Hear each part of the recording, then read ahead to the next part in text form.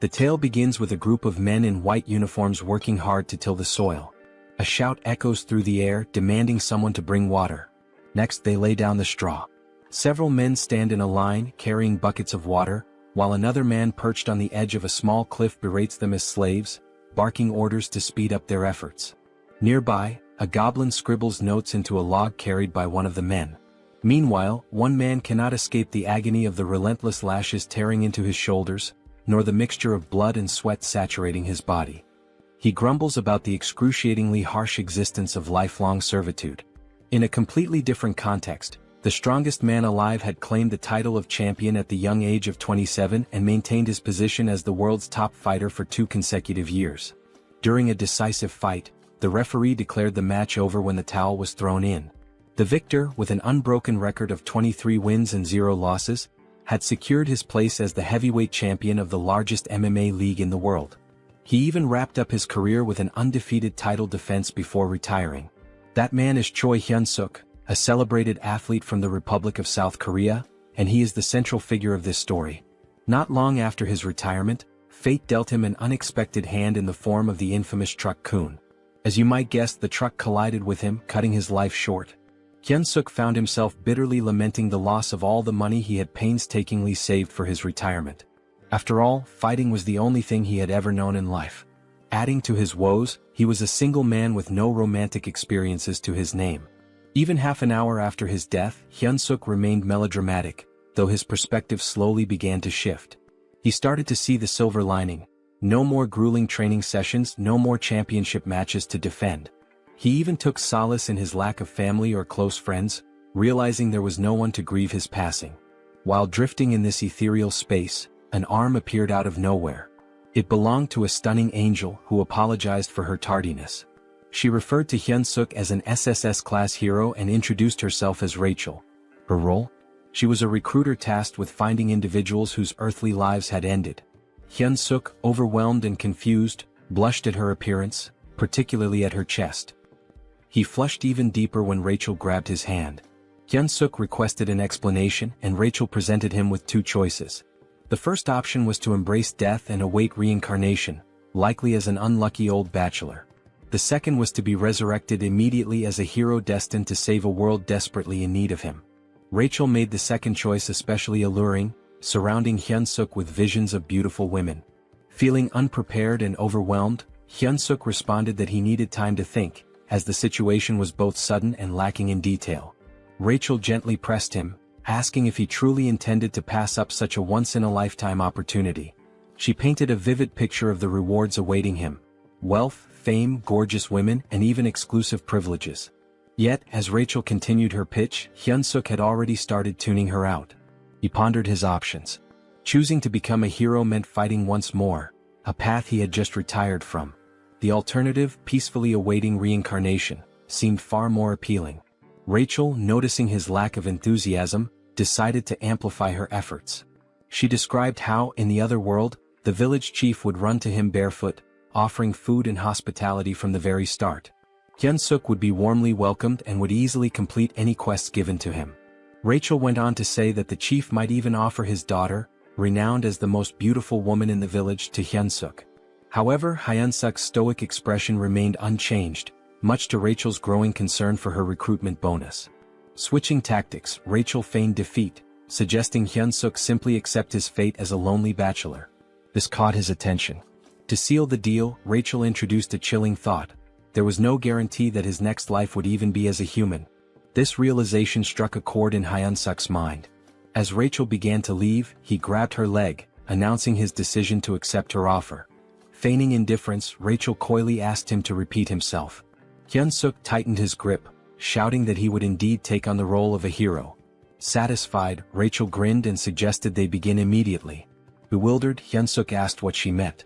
A glowing magic circle appeared beneath him, signaling the start of his journey.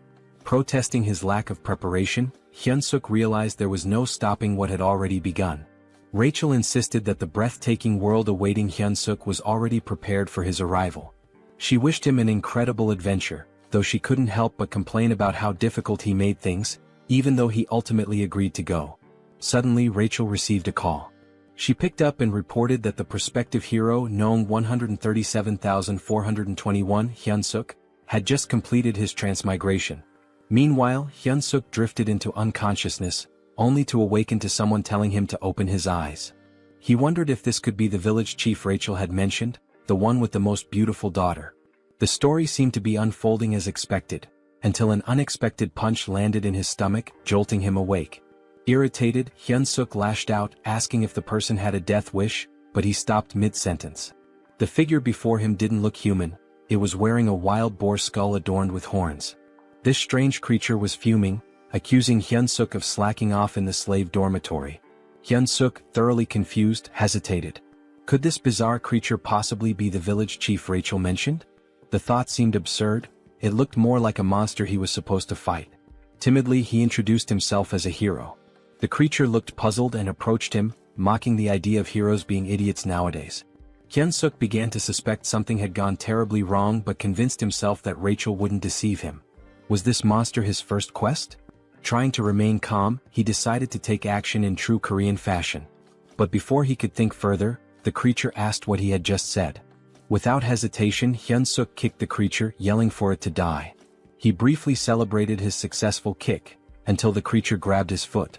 The creature smirked, asking if Hyunsuk truly thought himself a hero. With a tired tone, it grumbled about how exhausting these self-proclaimed heroes were and wondered where they kept coming from.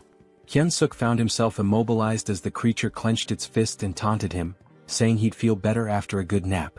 The creature tossed Hyunsuk into an underground prison. As Hyunsuk adjusted to his dim surroundings, a loud banging sound echoed through the area. Someone outside the door screamed to open it, demanding another round with the cow-headed monster. The door creaked open to reveal an irate goblin wielding a sword. The goblin barked at the noisy prisoner, threatening to boil him into soup if he didn't shut up. Terrified, Hyunsuk promised to stay quiet. After the goblin left, Hyunsuk started complaining to himself about the so-called beautiful other world. He wondered where everything had gone wrong. His biggest concern?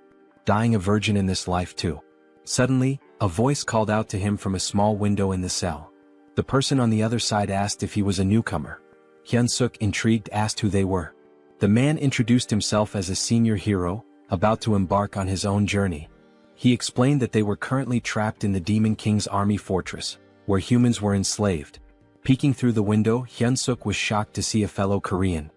He respectfully addressed the man as his sunbae and asked how they ended up in this dire situation.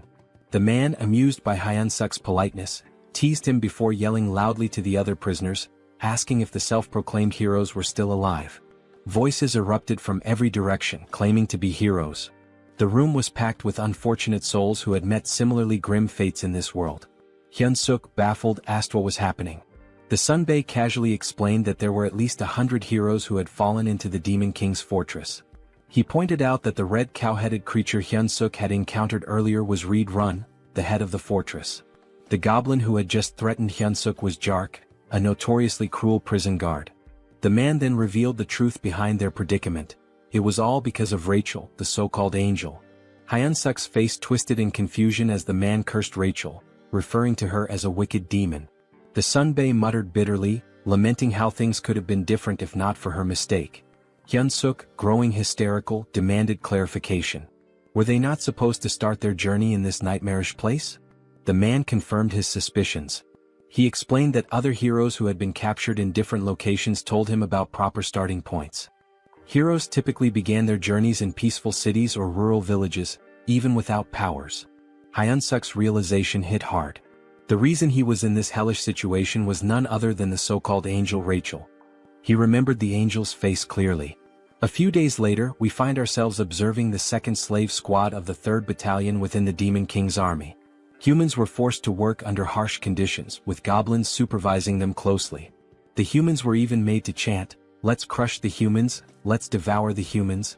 Hyunsuk's body shook with exhaustion as he carried an enormous log, a goblin perched lazily on top. Eventually, a bell rang, signaling the end of the day's labor. The goblin ordered them to return to their cells. Back in his prison cell, Hyunsuk reflected on how the prison conditions almost seemed better in comparison. He recalled the angel's promise about special privileges for heroes. He decided to try a popular command often used in these scenarios, status window. To his surprise, it worked and his status appeared before him. As he examined his stats, he learned some basic information about his strength and abilities. Hyun-suk muttered something about what he had discovered, catching the attention of the man in the neighboring cell. The man, overhearing him, was surprised to learn that Hyun-suk already had stamina at level 1. Hyun-suk confirmed it and mentioned his strength stat was at 28.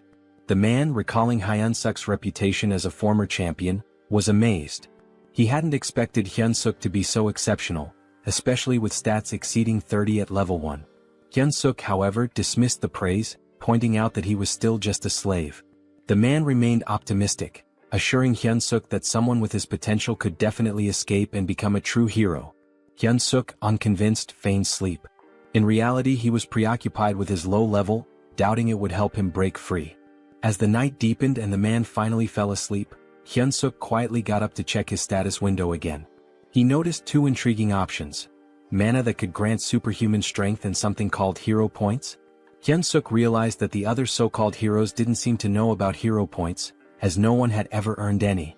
Suddenly, a familiar light appeared, and the angel re-emerged, flaunting her appearance.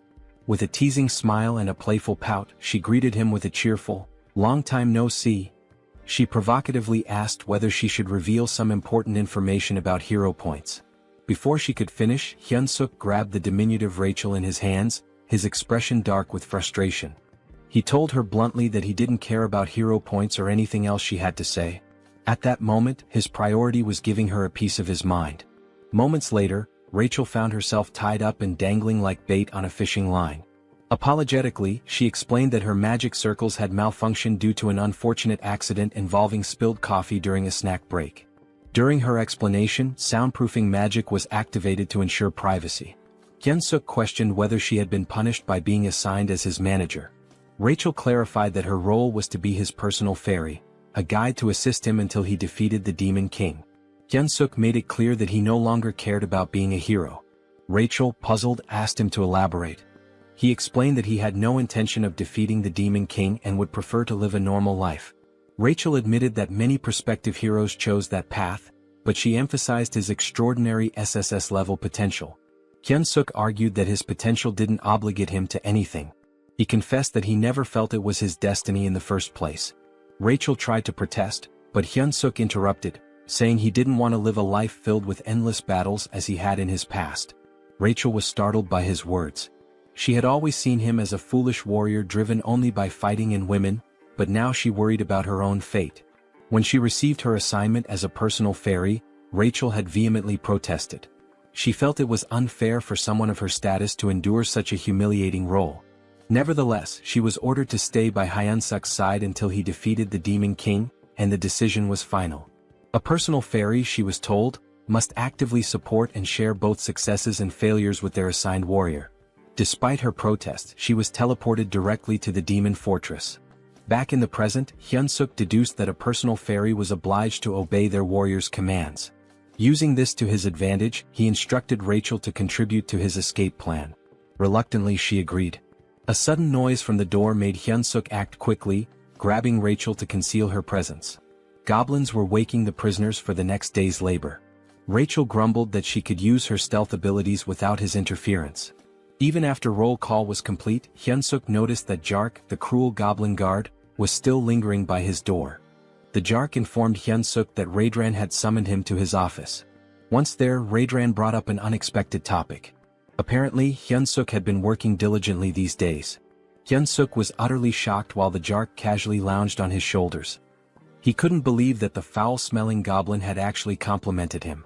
Raedran admitted that initially he had thought Hyun-suk was just another lunatic human, but seeing his recent efforts had changed his perspective.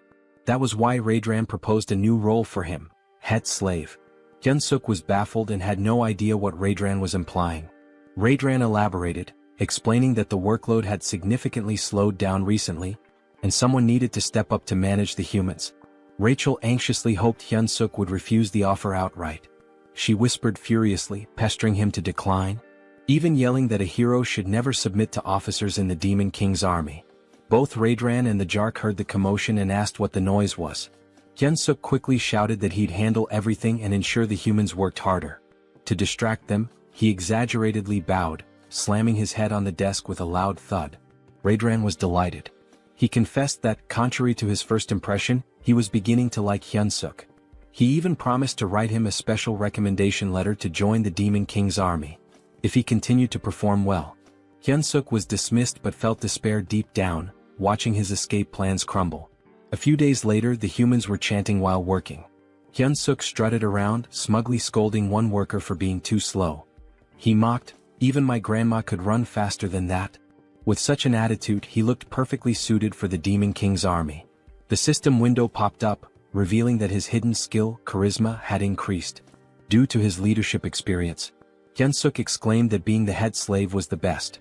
The other men exchanged worried glances, convinced he had lost his sanity.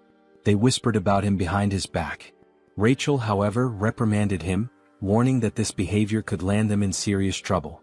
Hyun-suk dismissed her concerns, telling her to trust his plan. He added arrogantly, "A sparrow like you can't understand the strategies of a phoenix like me?" When a man collapsed to his knees, Hyun-suk scolded him harshly. The system window notified him that Reed-run's favorability towards him had increased. Hyun-suk saluted dramatically and thanked Reed-run, declaring his loyalty. Rachel exploded in frustration, reminding Hyun-suk of his desire for adventure and escape. Hyun-suk scratched his head, explaining sheepishly that he was simply following the system's guidance. He reasoned that obeying the system was part of being a hero. Rachel argued furiously, insisting that boosting the Demon King's army officials' favorability was absurd and completely unlike any hero quest she had ever seen. Hyun-suk stood firm, claiming it was the truth, even offering to read the quest description aloud. He read, "You who have found yourself trapped in the Demon King's fortress due to an idiot's mistake?" Rachel cut him off, arguing that the language was far too informal for a system message, which should always use neutral, precise wording. Hyun-suk shrugged, insisting that perhaps an SSS-level heroes system worked differently. The previous night, Rachel had made a scene, accusing Hyun-suk of accepting the head slave position too willingly. Hyun-suk retorted that she was the crazy one, not him. Out of nowhere, a system message had appeared, addressed to Hyun-suk. It stated, "You who have found yourself trapped in the Demon King's fortress due to an idiot's mistake might feel as frustrated as someone discovering an empty toilet paper roll. However, this is an opportunity.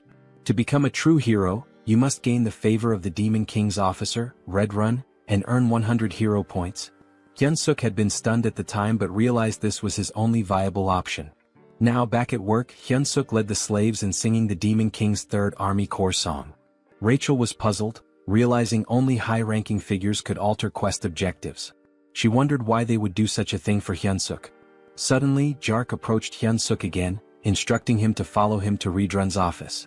Red-run praised Hyun-suk for the significant increase in productivity among the slaves. Hyun-suk, feigning humility, attributed the improvement to Red-run's wise decisions. Rachel scoffed, muttering that such shallow flattery wouldn't work. But to her shock, Red-run seemed genuinely pleased, visibly flinching with satisfaction. The system window reappeared, announcing that Hyun-suk had achieved his favorability goal and successfully completed the hero quest. He earned 100 hero points, unlocking the beginner hero store with his first points. Both Hyun-suk and Rachel were astonished that the plan worked so effectively. With the favorability quest complete and everything progressing smoothly, Hyun-suk decided it was time to move on to the next phase of his strategy. He approached Red-run, asking permission to begin training the slaves. Red-run raised an eyebrow and questioned the request. Hyun-suk painted an idealistic picture, a group of slaves working in perfect harmony, trained to the point of discipline mastery, each performing the labor of 3 without slacking. He emphasized that with such efficiency, the fortress could be fully constructed within a week. Red-run, however, argued that humans were physically too weak to endure training while continuing their tasks. Unfazed, Hyun-suk added that if this plan succeeded, even the commander would heap praises on Red-run.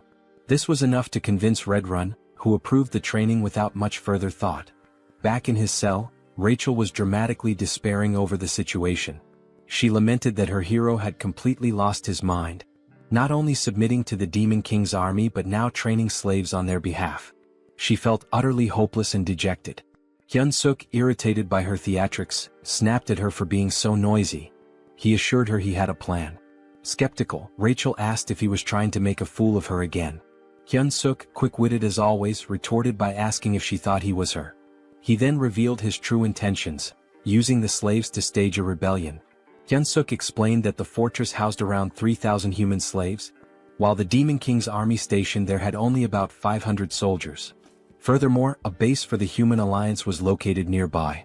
In the chaos of an uprising, they could request reinforcements from the Human Alliance. Hearing this, Rachel's despair transformed into admiration, her eyes sparkling as she admitted he wasn't as foolish as she had thought. Hyunsuk then decided to check the rewards from the quest. Rachel, still skeptical, asked if he truly received hero points or if the whole quest was fabricated. Hyunsuk reassured her, explaining that everything he had been saying was true. He even shared that the hero's store had been unlocked and decided to take a look. Hoping for something useful, Hyunsuk approached the store with high expectations. This, he thought, could be his lifeline and the key to gaining a real hero skill. When the status window revealed the store's offerings, Hyunsuk was shocked. The skills included Hold Your Breath, F rank, which improved breath control, and Shitholding, a skill to endure bowel pressure longer. Hyunsuk sarcastically mused that shitholding should have been an SSS rank skill, especially useful in public emergencies. The other skills available were mundane, cooking, cleaning, and laundry.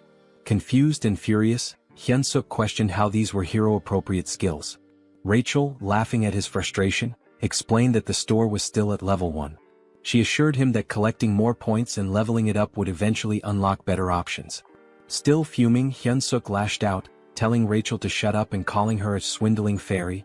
The next day, the slaves saluted the Demon King as Hyunsuk commanded them to sing the Third Army Corps song. At his signal they began. We, the great Demon King army, defeat humans, eat humans. Forget all the suffering when you catch them. Nothing under the sky compares to the Demon King's affection. Reed Run observed the performance, feeling pleased with his decision to allow Hyunsuk to train the slaves. Suddenly, the door to his quarters burst open as Jark entered with urgent news. The human army was advancing toward the fortress. The 8th Division, the largest unit in the area, had already fallen into a trap and retreated. If the 8th Division had been defeated, Jark warned, it was only a matter of time before the humans reached the fortress. Despite the dire situation, Reed Run remained calm. He acknowledged Jark's suggestion to evacuate but insisted they wait a moment. He declared that since ancient times, wars were won or lost based on supply lines. The first rule of war, he stated, was never to lose a competent supply officer. With that, he instructed Jark to leave while he took care of Hyunsuk before following. Meanwhile, Hyunsuk scolded the slaves, asking if they were prepared to follow his orders. Hearing a commotion, he sighed, suspecting that combat training might once again be interrupted by Reed Run's constant surveillance. Checking the status window, Hyunsuk noted that while his abilities had improved slightly, it wasn't enough to launch a rebellion. He muttered aloud, hoping for an unexpected event that could help him increase his power quickly. Before he could finish his thoughts, Reed Run landed abruptly beside him. Reed Run tapped Hyunsuk's shoulder and called out to him, catching him off guard. Hyunsuk turned, surprised by the sudden presence of Reed Run, who seemed to be in a hurry. We don't have time, Reed Run said urgently. You must come with me right now. Confused, Hyunsuk asked why and where they were going, but Reed Run offered no explanation. Just then, the commander of the human army bellowed an order to attack, declaring that victory was within their grasp. Human soldiers armed with spears charged forward, successfully striking several goblins in their path. Their advance, however, was halted by a terrifying sight, the Red Nightmare Reed Run. The commander shouted for the troops to retreat and let the knights handle the enemy. Despite the order, the humans continued their charge, emboldened by their momentum. As Hyunsuk watched the chaos, a thought crept into his mind. Why were human troops here?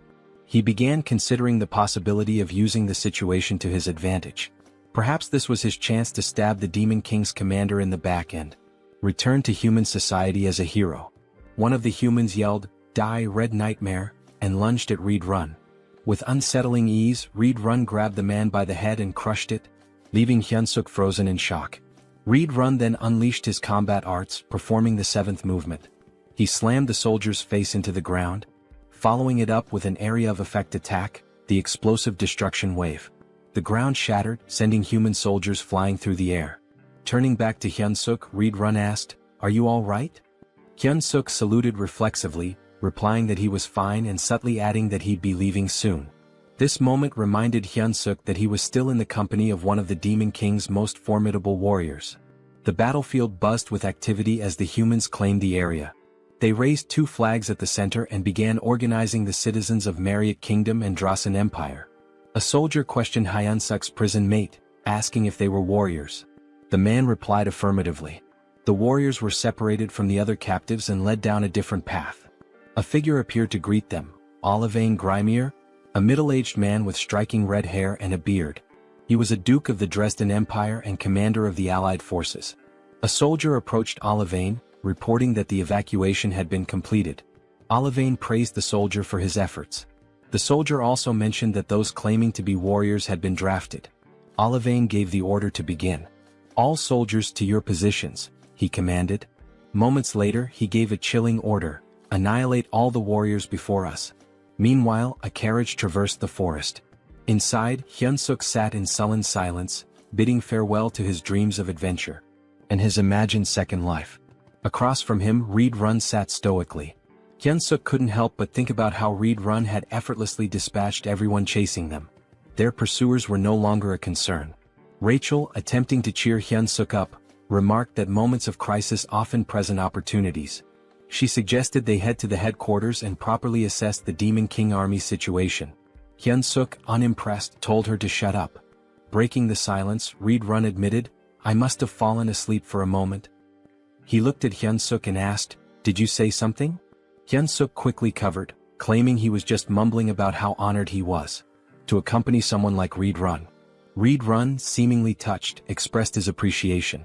He informed Hyunsuk that they were nearing the 3rd Corps headquarters and encouraged him to look forward to it. "Once we arrive," Reed Run added, "I'll officially enlist you in the Demon King's army." Hyunsuk turned pale but managed to force out, "It's an honor." Rachel too panicked silently. At the headquarters, a guard announced Reed Run's return, prompting the gates to open. Reed Run gestured for Hyunsuk to follow, stating that he would take him directly to the commander. "It's an absolute honor to meet the commander so soon," Reed Run remarked, though his body language hinted otherwise. He warned Hyunsuk to be on his best behavior in the commander's presence if he wanted to live. Recalling an old saying about surviving even in a tiger's den by keeping one's wits, Hyunsuk steeled himself and vowed not to give up. At the commander's door, Reed Run announced himself and was granted entry. As the door opened, Hyunsuk heard a woman's voice, making him wonder if the commander was human. The figure before them was striking, a woman with long ears, claw-like nails, and her eyes obscured. Her jaw and neck bore a different hue, adding to her otherworldly appearance. She lounged in her chair, wearing stilettos, exuding an aura of command. "Welcome back, Reed Run," she said with a smile. She observed that he had gained even more muscle since their last meeting. This woman was Hemis, the commander of the Demon King Army's 3rd Corps. Reed Run responded with a compliment, remarking on how her beauty had become even more radiant. Hyunsuk felt his cheeks flush. He couldn't believe that such a stunning woman was a commander. Hemis smiled graciously and thanked Reed Run for his kind words. Meanwhile, Hyunsuk was panicking internally, unsure of how to respond. Should he also compliment her beauty? He wrestled with the thought as Reed Run shifted the conversation. Reed Run admitted his shame for failing to defend the fortress. Hemis dismissed his guilt, explaining that the blame lay with the 8th Division commander, not him. She added with a sharp tone, "I should have already made a bag out of his hide." Hyunsuk felt his breath hitch. Hemis continued, noting that the 8th Division commander had returned alive, but as a disgrace. The pressure Hyunsuk felt in her presence was overwhelming, far surpassing anything he had experienced before. He clenched his fists, doing his best to conceal his trembling.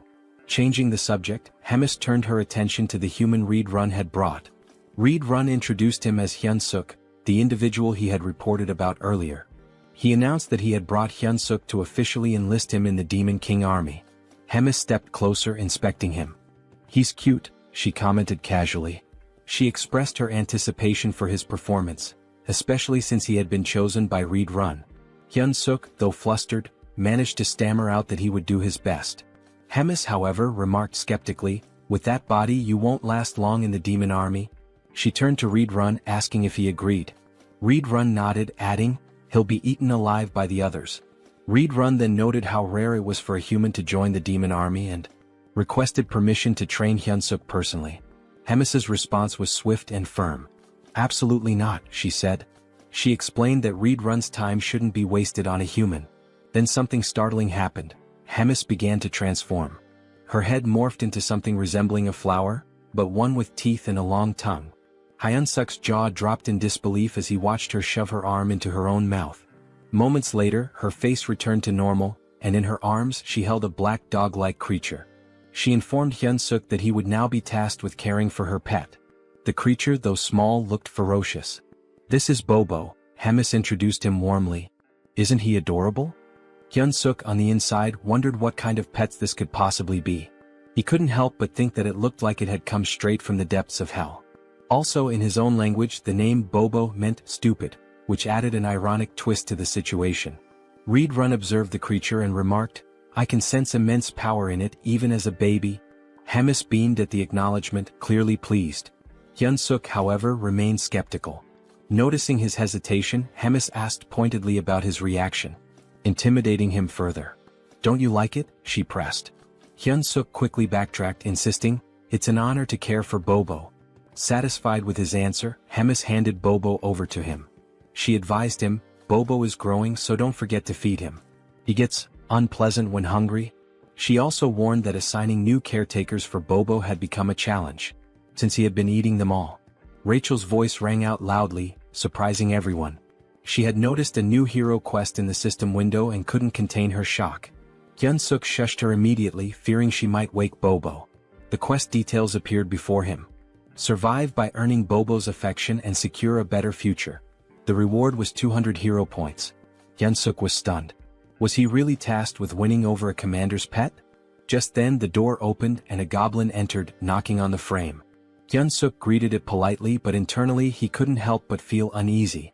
Having a goblin as his companion made him feel like he was being treated as a snack. Curious, he asked about previous caretakers. The goblin informed him bluntly that there were none left. They were all dead. The goblin explained that from now on, it would be their job to prepare meals for Bobo. "Is that all?" Hyunsuk asked. "Yes," the goblin replied, but just as it was about to bark another order, a shadow loomed over it. It was Bobo licking the goblin's head ominously. Terrified, the goblin clung to Hyunsuk's leg, pleading desperately. The goblin even offered Hyunsuk his food to save itself. Hyunsuk's patience snapped. "What are you doing?" he shouted. The goblin ignored him, knowing one of them wouldn't survive. Furious, Hyunsuk grabbed the goblin and hurled it toward Bobo. "You're the one who's dying," he declared as Bobo prepared to make his move. Hyunsuk handed the snack to Bobo, who seemed delighted. Without hesitation, Bobo devoured it. Hyunsuk and Rachel watched as Bobo happily enjoyed his treat. Later, Rachel found herself in a panic, running for her life. Bobo was chasing her. Desperate for help, she shouted at Hyunsuk, but he casually replied, "You better not run too long. He'll get hungry again." Hyunsuk's eyes caught something. A new item was available, an extra-large bone. This particular bone could attract Kennedy-type monsters and charm them. It was priced at 30 hero points. Acting quickly, Hyunsuk called Bobo and showed him the bone. He threw it and Bobo's eyes lit up with excitement before dashing to fetch it. Meanwhile, Rachel, exhausted from all her flying around, grumbled, "You should have found that sooner." Hyunsuk, smug, replied, "That's why my brain doesn't miss the small stuff." He thought the quest would be smooth sailing from then on, but he was wrong. Bobo suddenly lunged at him, narrowly missing and tearing only the hem of his shirt. That's when it hit him. The bone wasn't enough. Bobo needed fresh meat. Rachel asked if he was seriously considering taking Bobo outside. Hyunsuk mulled it over, feeling the pressure as Bobo began baring his fangs. Frantically, Hyunsuk blurted out the first calming word that came to his mind. "Walk." Bobo froze and immediately changed his demeanor. The feral energy vanished, replaced by a happy, tail-wagging excitement. Bobo even hugged Hyunsuk, who sighed in relief. Now outside, Hyunsuk searched for the kitchen, but he was utterly lost. Bobo, full of energy, was pulling him in all directions, making things harder. Rachel, scanning the area, admitted she couldn't smell any food. She spotted a goblin and suggested asking it for directions. Hyunsuk approached the goblin, who looked puzzled to see a human. As Bobo reverted to his wild nature, the goblin froze in terror. Hyunsuk tried to reassure the goblin, explaining it was just Bobo's walk time. The goblin, still horrified, asked why a human was walking Bobo. Bobo licked the goblin's face and Hyunsuk firmly told him, "You can't eat him." Hyun-suk asked where the kitchen was and the goblin, trembling, pointed to the left before sprinting away. Rachel and Hyun-suk stared after him, stunned, before bursting into laughter. The goblin's terror was so over the top, it made them question if he really belonged in the demon army. Once the laughter died down, Hyun-suk refocused. He was ready to search for meat in the kitchen. Rachel, however, questioned his long-term plans, asking if he intended to care for a dog forever. Hyun-suk scoffed, replying that, of course not, he still had dreams to chase. But when he turned back, Bobo was gone. Panic hit him instantly. He turned pale and shouted, "Where the hell is that dog?" Hyun-suk felt despair creeping in. Bobo was a walking disaster, and even looking away for a moment was a mistake. Rachel scanned the surroundings and pointed toward a direction. There they spotted Bobo trotting back toward them. Hyun-suk exhaled in relief, scolding, "You scared me half to death." Bobo returned happily, but blood dripped from his mouth, and his stomach was visibly full. Suddenly they heard shouting, "Commander Regis is dead." A vow for revenge echoed through the air. Hyun-suk froze in horror. Rachel pointed accusingly at Bobo, whispering, "He's the culprit." Goblin soldiers emerged and Hyun-suk and Rachel began running for their lives. Rachel, gasping, asked if they were about to die. Hyun-suk snapped, "Shut up and run." They reached a dead end, cornered by goblins shouting accusations. One goblin vowed to tear off Hyun-suk's arms like chicken wings. Another lamented that the commander was already digested, wondering how he would have tasted. Yet another suggested ripping both Hyun-suk and Bobo apart, dividing the spoils. Hyun-suk forced himself to stay calm and shouted back, "How dare you?" Outnumbered, he needed a plan. Thinking quickly, he lifted Bobo and asked the goblins if they knew who the brave one was. Confused, the goblins stared at Bobo, who they had assumed was just a wild beast. When Hyun-suk heard their words, his fury rose and he reprimanded the goblins. He declared that this adorable yet lethal creature was none other than Bobo. The goblins hesitated, recalling that Bobo was rumored to be Commander Hemis's pet, but they dismissed it. They assumed it was just another deceitful trick from a human. Still, some goblins began to worry that Hyun-suk might actually be telling the truth. Hyun-suk questioned how they could fail to recognize Bobo, calling it a disgrace. The goblins stared at him, baffled by his confidence. Hyun-suk, maintaining his composure, commanded Bobo to unleash his beast mode.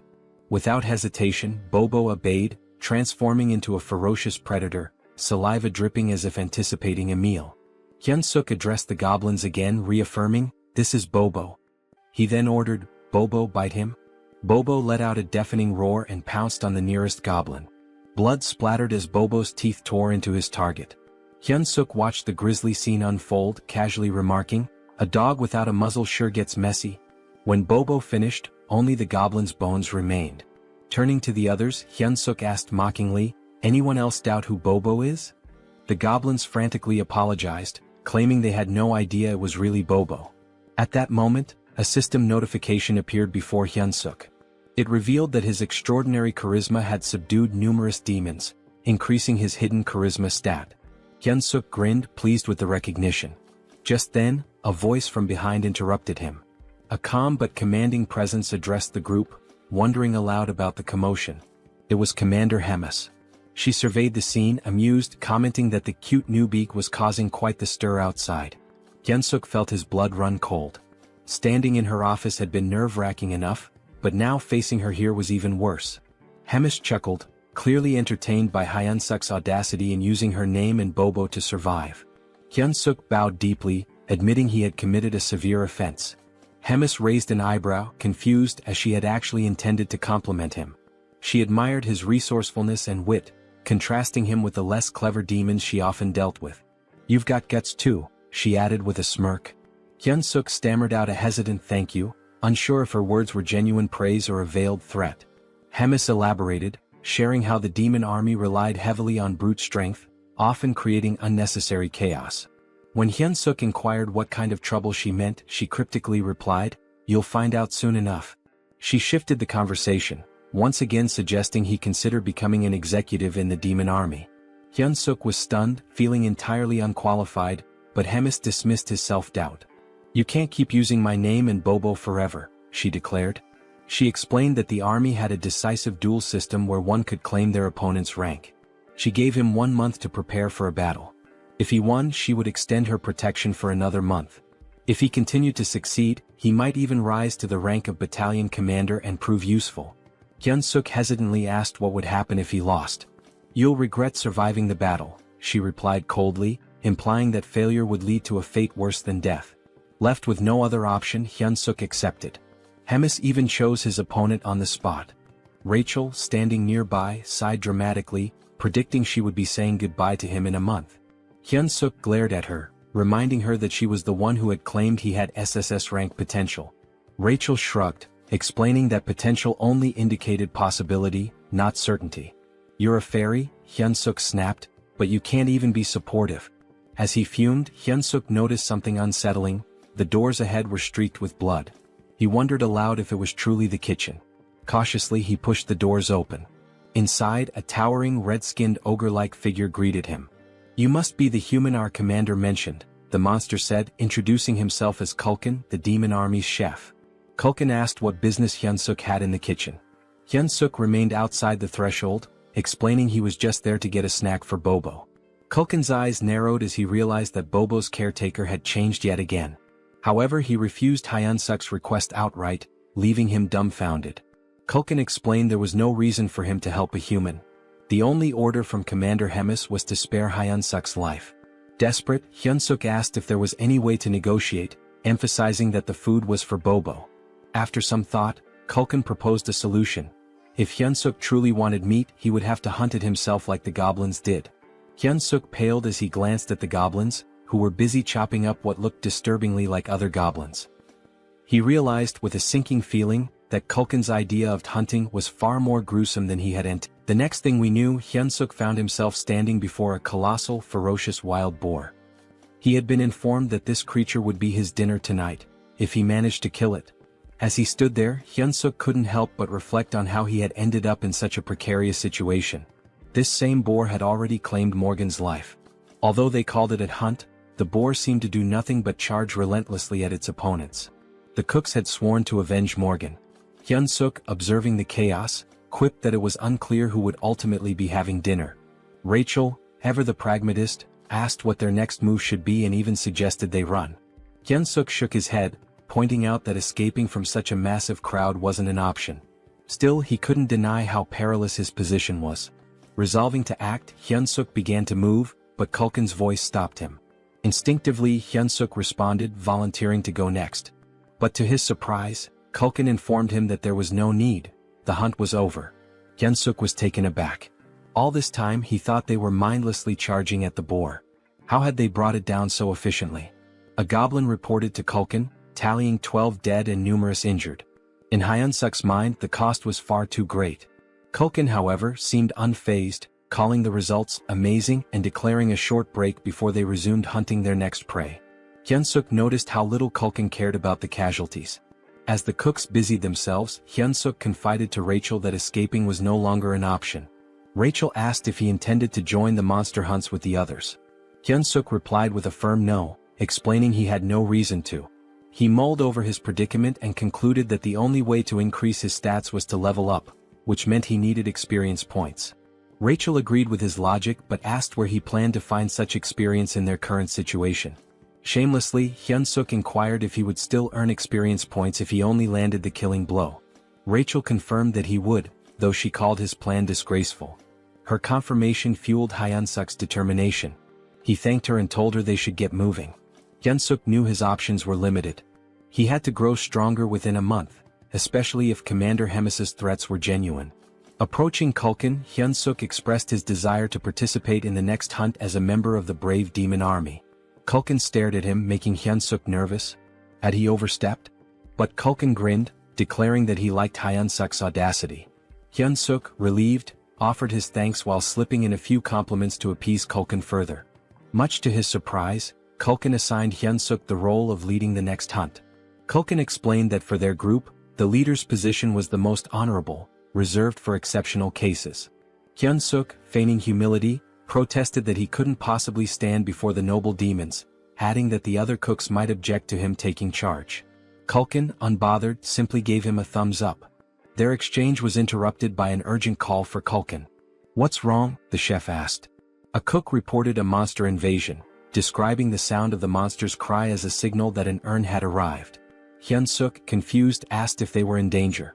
Culkin dismissed the concern, though he added that urn meat wasn't particularly good. Drawing a knife from his back, Culkin rallied everyone to arm themselves, announcing that they would hunt the urn and add its meat to the dinner menu. Hyun-suk saw this as an opportunity. All he had to do was stay close and land the final blow. Rachel handed him something. A system notification appeared, showing a slight boost to his health and strength for 3 minutes. Rachel confidently brushed off his gratitude, but instead of thanking her, Hyun-suk bonked her on the head, grumbling about why she hadn't used it on him earlier.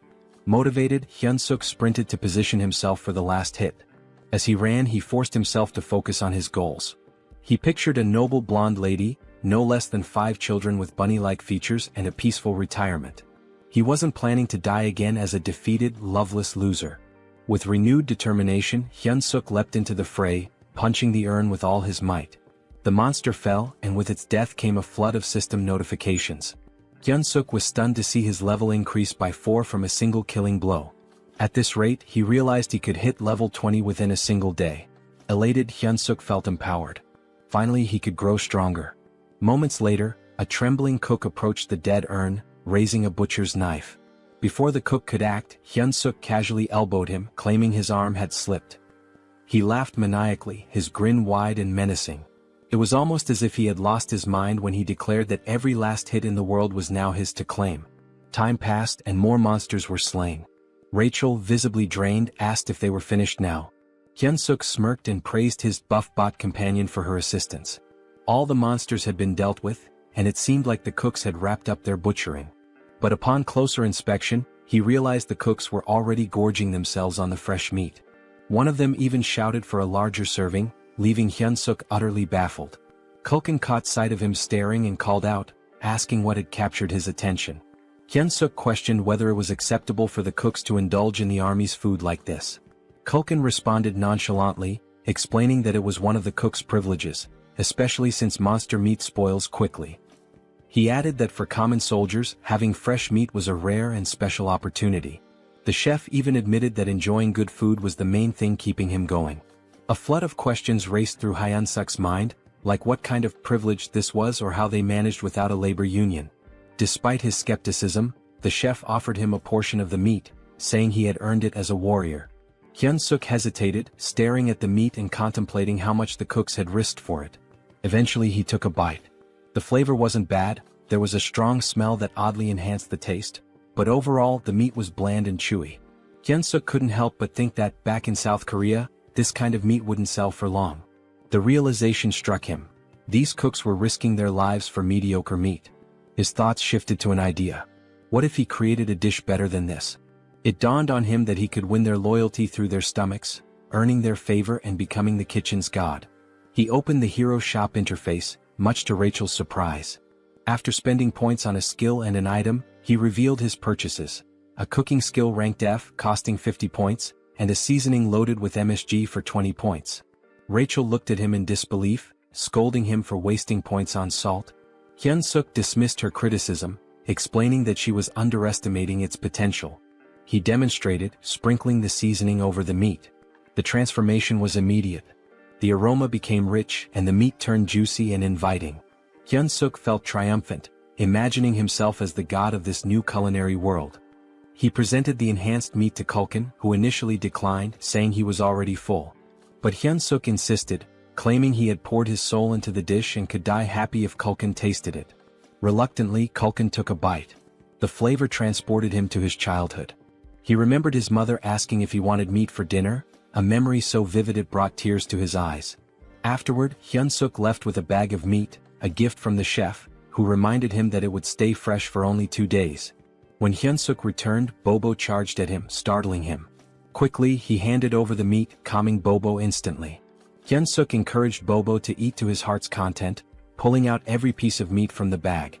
Bobo devoured it happily, and Hyun-suk even promised to bring more tomorrow, earning a boost in Bobo's affinity. This also completed their hero quest, awarding them 200 hero points, exactly as Hyun-suk had planned. Rachel noticed his success and pointed out an item on his screen that could enhance his stats. When she asked why he hadn't used it, Hyun-suk explained that he avoided it because he didn't know how it worked, blaming at certain idiots who had skipped the tutorial. Rachel, unfazed, reassured him that it wasn't too late. She began explaining how bonus points worked. Strength increases power. Stamina boosts endurance and resilience. Agility improves reflexes and speed. Mana corresponds to magic. When Hyunsuk asked about charisma, Rachel explained it was a hidden stat that couldn't be leveled up with bonus points, only through proper training. She advised him to balance the stats equally, but Hyunsuk disagreed, believing it would be more effective to focus solely on strength. Rachel was taken aback by his train of thought. She explained that while focusing on strength might work at the beginning, mana becomes crucial as things progress. It's clear that a body enhanced by mana far surpasses one built purely on muscle training. Hyunsuk adjusted his points and asked Rachel if the distribution was acceptable. Rachel examined it and admitted it wasn't bad. She then instructed him to visit the shop and purchase a fundamental skill for mana control. Curious, Hyunsuk asked what mana control entailed. Rachel explained that it was essentially a skill to help him manage and manipulate his mana efficiently. She estimated the cost at around 100 hero points. Hyunsuk began searching for it in the shop, only to find nothing. Rachel was shocked as it was supposed to be a common item. Disappointed, Hyunsuk muttered how he'd thought she'd finally be of use. Frustrated, he even accused her of being completely useless. Rachel defended herself, insisting it should have been there. 3 weeks later, Hyunsuk reached level 100, but the process had taken longer than he expected. Rachel remarked that the experience points required increased significantly as he leveled up. Hyunsuk pondered whether any other heroes were working as tirelessly as he was. Rachel informed him that he had already become a sinecure. Hyunsuk found that hard to believe. He berated Rachel, reminding her of the countless times he had nearly died that day. Rachel explained that most people take about 6 months to reach level 100. She added with some sadness that she wanted to get along with him, but Hyunsuk retorted that she had brought it upon herself. At that moment, the door opened and a goblin entered, informing Hyunsuk that the commander wanted to see him. When Hyunsuk arrived at Hemis's office, she greeted him warmly. She remarked that he looked healthier than before and had clearly grown stronger. She noticed that his mana had doubled. Hyunsuk explained that he had been working hard to provide the best quality meat for Bobo every day. Hemis, however, commented on how rapidly his strength was increasing. She asked if it had something to do with the hero leveling system. Hyunsuk froze, realizing that Hemis knew he was a hero. He wondered how long she had known. Hemis assured him that she had figured it out the first time they met. He asked her how she knew. She explained that she had a connection to someone who was deeply interested in heroes. Hemis then asked why he thought she had summoned him. Hyunsuk tried to guess, mentioning his recent battles. She reminded him of their promise and asked if he remembered it. When Hyunsuk affirmed that he did, she scolded him for his behavior. Suddenly, Hemis transformed into a monstrous flower-eating creature. She expressed her frustration with how quickly he was leveling and warned him to work harder if he wanted to survive. For her, it was all about entertainment.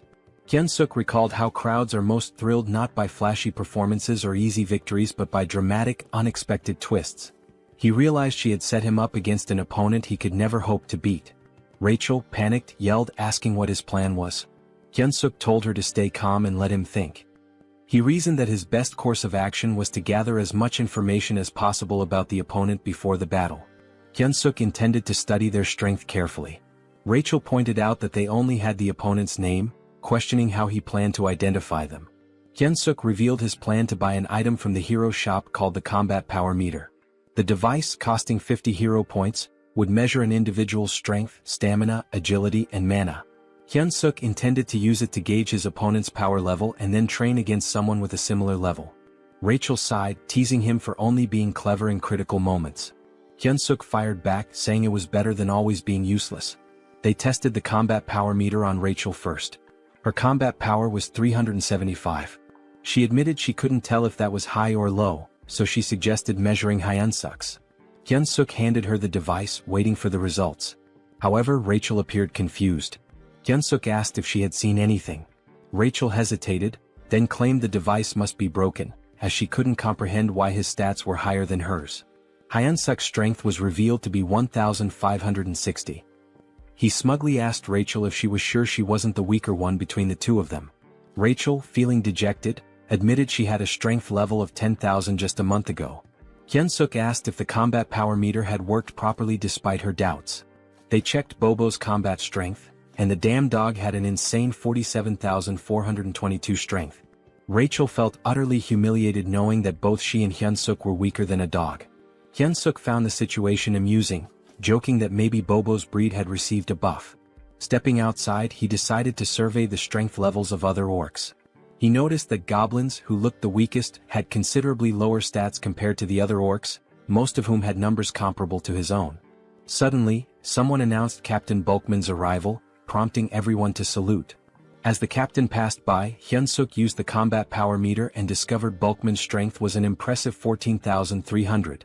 Hyunsuk observed that individuals with combat strength over 10,000 typically held commander-level positions. He confirmed with Rachel whether his opponent was truly a platoon leader.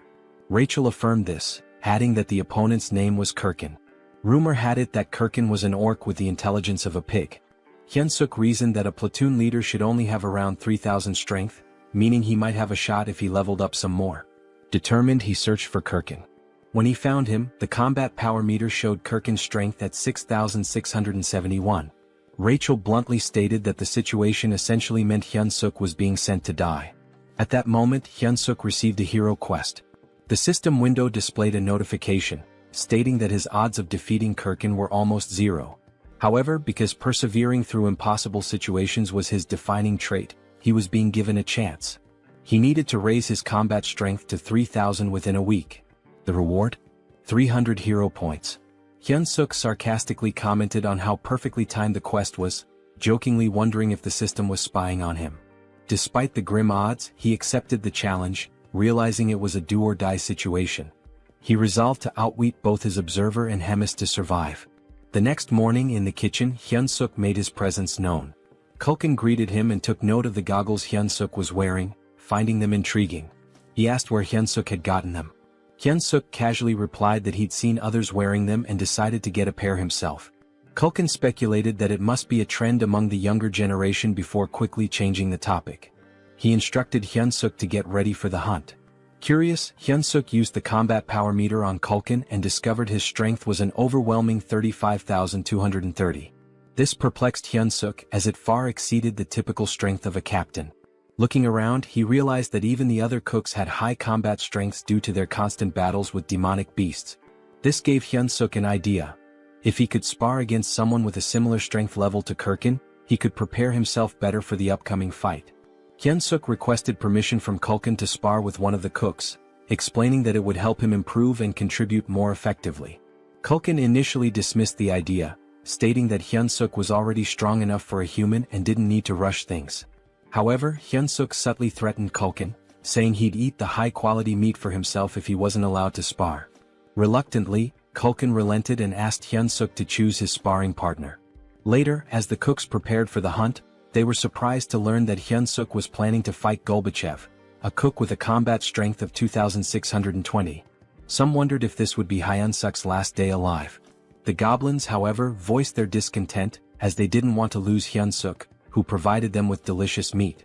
Hearing the commotion, Kulkin silenced the goblins and warned Golbachev not to kill Hyunsuk during the sparring session. He instructed him to go easy and not overdo it. Golbachev, looking rather dim-witted, agreed.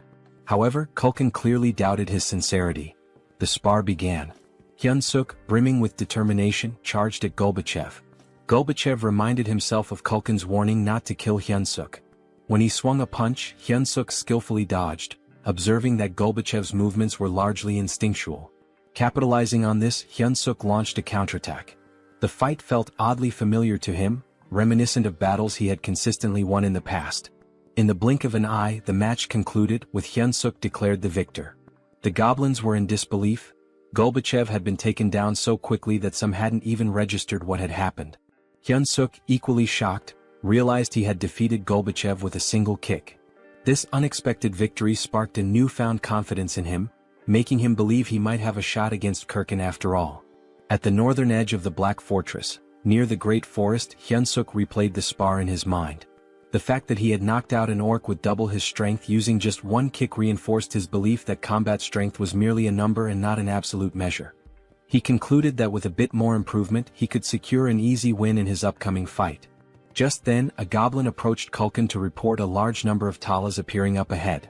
Kulkin, visibly annoyed, asked if they were within Tala's territory. Hyunsuk, curious, asked what the problem was. He questioned if it was because Tala's meat tasted bad. Kulkin clarified that their meat wasn't too unpleasant. In fact, their bone marrow was considered a great delicacy. However, Talas lived in groups and had remarkably strong maternal instincts. If anyone harmed their young, it would lead to serious trouble. Hyunsuk assumed the hunt would stop there, but Kulkin, craving their flavorful meat, decided to proceed. He commanded everyone to attack, declaring that Tala's meat would be their snack for the day. He ordered them not to let any Talas escape and to slaughter them on the spot. The creatures resembled spiders with skull-like structures on their bodies.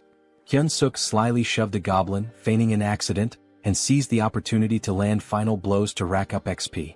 After some time, the group had amassed a collection of slain Talas. Hyunsuk delivered the finishing blow to the last one, leveling up as a result. Rachel praised him for being a pro at stealing final hits. Accepting the compliment, Hyunsuk explained that this was precisely why he enjoyed working in the kitchen. Suddenly, an overwhelming pressure enveloped the area, catching Hyunsuk off guard. As he turned, someone screamed. The Talas queen had arrived. Her fury was palpable as she saw the pile of dead Talas. With a growl, she expressed her rage. Curious about her strength, Hyunsuk used his goggles to assess her stats, only to find her power was immeasurable. The horrifying reality was clear. They had just mercilessly killed her children. Hyunsuk spun around to ask the chef what to do, only to find him fleeing. The chef shouted for everyone to survive and meet again later. Hyunsuk thought bitterly about the chef's irresponsibility when a loud noise drew his attention. Someone barked orders for everyone to scatter. Weak goblins were being torn apart as the enraged Tala's queen screamed, her cry so deafening that Hyunsuk had to cover his ears to endure it. Rachel alerted him to look behind, and when he turned, he saw hundreds of Talas charging toward him, led by the queen herself. Naturally, Hyunsuk bolted as fast as he could, with goblins in the distance screaming for help. He knew that if he paused for even a moment he'd be dead. Eventually he stumbled upon a cave and hesitated, wondering if it was safe. Rachel reassured him it was empty, claiming she had scouted it earlier. Though Hyunsuk didn't fully trust her, he figured the cave was safer than the forest, where he was vulnerable on all sides. The cave was surprisingly deep. He asked Rachel if it was a natural formation, but she didn't know. She did note how spacious it was, large enough for even the Talas queen to enter. An idea began to form in Hyunsuk's mind as he spotted a gooey substance on the wall. Rachel dismissed the possibility of it being a Talas hideout, citing the chef's claim that no Talas groups were nearby. However, the sticky residue unsettled Hyunsuk. Were these spider webs? Then he saw them eggs. Realizing the cave was a Talas nest, he knew it wasn't a safe place after all. Just as he decided to leave, glowing green eyes emerged from the shadows. A fully grown Talas charged at him. Hyunsuk sprinted as fast as he could, with Rachel frantically asking if they were heading in the right direction. Hyunsuk admitted he had no idea. This was his first time in the cave too. Suddenly he stepped on something, lost his footing and slipped. Panicked, he grabbed the first object he could find and hurled it at the Talas. The creature caught the object in midair, an egg. To Hyunsuk's surprise, the Talas stopped attacking, seemingly distracted by the egg. He turned to Rachel for an explanation. Rachel theorized that the Talas might have found the egg appealing due to its round, smooth and moist texture, noting that it resembled a Talas egg. Inspired, Hyunsuk grabbed another egg and taunted the Talas, declaring he wouldn't take any more of its nonsense. The Talas panicked, confirming that his strategy was working. Taking a firm stance, Hyunsuk hurled the egg. The Talas scrambled to catch it, reacting almost desperately. Rachel observed the Talas's impressive agility and physique, likely enhanced by its monstrous nature. She questioned Hyunsuk about his next move. Hyunsuk, exasperated, asked what options he had left when there were still over 100 eggs scattered around. Despite the situation, Hyunsuk even dared to taunt the Talas when one of the eggs cracked. He mockingly told the Talas that he could probably catch better than it could. Hyunsuk ordered Rachel to fetch him another egg, but she informed him that they were down to the last one. Panic set in as Hyunsuk turned pale, realizing he had seriously messed up. The Talas let out a furious growl and lunged at them. Hyunsuk quickly ordered Rachel to cast a buff spell. The Talas queen was seething with rage, but Hyunsuk noticed that she was already drained from chasing after the eggs. He steadied himself and focused, knowing he could seize victory. As the Talas queen charged at him, Hyunsuk prepared his ultimate attack, Paradise Reincarnation Shot. Instead of retreating, he confronted the monster head-on, delivering a powerful strike that defeated the Talas. Several system notifications popped up, confirming that Hyun-suk had leveled up. Rachel rushed over to check on him, asking if he was alright. Hyun-suk admitted he wasn't, joking that he felt like he was dying right then and there. He suggested they find a safer spot. To his surprise, Rachel revealed that she could also use healing magic. Hyun-suk praised her, remarking that investing in mana points had really paid off. Rachel, however, modestly explained that her magic wasn't very potent and could mostly just stop bleeding. Hyun-suk allocated his newly earned stat points and decided to head back. At level 108, his stats now stood at Strength 56 plus 2, Agility 53 plus 2, Stamina 55 plus 2, Mana 53 plus 2 and Charisma 27. He felt a sense of accomplishment with his now balanced stats, even though he wasn't sure how to utilize them all just yet. He considered it an investment for future endeavors. Suddenly a familiar voice echoed in the cave. It was Kulkin, delighted to see Hyun-suk alive. Hyun-suk asked why Kulkin was there. Kulkin explained that he'd found the cave while fleeing and thought they were lucky to have made it out alive. But Kulkin froze when he realized it was the Tala's nest. He spotted the scattered items on the ground. Hyun-suk revealed that they were Tala's eggs, explaining that this was where the Talas laid them. Kulkin's eyes lit up upon hearing this. He excitedly mentioned that Tala's eggs were an extremely rare delicacy, reserved for high-ranking officials. Hyun-suk, irritated, yelled at Kulkin to focus since they needed to escape. Kulkin remarked that the Tala's queen was likely already in the cave and admitted that defeating her would require someone of division commander rank or higher. He resigned himself to the idea that the egg would be his final meal. Suddenly voices echoed from the entrance. The surviving goblins had arrived, along with the head chef. Kulkin acknowledged those who barely made it and offered them a taste of the precious egg. Hyun-suk silently vowed not to let this be his last meal, especially since he hadn't yet enjoyed his wife's 5-dish spread. Determined, he refused to die in such a pitiful place. Meanwhile, in Hemis's office, someone greeted the commander, commenting on his usual stiff demeanor. She inquired if he had completed his assigned mission. Reedrun reported that he had successfully captured the Holy Empire's next saintess as instructed. Impressed, Hemis praised Reedrun for infiltrating a fanatical cult in just 3 weeks. She patted his head, causing him to blush. Their moment was interrupted by a knock at the door. Annoyed, Hemis remarked on the interruption. A goblin informed her of an urgent report regarding the cooks sent to gather ingredients. Hemis dismissed it at first, assuming it was a routine issue, but the goblin clarified that the incident was severe. The Tala's queen had appeared, leaving most of the cooks, including Kulkin, dead or missing.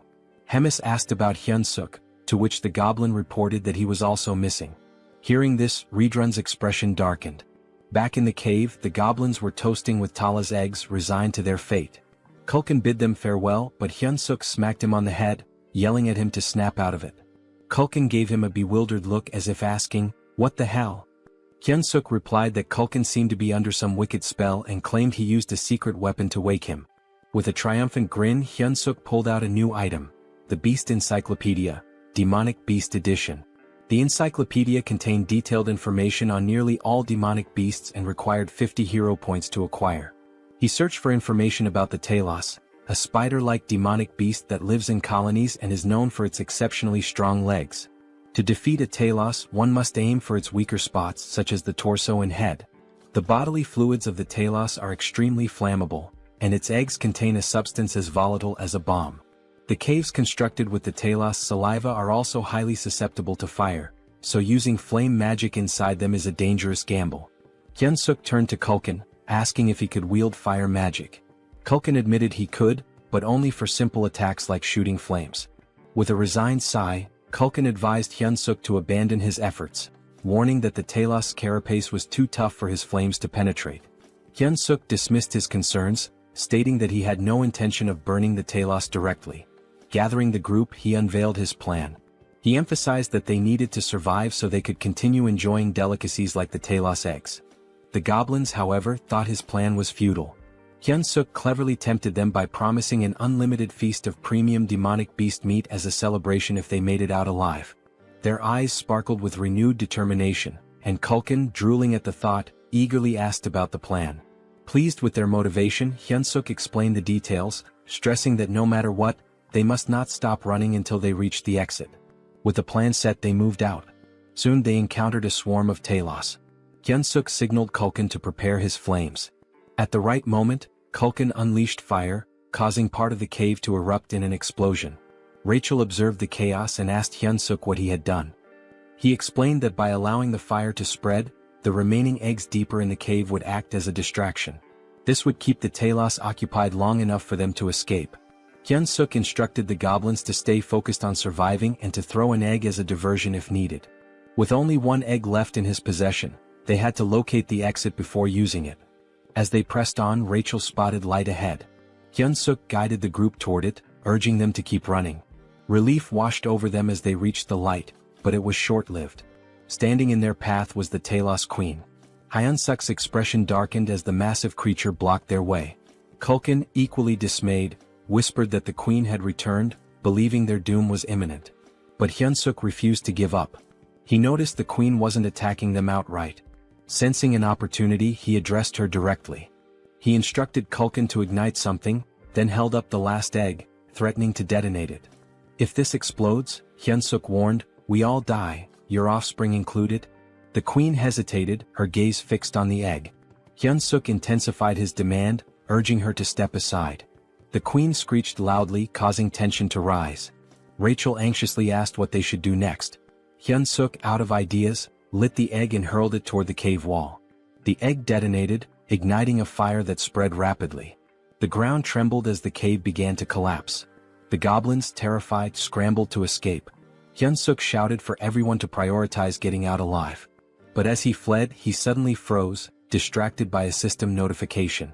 He had leveled up. Rachel, exasperated, yelled at him to move before he was buried in the rubble. Glancing back, Hyunsuk saw the Talos Queen being crushed beneath the falling debris. More notifications flooded his vision. He had leveled up repeatedly. The realization hit him. All the Talos killed in the collapse had counted as his experience points. This was, without a doubt, speed EXP farming at its finest. Hyunsuk stood there, dumbfounded, before deciding to focus on escaping. He called out to Rachel for a buff, which she promptly provided. Emerging from the chaos, they faced one final challenge. The Queen Talos was still in their way. Kulkin, desperate to create a diversion, pulled out an egg and shouted, "This is for you, Queen." He offered the Queen an egg in exchange for a way out. Hyunsuk recognized it as an opportunity. Determined to survive, he sprinted with all his might. The Queen spat a green fluid resembling spider silk, and Hyunsuk began to wonder if this was truly the end for him. Suddenly, red hands grabbed hold of a large trunk. A familiar voice asked if he was all right. Hyunsuk realized he was being dragged. To his astonishment, it was Reed Run. Reed Run was visibly pleased to find Hyunsuk alive, just as he had anticipated. He confidently declared he would handle the situation. Reed Run wielded the massive trunk and struck the Talos Queen with a devastating blow. The Queen emitted a deafening screech as Reed Run assumed a combat stance. Hyunsuk couldn't hold back his admiration and exclaimed how incredible Reed Run was. He couldn't believe what he was witnessing. Later, at the Demon King's Black Castle, they discovered grim news. Out of the 105 goblin packs in the Demon King's army, only 6 had survived. 99 were either dead or missing, including Kulkin. In Bobo's room, the enormous beast whimpered and clung to Hyunsuk, straddling him like a child. Hyunsuk consoled the emotional Bobo, teasingly saying he had returned from the dead just to see him. Rachel commented on how fortunate they were to have survived, crediting the cow-headed figure. Meanwhile, Bobo kept licking Hyunsuk's face affectionately. Hyunsuk replied to Rachel, saying they should cherish their moments of peace, as the looming finals could very well get them killed. Rachel asked for clarification. Hyunsuk explained that finals were approaching fast. Rachel observed that Hyunsuk had matured significantly, and she wasn't wrong. Thanks to the collapsed cave, Hyunsuk had gained a staggering 75 levels in one fell swoop. His current level stood at 200, but Rachel remarked that it still felt inadequate. Hyunsuk shared her sentiment, especially when faced with an opponent boasting over 6,000 battle power. Rachel tested him with a question. Would attaining 6,000 battle power make him as strong as an orc? Hyunsuk replied that it wasn't solely about power level. Rachel confirmed his answer, explaining that such strength also relies on magic. She urged him to master magic if he hoped to confront such adversaries. Hyunsuk admitted it wasn't as simple as it sounded. Rachel reminded him of a moment when he had inadvertently used magic in the past. Hyunsuk, puzzled, was unaware of having done so. Rachel confessed that it was far too basic to be called magic. Hyun-suk finally understood. The surge of power he had felt back then was indeed magic. Their conversation was abruptly interrupted when the door swung open. Both were caught off guard as Reed-run entered. Hyun-suk asked why someone like Reed-run would visit such a modest room.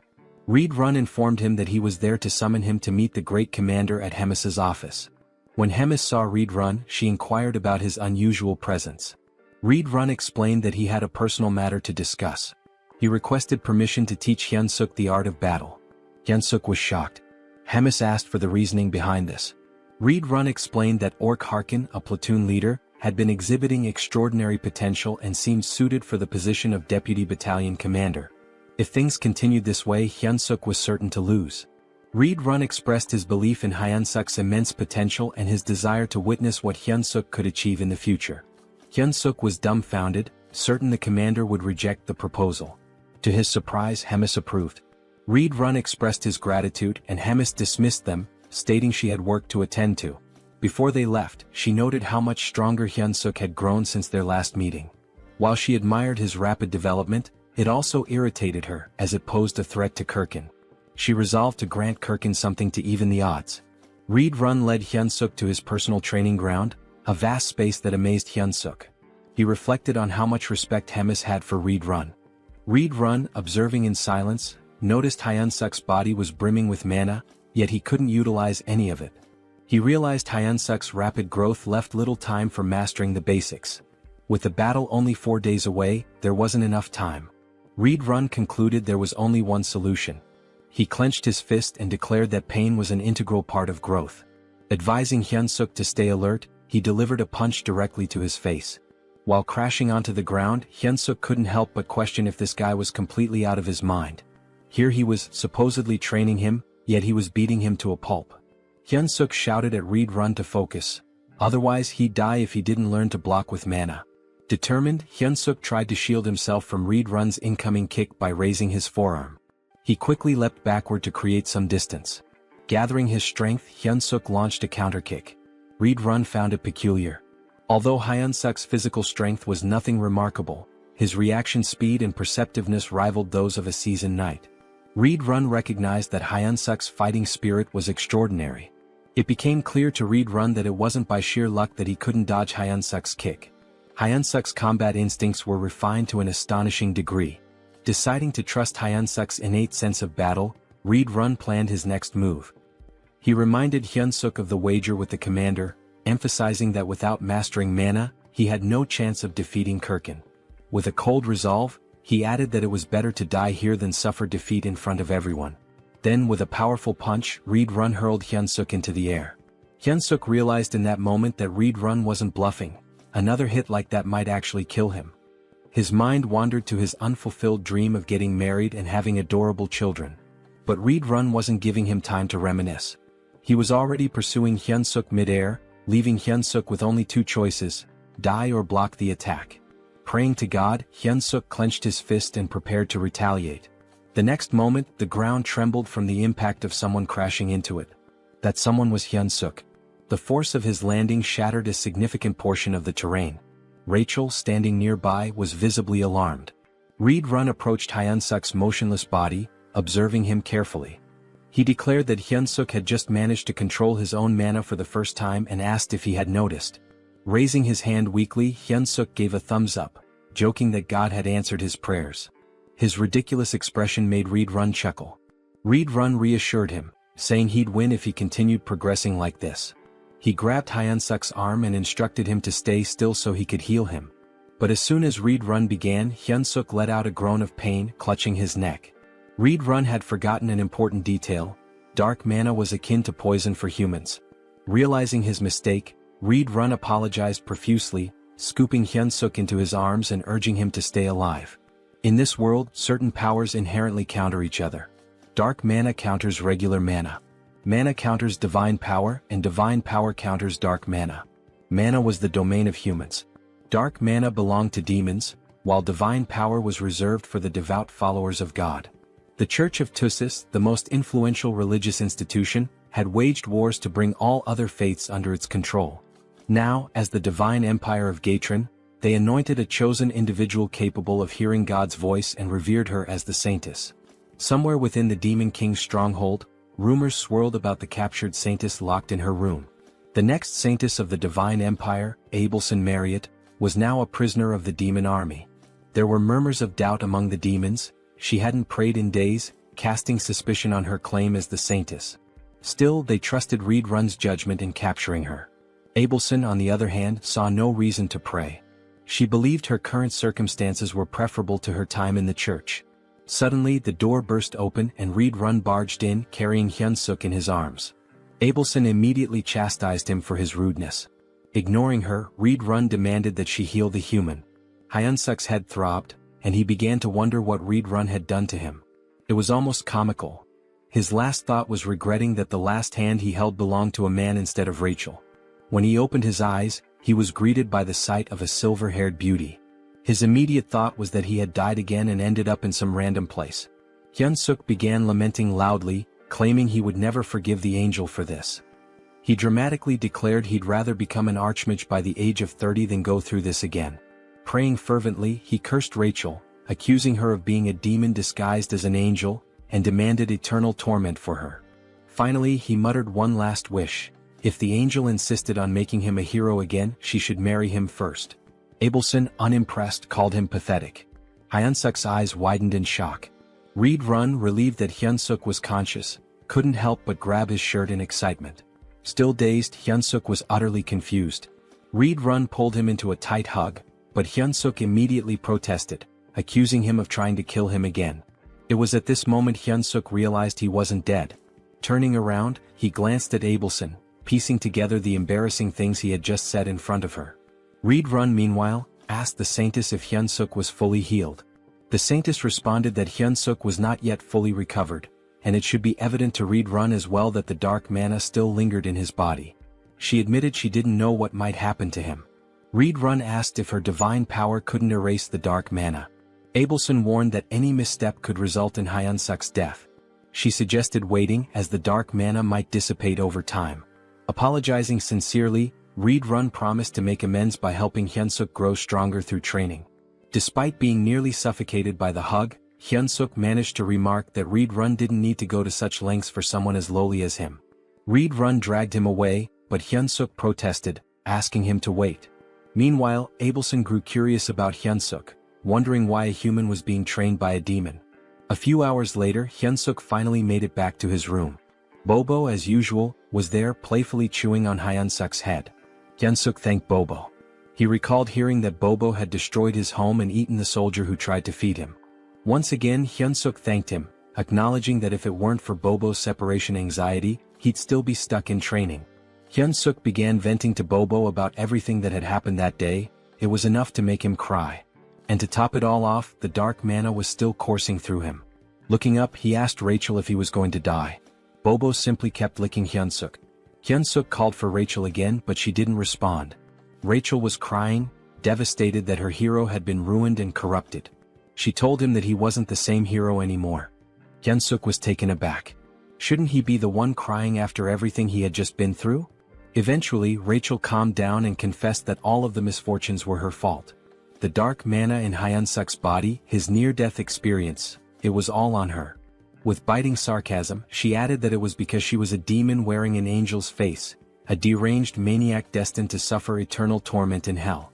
Hyun-suk froze, recognizing those were the very words he'd said to the saintess upon waking up. Realizing his mistake, he scrambled to console Rachel, even going as far as to claim there was no buff item in the world as amazing as her. Rachel, however, was unmoved and told him to shut up, saying he didn't mean any of it. Now all Hyun-suk could do was wait, racking his brain for a way to make amends.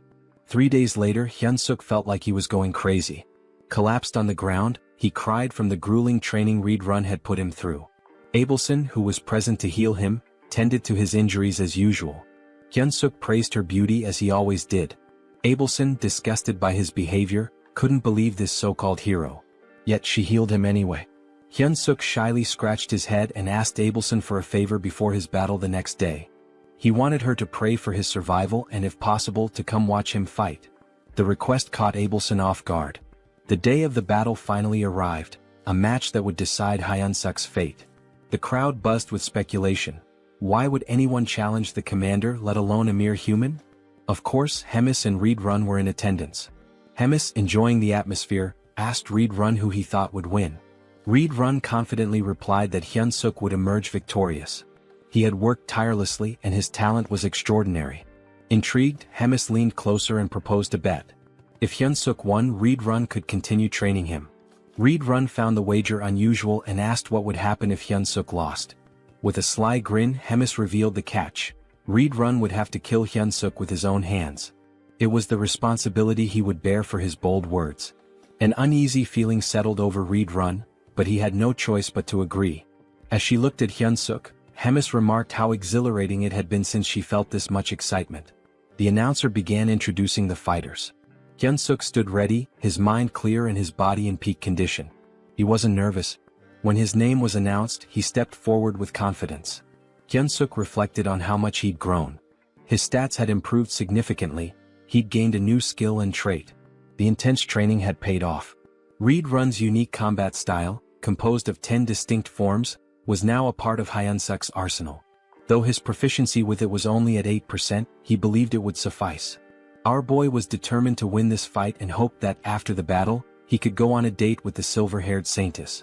But his thoughts were quickly interrupted when Rachel shouted, demanding to know what he was thinking. On the other side, his opponent was introduced. This beast, named Kurkin, was here to punish Hyunsuk for his arrogance.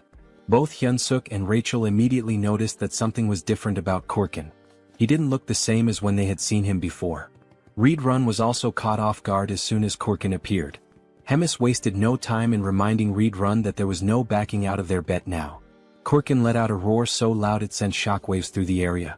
His combat level now stood at 10,573, which Hyunsuk confirmed with his goggles. Hyunsuk couldn't believe it. Kurkin had surpassed 10,000 in just a few days. Rachel too was in disbelief. She suspected that Kurkin must have done something underhanded to increase his strength so rapidly. However, Hyunsuk clenched his fist and muttered to himself, of course, nothing was going to be easy. As soon as the fight began, Hyunsuk charged toward Kurkin. Kurkin, already anticipating the move, raised his weapon in preparation. Hyunsuk knew that if that massive club landed even once, he was done for. Kurkin swung his weapon, but Hyunsuk managed to avoid it. The swing was large and easy to predict. Hyunsuk knew that he just had to stay calm, dodge, and wait for the right opening. Hyunsuk landed a solid blow, and the announcer remarked that it must have hurt even Kurkin. Hyunsuk readied himself for another strike, landing it once more. The impact was tremendous, but Kurkin didn't even flinch. Hyunsuk immediately realized he had messed up when he saw something blurry coming toward him. The object hit the side of his body with a powerful force. He quickly created distance between them, only to notice that his left arm had been broken by that single blow. Kurkin, however, seemed unfazed by the damage he had taken earlier. Hyunsuk observed that Kurkin appeared normal, and his movements were still predictable. In his mind, Hyunsuk reminded himself that he had endured worse before. He steeled himself, telling himself not to be afraid and remembering the lessons he had learned. Combat arts involved using mana with martial arts, allowing someone to smash the ground or break a rock with a single punch. Reed Run had explained this to him. He added that combat arts weren't just about raw strength. The crucial point was that combat arts are techniques meant to kill your opponent. Back during their training, Hyunsuk had been told he couldn't beat Kurkin with his current abilities. The reason? He lacked the intent to kill. Without a clear intention to kill, his attacks were meaningless. As the present moment unfolded, Hyunsuk recalled Reed Run's words. Kurkin was about to strike again, but this time instead of dodging, Hyunsuk surged forward as if he was about to counter. This time his attack was fueled by killing intent. Hyunsuk's punch landed and he shouted, "Fucking die." Unlike his previous attacks, this one pierced Kurkin's muscular body. This was the first form of Reed Run's combat style, instant obliteration. And as the name suggested, the arena was obliterated in the process. As the dust clouded the arena, Abelson wondered who had won. When the dust finally settled, Kurkin's body was revealed, a massive hole torn through his chest. "Welcome to the Donut Club, ugly ass," Hyunsuk thought to himself as he raised his fist in victory. It was official, the weak human Choi Hyunsuk had won. Despite his victory, Hyunsuk's body trembled, and he realized that if he used Reed Run's technique again, it might just kill him. Meanwhile, Rachel was celebrating. She told Hyunsuk that he had pierced straight through Kurkin's heart. Hyunsuk could hardly believe they had won. But then a dark red aura surrounded Kurkin's body. Something wasn't right. The announcer too couldn't believe his eyes, exclaiming that it was a miracle. But Hyunsuk knew this wasn't a miracle. He watched as a red object began to emerge from Kurkin's body, twisting in pain as something strange happens to his body. It's clear that the blow wasn't fatal enough. Kurkin remains standing, almost miraculously, despite a massive hole where his heart should be. Kurkin has now literally become a walking meat donut and will be known as Mr. Donut. Choi, surprised that Kurkin can still fight even with his heart torn apart, realizes it must be the commander's doing as he stares at Mr. Donut's gaping hole. Meanwhile, the commander watches the fight with a smile, enjoying how events are unfolding. Beside her, Reedrun wonders what she was thinking by sharing her dark mana with Mr. Donut. She also cast a curse that turned him into an undead when he reached a fatal state. The commander, impressed by Choi's quick learning and talents, smiles, though her expression carries a hint of frustration for having expected more from him. Back on the battlefield, Choi wonders if Donut is still alive as he looks at the heartless monster still standing. Rachel clarifies that he isn't, it's actually a curse causing this effect. However, she notes that the curse won't last long. Suddenly, Donut charges at the hero, preparing a strike with a murderous gaze. Choi laughs, joking that this move is already well known and easy to dodge. Famous last words. In the blink of an eye, he is struck. Donut's fist is already at his neck, and apparently the blow wasn't as avoidable as Choi had thought. Mr. Donut, holding the hero's neck in one hand, strikes multiple times with the other, only stopping when Choi, in a desperate response, grabs the monster's arm with both his arms and legs, causing a surge of energy. This prompts Donut to throw him away, sending Choi crashing into a wall. As Choi reflects on the gentle meeting between his body and the wall, he recalls the near-death sensation he experienced, comparing then to now. It seems like all the bones in his body are broken. With no time to dwell on his misery, he notices someone willing him to stand and continue. Choi then realizes Abelson's presence, gesturing encouragement, telling him he can win. The hero hesitates to believe her, but the doubt doesn't last long.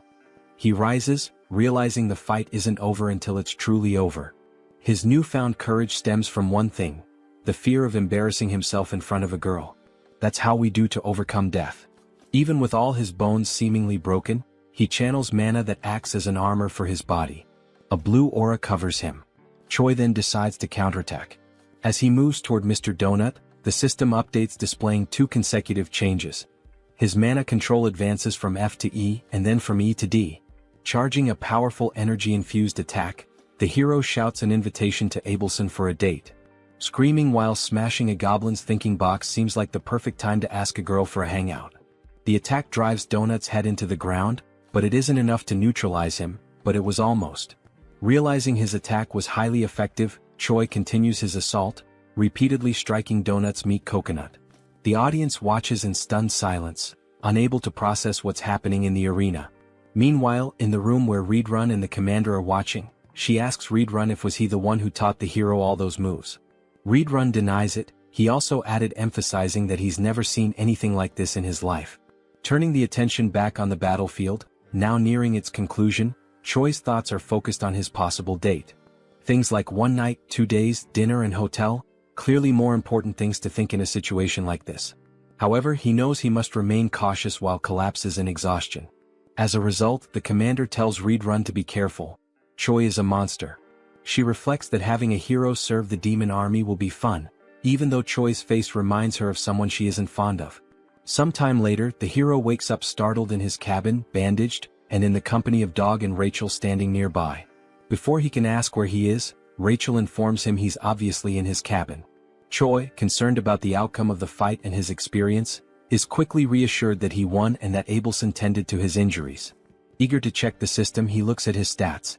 Hero candidate Choi, now level 212, has seen significant increases not only in his level but also in stamina, mana, charisma, and unlocked mana control skill.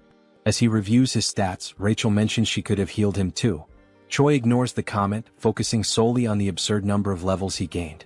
Noticing the mana control skill, Rachel reacts with exaggerated surprise. She defends her reaction, explaining that she's right, it's extremely rare for anyone to achieve mana control. As she tries to elaborate on how amazing this feat is, she's interrupted by Choi, who notices a strangely folded piece of paper. The scene shifts to Abelson's prison. She's gazing at the stars and muttering to herself that it was unnecessary. In her thoughts, the hero is strange. He discovered mana and learned about combat in just 3 days, which isn't normal. This hero certainly has unknown potential. Unfortunately, his personality is inversely proportional to his abilities. Abelson wonders if her prayers were answered or if Choi is simply pure talent. In the end, it doesn't matter. To her, he's the hope she needs. She then knocks on a door, seeking a favor, and Reedrun at the other side answers, offering his help. When Reedrun asks what she needs, she says she wants to take a walk. Back in Choi's room, as he reads the letter, he's surprised to find it's a positive response to his date request with Abelson. She now wants to see him at the courtyard. The hero will finally have the time of his life. Moments later, the time for the meeting finally arrives. Choi, anxious, still doesn't know how to act in this situation. He wonders if he should ask for her number, but there aren't even cell phones in this world. Rachel advises him to forget about this situation and return to his room, complaining that he always ignores her words. But she can't finish her sentence as she's suddenly grabbed fiercely by Choi, who plans to throw her aside. However, just as he prepares to do so, Abelson appears in front of him, accompanied by 2 others. Choi, clearly caught off guard, announces Abelson's arrival, questioning who the other 2 are. Abelson replies that they are her escorts. After all, she couldn't wander alone in her current condition. Choi, with sadness, quickly remembers that she's confined as a hostage of the Demon King's army. Breaking the tension, Abelson expresses her desire to start with a walk. Choi agrees, and as they walk, he thinks about how stressful it is to be under the watchful eyes of Abelson's escorts. They're eliminating any chance of intimacy between the 2, leaving him unsure of how to start a conversation. Abelson, on the other hand, knows exactly what to say. Without hesitation, she fires her question. "Are you a hero, Mr. Choi Hyun-seok?" The hero, surprised, doesn't understand how she knows or suspects this detail about him. Abelson explains that only heroes and demons have black hair in this world. Shaken by this revelation, Choi is also asked if he has any questions of his own. She encourages him to feel free to ask. Nervous but grateful, Choi timidly starts his first question. But before he can say anything coherent, they are interrupted by Reedrun. Choi is startled as he watches Reedrun approach in a hurry, frustration evident in his eyes. Reedrun delivers the message that the commander wishes to see him, exclaiming that the hero must follow. Choi panics. His meeting with Abelson ends before it even begins. Abelson also shows frustration with the situation, but it's clear their reasons differ. Observing everything, Abelson begins to wonder if Choi is truly someone trustworthy. The scene shifts to Hemi's chamber, where she explains she's been observing Choi's battle. She comments on his ability to consistently escape death with tenacity and then asks if he remembers what was offered to him. Choi cautiously confirms that he remembers she promised to protect him if he participated in a battle with an opponent of her choosing. She asks him to recall more details of the agreement. The hero recounts that he would become an executive under the commander. Hemis admits that this last part wasn't entirely intentional. She didn't think Choi would last long in his adventures.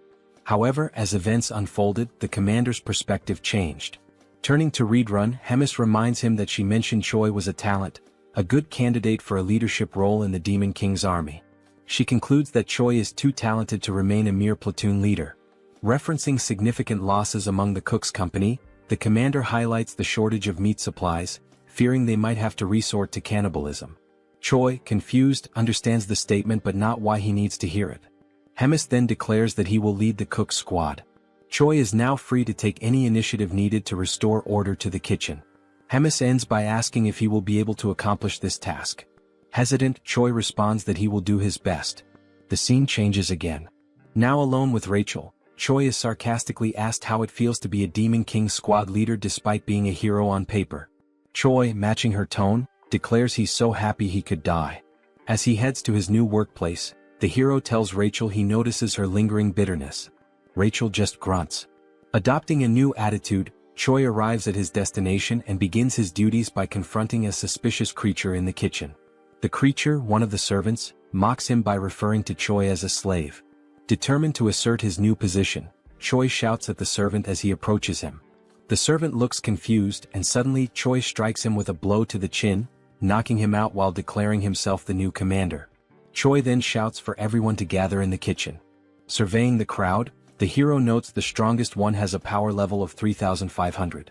Still, the group is too small, prompting him to wonder where the others are. Initially numbering 300, now there are only 20. Choi realizes the gravity of the situation, knowing the difficulty of his task and the consequences of failure. Addressing his squad, he asks who knows him. Gradually, some start naming him, the barbecue master, while another dares to call him a delicious human.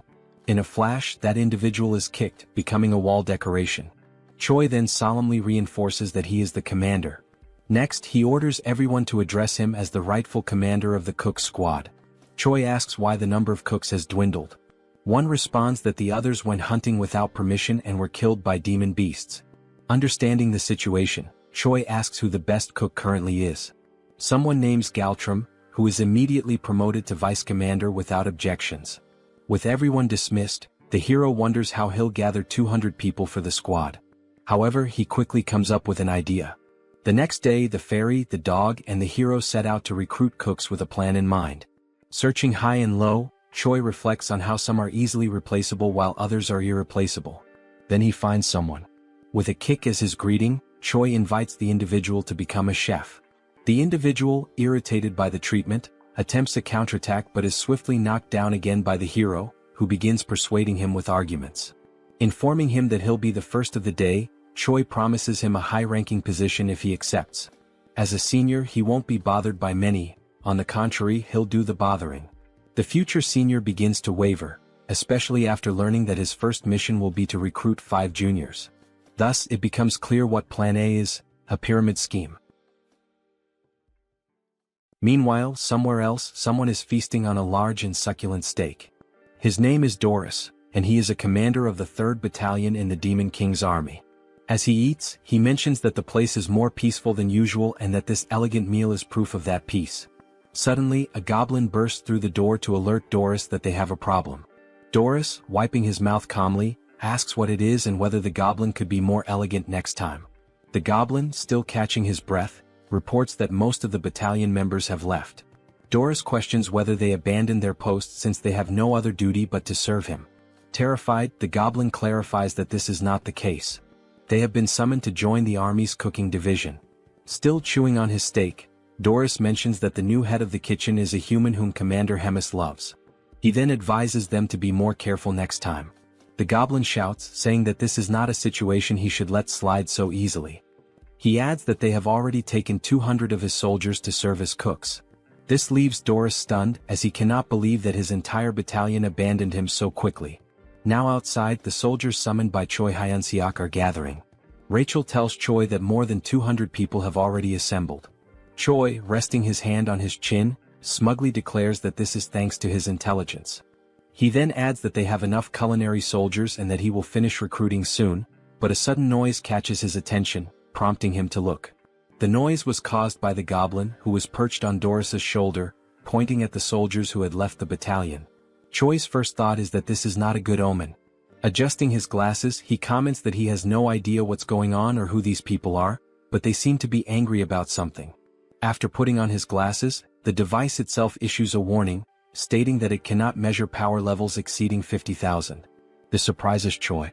The glasses also warn that if used beyond their designated limit, they might malfunction. Choi mutters that he should end this quickly and run away before getting into more trouble. Doris shouts, asking whether Choi Hyun-seok, the human who takes care of Bobo, is present. As Choi turns to flee without leaving a trace, Bobo suddenly appears and barks affectionately at Doris, leaving Choi with no escape. Choi halts his retreat, gathers his courage and introduces himself to the commander, asking what brings him there. Doris introduces himself as the commander of the separated 3rd Battalion. Then, slightly irritated, Doris demands to know who the hell Choi thinks he is to question what a commander is doing there. He points at the former battalion members and asks Choi whether he truly believes there is no reason for him to be there. This catches Choi off guard and makes him nervous, as even he had not realized that those scoundrels had brought along all their fellow unit members.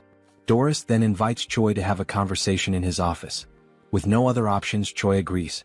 He has a sinking feeling that things have been going too smoothly to be true. Now in Doris's office, the commander asks whether this was really not intentional. Choi insists that he would never do such a thing. He explains that he simply selected the bravest soldiers, and it just so happened that they were all from the 3rd Battalion. Doris is surprised and thinks that the army's commander must favor this human. Deciding it is best to end the matter peacefully, he lets it go. After that, Doris changes his expression to a more amicable one and states that since things have unfolded this way, there is nothing more to be done. Choi should simply take the soldiers he selected and use them as he pleases. Hearing this excites Hyun-seok, who asks if it is really true, thinking that he has a good feeling about this. However, just after this moment of euphoria, Doris mentions that there is a condition. Choi immediately starts feeling uneasy again. As a true gentleman, Doris explains that since Choi has already taken 200 of his soldiers, there is one specific soldier he should also take. Choi becomes alert, thinking that even after taking so many soldiers, Doris still wants him to take one more. That must mean this soldier is a useless failure who will only cause trouble. Annoyed, Doris asks whether Choi is refusing and whether there is a problem, even after taking all of his 3rd Battalion soldiers. Feeling the pressure and his legs beginning to weaken, Choi insists that it is not what Doris thinks. He says he is simply overwhelmed with happiness and does not know how to properly express his gratitude. As the door opens, Doris declares that he has made his decision and will now introduce Choi to his new soldier. Then a massive hand appears, and Doris announces that the name of the new soldier is Yuzaru, adding that he is a lovable hybrid born from an ogre and an orc. Yuzaru introduces himself, speaking in the 3rd person. Yuzaru has arrived, Commander. Since Choi was still using his glasses, he realizes that Yuzaru's combat power also cannot be measured. While Choi remains paralyzed at the thought of having someone so strong as a soldier, Doris comments that Yuzaru's flaw is that he is incredibly stupid, but he is strong. He then tells Choi to make good use of him. As Yuzaru tries to enter the room, he bumps his head on the doorframe and loudly states it, making Choi wonder just how stupid he really is. Back at the recruitment site, Choi announces that he will reintroduce himself to all members. He states that his name is Choi Hyun-seok, the tamer of Bobo and the new head chef of the army. One of the soldiers comments that this is the first time he has seen Bobo. Choi, holding a bone, remarks that Bobo is a good boy. Bobo's eyes light up, and he even drools at the sight of the bone. Then, turning to the members, Choi declares that from now on, he will be organizing the unit. He puts up a list for everyone to see and explains that it is a new list, prepared by him, in which everyone must check their names and organize themselves accordingly. Rachel, surprised that he actually prepared a list, asks what criteria he used. Choi tells her that he believes everyone has the same level of intelligence, so he organized them based on combat power. He further explains that he assigned the weaker soldiers with more kitchen experience to kitchen duties. Then he asks Rachel if that was not a genius idea. After a while, one of the soldiers calls for him, stating that everything is ready and everyone has been organized. Delighted, Choi says he will check. With everyone divided into 2 large groups, Choi announces that the squad on the right is the culinary unit, while the one on the left is the combat unit. Using his experience, he acknowledges that some people might be unhappy with their assigned roles and invites anyone dissatisfied to step forward. A soldier raises his green hand, confirming that there is a problem. The goblin with a parted hairstyle, one of the weakest in the battalion, is the one who raised his hand. He states that he also wants to hunt and eat fresh meat right away. Choi gives a strange smile, admitting that this is a headache. He then calls for the goblin to come closer. The goblin cautiously approaches, contemplating what might happen. Once he is close enough, Choi suddenly kicks the poor goblin in the balls, making him scream in pain, his eyes bulging. Then Choi announces that this was his entrance exam. The poor goblin, now realizing that he will never be able to have children again, is left in agony. Without remorse, Choi declares that since he failed to withstand the kick, he has failed the test. Only then does the hero system finally appear, displaying a notification that thanks to his excellent leadership and command skills, Choi successfully organized and stabilized the unit. The system grants him the hidden skill of charisma level up, as well as an upgrade to his leadership skill level. Looking at the squad members, Choi asks if there are any other candidates with complaints. After a moment of silence, Choi clenches his fist, preparing to give a speech. Then he shouts for everyone to hear that everything is confirmed. He gives the order for the combat unit to grab their weapons because it is time to hunt. Now, in the great forest north of the Black Fortress, Choi gathers with all the members of the combat unit. Choi remarks to Rachel that, especially today, the forest seems calmer, with no sign of a single beast around. She replies that it might be due to the presence of Bobo and Yuzaru. Since they are so strong, they could be scaring the monsters away. Agreeing with her, Choi acknowledges that it is a plausible theory. Then we see Bobo and Yuzaru looking cuter than ever before. Choi grumbles, saying that those two are his best soldiers, and he simply cannot leave them behind.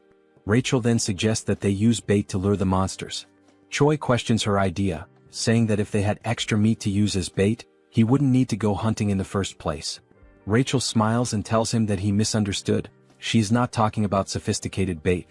Pointing at all the squad members, she explains that they will serve as biological bait to attract all the demonic beasts.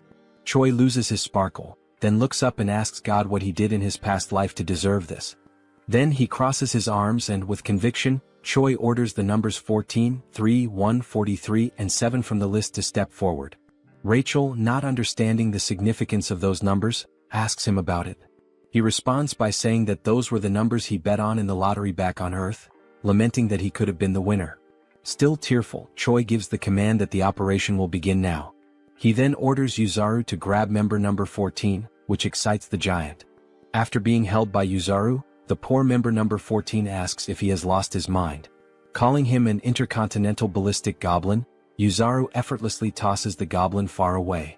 Choi, with his hand on his chin like a thinker, comments that it's a great idea, as continuing to throw weak soldiers like bait will eventually attract the attention of the monsters.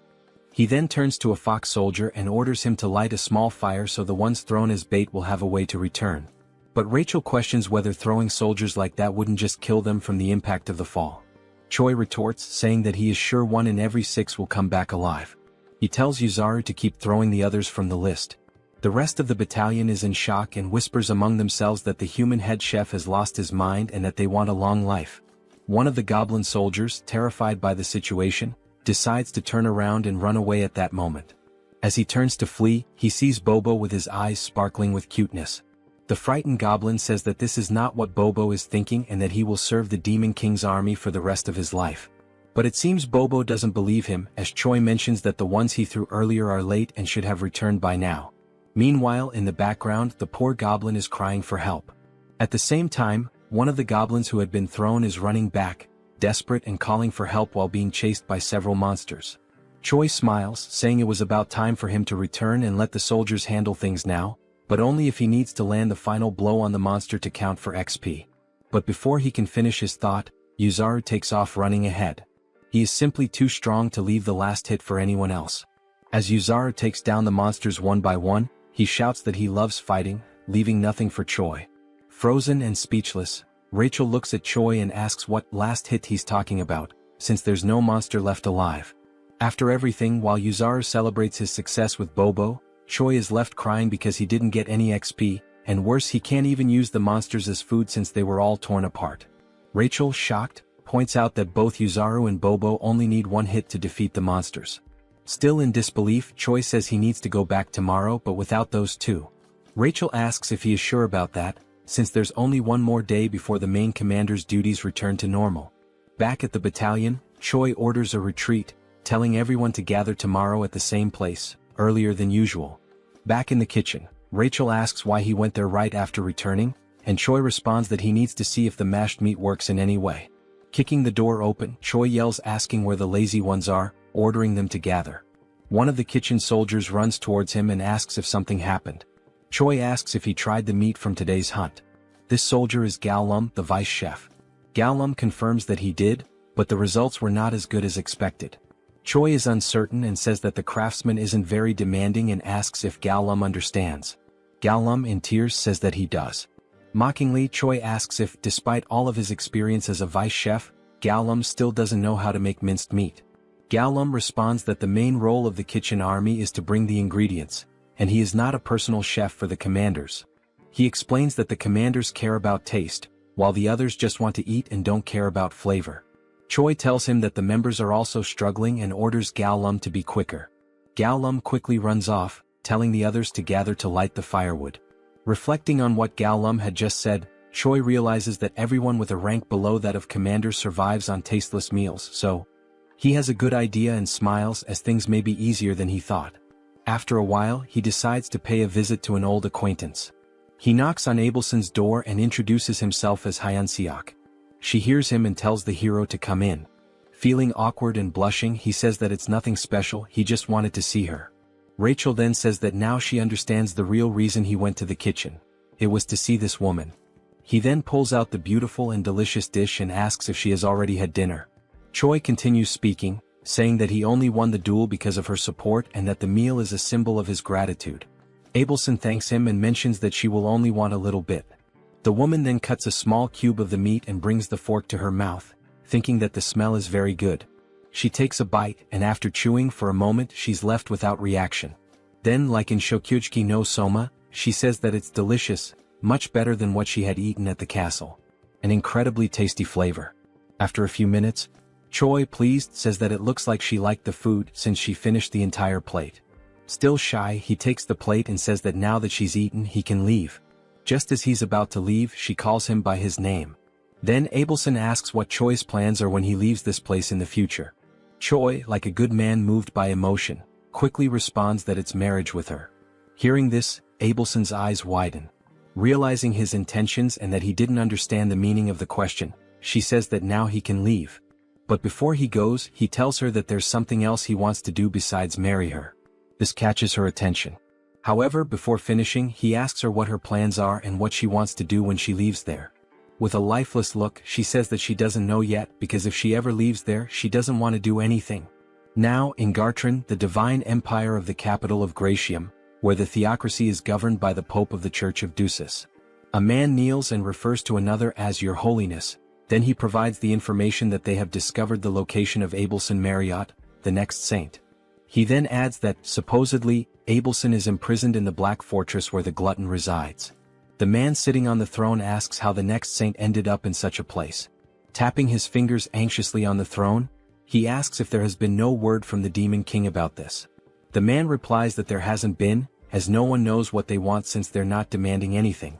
Rising from the throne, the Pope says that in the history of wars between humans and demons, there have been only a few times when humans managed to breach the Black Fortress. Even so, on those occasions when they succeeded, the glutton Hemis was absent. So, attacking directly now would be very reckless. Opening the curtain to the window, he says that he will send a secret rescue team.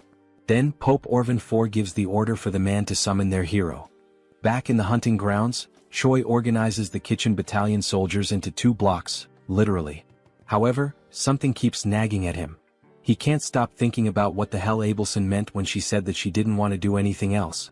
Walking to a suitable spot, he stops and says that this should be enough. While rummaging through his backpack, he calls the platoon commander forward and tells him to step up. He takes something from his backpack and tells the platoon commander to eat. What he pulled out were 2 steaks of meat, and while the soldiers look on in disbelief, they think it's some new type of bribe or some kind of leftovers. Choi asks if they're not going to eat, and the soldiers apologize and quickly begin eating. After tasting the meal, the soldiers who ate it shine their eyes and enter a state of ecstasy due to the delicious flavor of the meat. The 3 platoon leaders kneel and say that from now on they will be loyal to Choi, begging for another piece of the meat. However, he pulls out more pieces of meat and says that the chance to taste it is over, meaning that from now on, Choi shouts at them to run, because only the platoon that captures the most living demon beasts will be allowed to eat with him. The 3 platoon leaders run desperately, urging their soldiers to do the same. Seeing this, Choi says that the plan was a success since they're all slaves to their appetite. The plan to bring the monsters alive was precisely so he could land the last hit and level up. Looking at the system screen and seeing his level, status and charisma increasing, Choi says that while he was cutting the monsters, he quickly leveled up 10 times. One of the platoon leaders then asks who the winner was among the 3. Choi turns to them and announces that the winner was the Wolfken platoon and that the Wolfken platoon will have an amazing meal with him. The members of the other platoons ask what they will receive, and Choi answers with boredom that they will have the leftovers. Choi also shouts at them, giving the order to gather all the slaughtered meat and take it to the kitchen. Meanwhile, beyond the Black Forest, we see several lifeless bodies of soldiers and a man in a black cloak holding a sword. Back at the headquarters, someone stands in front of a door and says that they've finally arrived. Inside, Abelson says that she shouldn't have said that to Choi. After all, she can't keep hiding this forever. The door opens and it's the man in the black hood calling Abelson by her full name. He then removes his hood and we see that it's not Choi but a blonde man with green eyes. He says that he's there to rescue her. Recognizing him, Abelson calls him Sir Guffin and asks if the Pope sent him. He replies that he thinks so but isn't sure. Leaning against a table, she apologizes and says that she can't go back now, politely asking him to leave. Surprising her, he says that he'd love to retreat as well, but a mission is a mission and must be completed. With a serious expression, she says that as he should know, the glutton Hemis lives in that fortress, and if he tries to take her, he knows what the worst outcome could be. He approaches her, smiling, and asks how she plans to do that, and Abelson says that she will use her holy power to summon Hemis there. The man then grabs Abelson by the neck and says that he's not there for games, because he's not a prince but a soldier. With a cold expression, he orders her to close her eyes, and when she wakes up, she'll already be in the capital. With his grip tightening around her neck and her almost fainting, Abelson realizes that he may use holy power and wonders how that's possible. As her eyes slowly close, she thinks that she can't go back there again. Then a sleep spell is launched toward the blonde man. It's Choi telling him to take his hands off Abelson. The punch hits his face, but it seems to have little effect. With a small trickle of blood on his face, the blonde man says that it was a punch infused with magical energy and asks what Choi is. He adds that Choi's movements are very impressive for the magic he possesses. Irritated, Choi throws another punch and asks what the hell the blonde is talking about, ordering him to get away from Abelson immediately. The man retaliated with a kick and said it wasn't part of the mission, but it's always good to have something useful, so Choi would go with him as well. The kick was so strong to Choi's stomach that he couldn't stay on his feet. While Choi and Abelson were on the ground, the blonde man said that trivial worms always irritated him.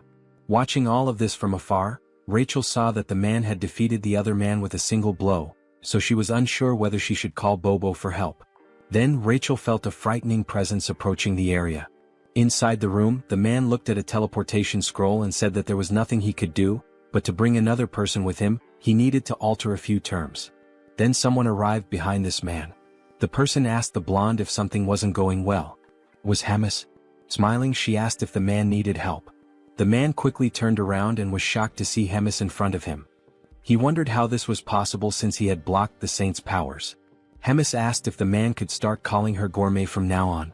The blonde, trembling with fear, thought that he couldn't feel any magical energy coming from Hemis, and maybe this was due to the difference in their levels. Placing the contract in his mouth, the man thought that maybe the story about Hemis, the glutton devouring thousands of soldiers in a single day, could be true.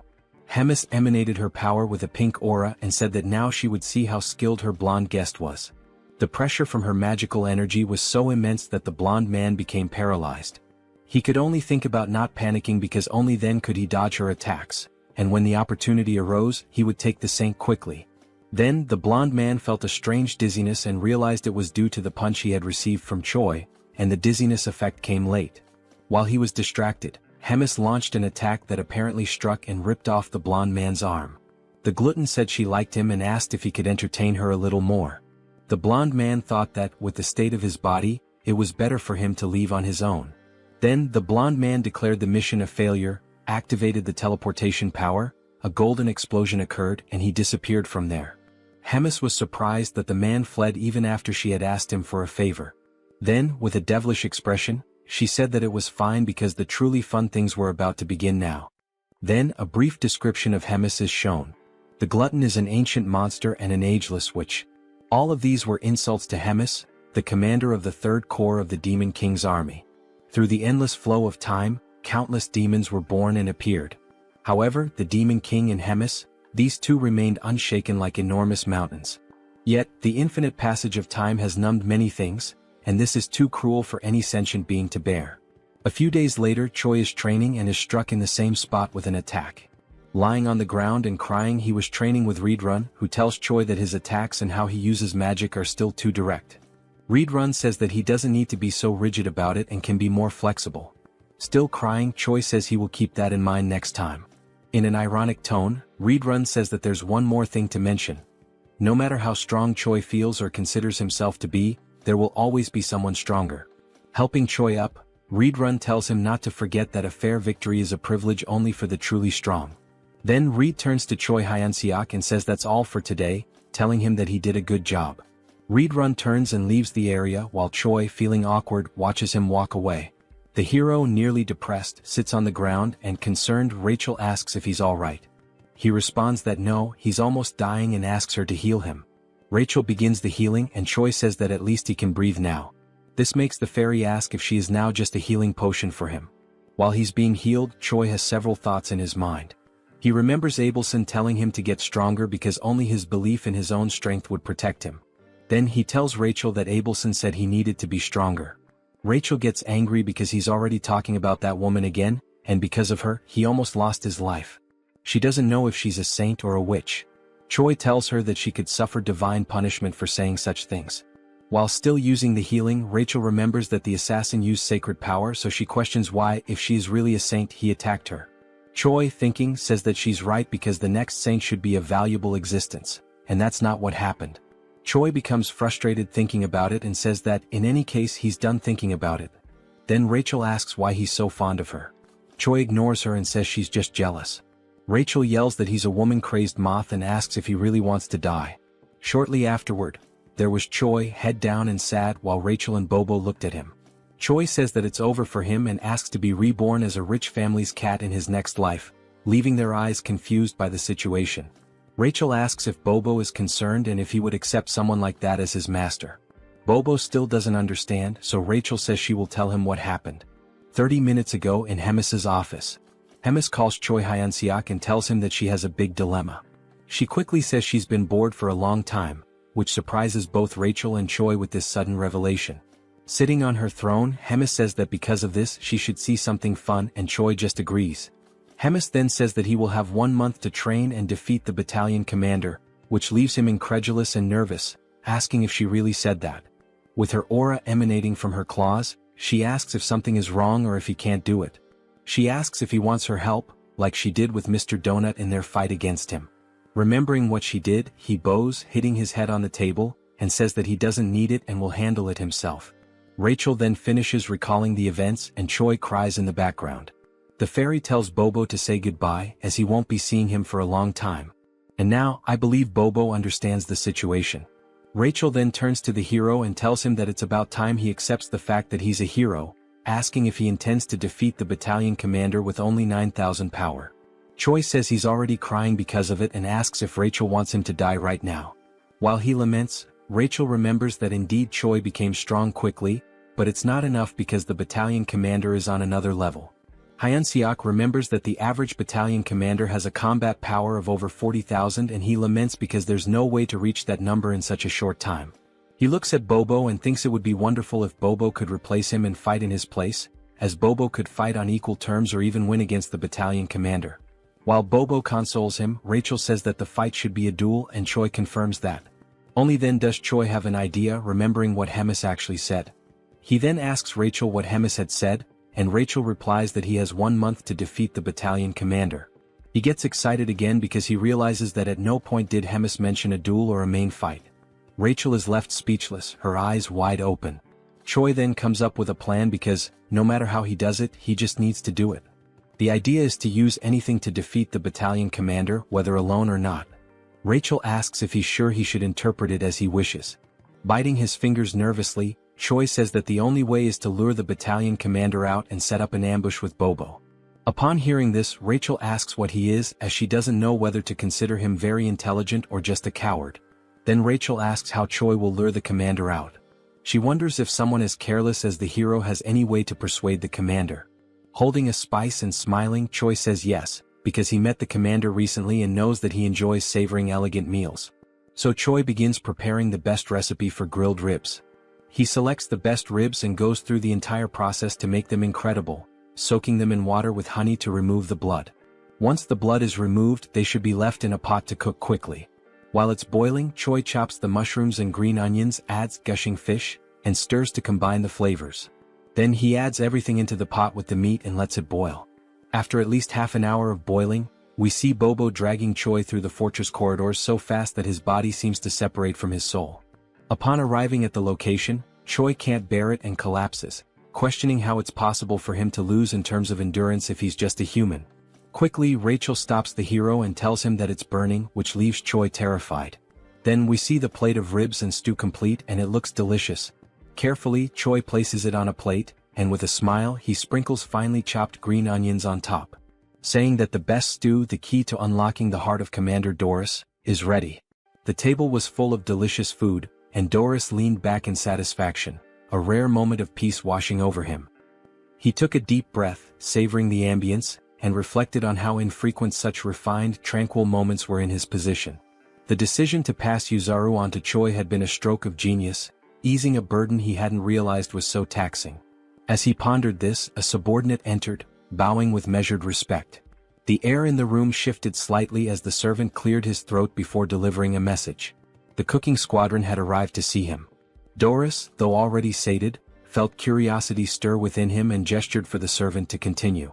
Without hesitation, Doris dismissed any possibility of returning Yuzaru, assuming that was the purpose of their visit. The subordinate hesitated before clarifying that Choi had come for a different reason. He wished to present a dish as a token of appreciation. Hearing this, Doris's eyes lit up. Whispers of Choi's extraordinary culinary skills had reached him, rumors painting him as a near-mythical figure in the kitchen. Now he would experience it firsthand. Straightening his posture, he gave his approval. A knock echoed through the room, and the doors swung open to reveal Choi making an exaggerated entrance, tray in hand, a mischievous glint in his eye, and a rose held between his teeth. Doris blinked, momentarily caught off guard before swiftly composing himself. Choi set the tray before him with a theatrical bow, expressing his gratitude for the opportunity that had led to his new title in the kitchen. Doris, unimpressed by words, expected the food to speak for itself. With a humble nod, Choi lifted the cover from the dish, revealing a steaming serving of urine ribs. A rich, tantalizing aroma filled the room, causing Doris to salivate despite himself. The presentation was impeccable, almost divine. Drawing in the fragrance, Doris found himself overwhelmed. Across from him, Choi watched knowingly, confident that one bite would send him into a world of indulgence. The moment Doris tasted it, disbelief overtook him. His widened eyes and forward-leaning posture betrayed his astonishment. The dish transcended human capability, reaching a level of perfection he had never imagined. Encouraged by the reaction, Choi suggested introducing more dishes in the future. Doris, without hesitation, accepted, willing to eat anything he prepared. As Choi exited, Rachel, standing by the door, struggled to contain her reaction. Doris, still enraptured by his meal, casually remarked on Choi's favored status. Barely making it outside, Choi gripped the doorknob, trembling. He and Rachel exchanged a glance before both succumbed to violent nausea. Rachel wiped her mouth, staring at Choi in disbelief. He acknowledged his actions, fully aware of the consequences. When pressed on his intentions, he made it clear. He would continue feeding Doris until the day came when he was nothing more than a pig fattened for slaughter. Meanwhile, inside the dining hall, Doris remained blissfully unaware, savoring each bite. A week passed. Doris sat before another grand meal, yet his appetite had noticeably waned. With a sigh, he idly prodded his food, burdened by looming concerns. An upcoming duel for the battalion commander position weighed on his mind. His growing influence had drawn unwanted attention, and failure meant forfeiting his title. Yet he accepted the stakes with a sense of dignity. Choi, realizing that a week of careful planning had failed to consider external threats, forced a smile and assured Doris of his impending victory after he invited him to watch the duel. The next day at the Grand Training Grounds, Rachel attempted to lift Choi's spirits with sarcasm. Choi, unimpressed, remained convinced that Doris stood no chance after everything he had been fed. Roger, the Demon King's 3rd Army Corps Regiment commander, initiated the duel. The challenger, a humanoid figure with a horned skull, stepped forward. Opposite him, Doris ascended the stairs, panting from the effort. Yet, upon spotting Choi, a smirk surfaced on his lips. Roger signaled the start. Doris barely reacted at first, his enthusiasm lacking, until the moment arrived. In a single motion, he seized his opponent's weapon. A shockwave erupted, forcing the audience to recoil from the impact. As the dust settled, the challenger lay motionless. Roger, stunned, acknowledged Doris's overwhelming dominance and ended the match. Spectators dispersed, leaving Choi to contemplate his next move. That night at Bobo's house, Choi analyzed the monster distribution map he had drawn. Rachel, peering over his shoulder, questioned his intentions. The plan was simple: pit monsters against each other, letting one enemy take out another. Rachel, after grasping the concept, understood the brilliance behind it. 3 days later, deep in the forest, Rachel groaned from exhaustion after memorizing endless monster entries. Choi had offered to divide the work, but she had refused, now regretting it. The dense foliage around them rustled as unseen creatures moved through the underbrush. Tension lingered in the air, each shadow carrying a hidden threat. The night was alive with distant roars and the snapping of twigs beneath massive feet. When asked about their first target, Choi pointed ahead. Rachel immediately identified it as a surfib, a massive forest worm. Despite its size, she dismissed it as useless for their plan due to its passive nature. Puffing her chest with pride over her deduction, she sought approval. Choi, unimpressed, remarked that even a fool could be useful. A soldier approached and inquired about their next hunting location. Choi told him to wait before asking Rachel about dragon-like monsters with steel-like scales. She replied that several types fit that description and that she would need to see it directly to identify it. This meant they had no choice but to face the creature head-on. Choi then announced to the cooking squadron that they would be sweeping the area clean. There was no need for captures. Everyone was free to kill to their heart's content. He even gave them permission to eat their prey immediately. The soldiers were ecstatic. They felt that their commander had finally come to his senses, celebrating the opportunity to eat their fill. They cut down monsters relentlessly, harvesting their meat until the supply piled up. Choi observed the results of their efforts but noted that the true owner of the territory had yet to reveal itself. He began to worry that their efforts had been in vain. Deciding to halt the operation, he ordered everyone to put away their weapons. The platoon commander ensured that his orders were followed. However, just as they began to settle, an unexpected sound caught Choi's attention. He immediately sensed that something had arrived. Birds scattered into the sky as a monstrous presence made itself known. A dragon's eye glared down at them from above. The creature, Nidrak, was a beast of immeasurable combat power. The soldiers panicked at the sight of the dragon and scattered in fear. In response, Nidrak set the area ablaze. Choi, however, was pleased. With a monster of this caliber, he now had a weapon strong enough to defeat Doris. At Hemis's office, she spoke to Reed Run about her growing concerns. 3 weeks had passed without any news from Choi. She speculated that Reed Run might have been training him for something extraordinary. He dismissed the notion, stating that their training was nothing out of the ordinary. Hemis then asked for his assessment of Choi's chances against the battalion commander. Without hesitation, Reed Run replied that there was no chance of victory. However, he did note that Choi had been getting close to Doris recently. This information caught Hemis off guard. She recalled how Choi had once claimed he would defeat the battalion commander, yet he seemed to be growing closer to him instead. This contradiction left her curious about his true intentions. At Doris's office, he continued eating, enjoying the grilled meat prepared by Choi. He thanked him for the meal. Choi, letting out a sigh, caught Doris's attention. Sensing something was wrong, Doris questioned him about it.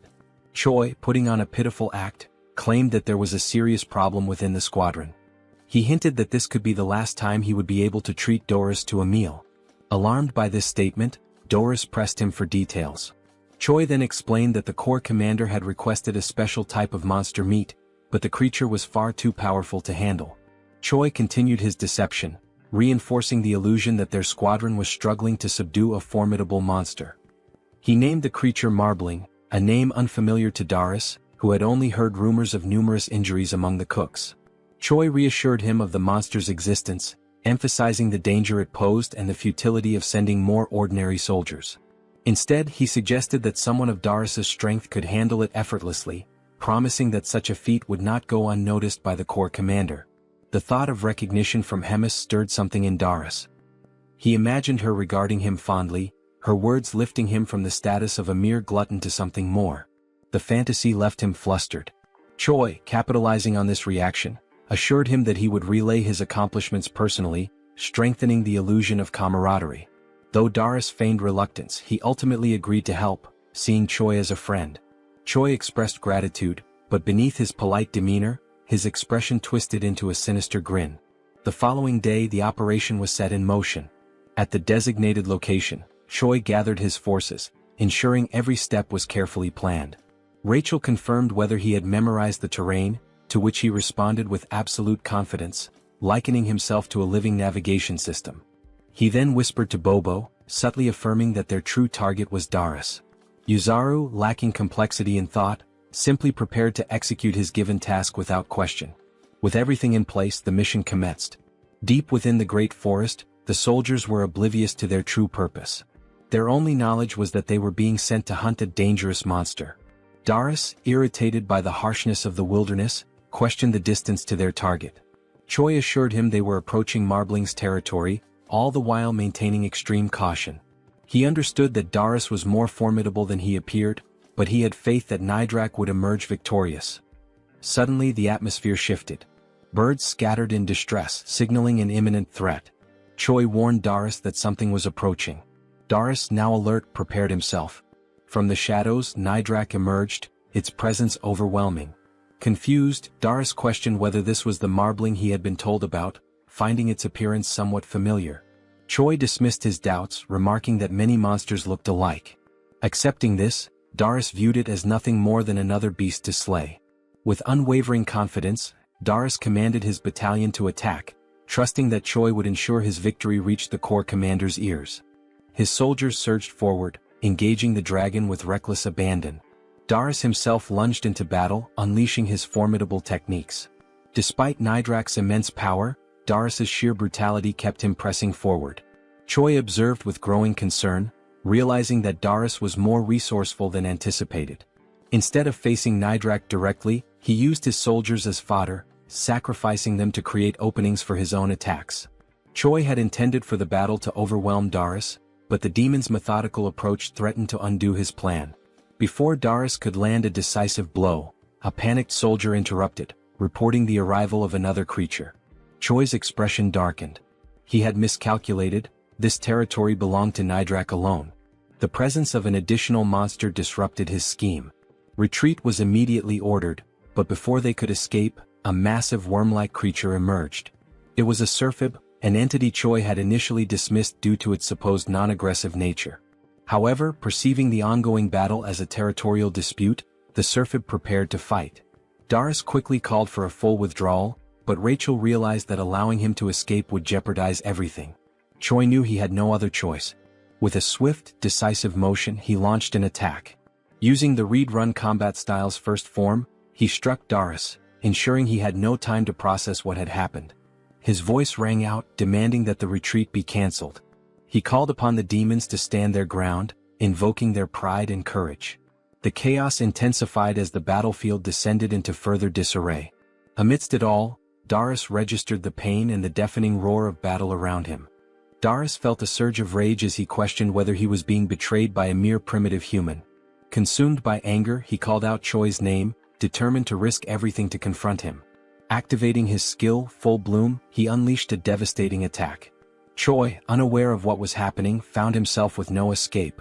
Rachel urged him to run, but before he could react, he was struck by what felt like a bolt of lightning. The force nearly killed him, leaving him in shock and confusion about the nature of the attack. Through the chaos, Choi spotted Doris standing firm on the battlefield, declaring his intent to tear him apart while he was still alive.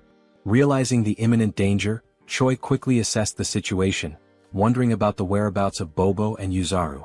Meanwhile, Rachel scanned the battlefield and noticed that Surfib's attack had caught everyone in its range.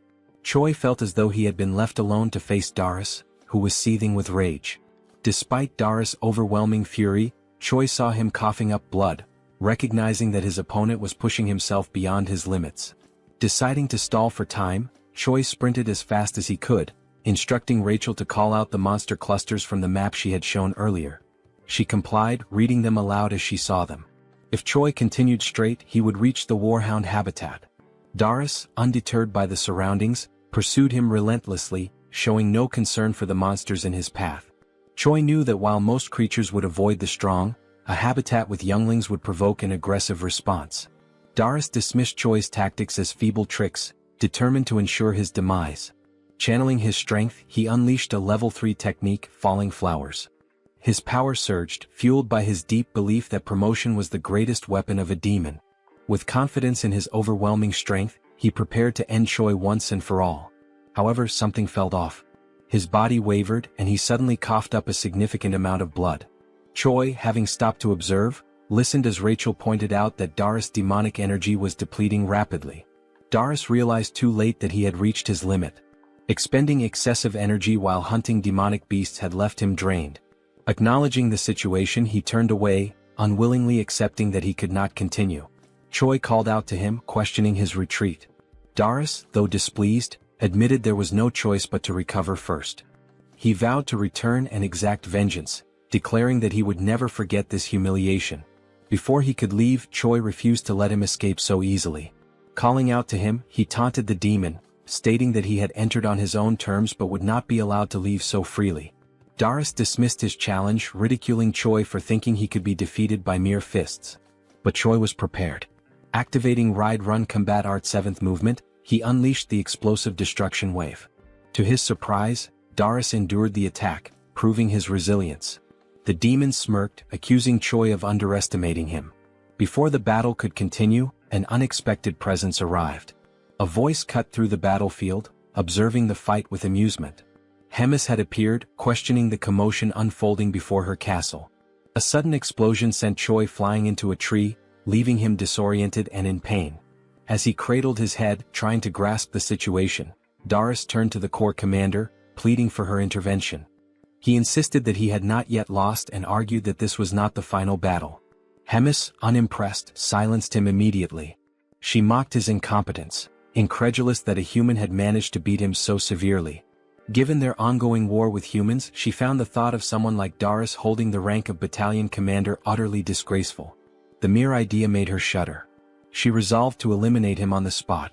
Choi, seizing the moment, rushed forward and boldly declared to the corps commander that he had successfully defeated the battalion commander. Without hesitation, he kicked Doris, sending his blood splattering onto Hemis' face. Acknowledging their previous bet, she considered the outcome and extended an invitation to Choi, indicating that they had much to discuss. As they spoke, Hemis learned that even a Serphib had joined the chaos at the end. Choi admitted he had not anticipated that development either.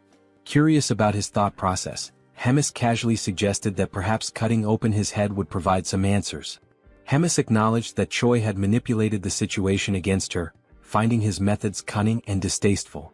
Despite her disapproval, she admitted his success but warned him that such an opportunity would not come again. If he ever resorted to deceit or caused trouble in the future, the consequences would be severe. At Bobo's house, Choi lay sprawled on the floor, drained from the recent events but relieved to have survived. Still recovering, he inquired about Doris' polymorph and the concept of promotion. Rachel speculated that it might be a martial art exclusive to demons and suggested consulting the cow-headed one for answers. As Bobo barked, Choi acknowledged the hardships the creature endured amidst the chaos, recognizing that the corps commander had resolved the situation swiftly. Reflecting on the battle, Choi admitted feeling a shred of pity for Doris, believing he was not entirely a bad opponent. However, Rachel pointed out that he had delivered the final blow intentionally to secure all the experience points. In response, Choi offered a hollow apology, but beneath the hand covering his face, a wicked grin revealed his true thoughts. Curious about his progress, Choi checked his level and discovered that he had advanced significantly. However, his status window displayed question marks, which puzzled him. Assuming it was an error, he voiced his concerns, but Rachel dismissed the idea, insisting that the hero system could not possibly malfunction. She believed he was joking, but Choi remained serious before deciding to drop the subject. To mark his achievement of reaching level 48, Rachel suggested measuring his combat power. After glancing at the readings, she revealed that his combat strength had now reached 13,936.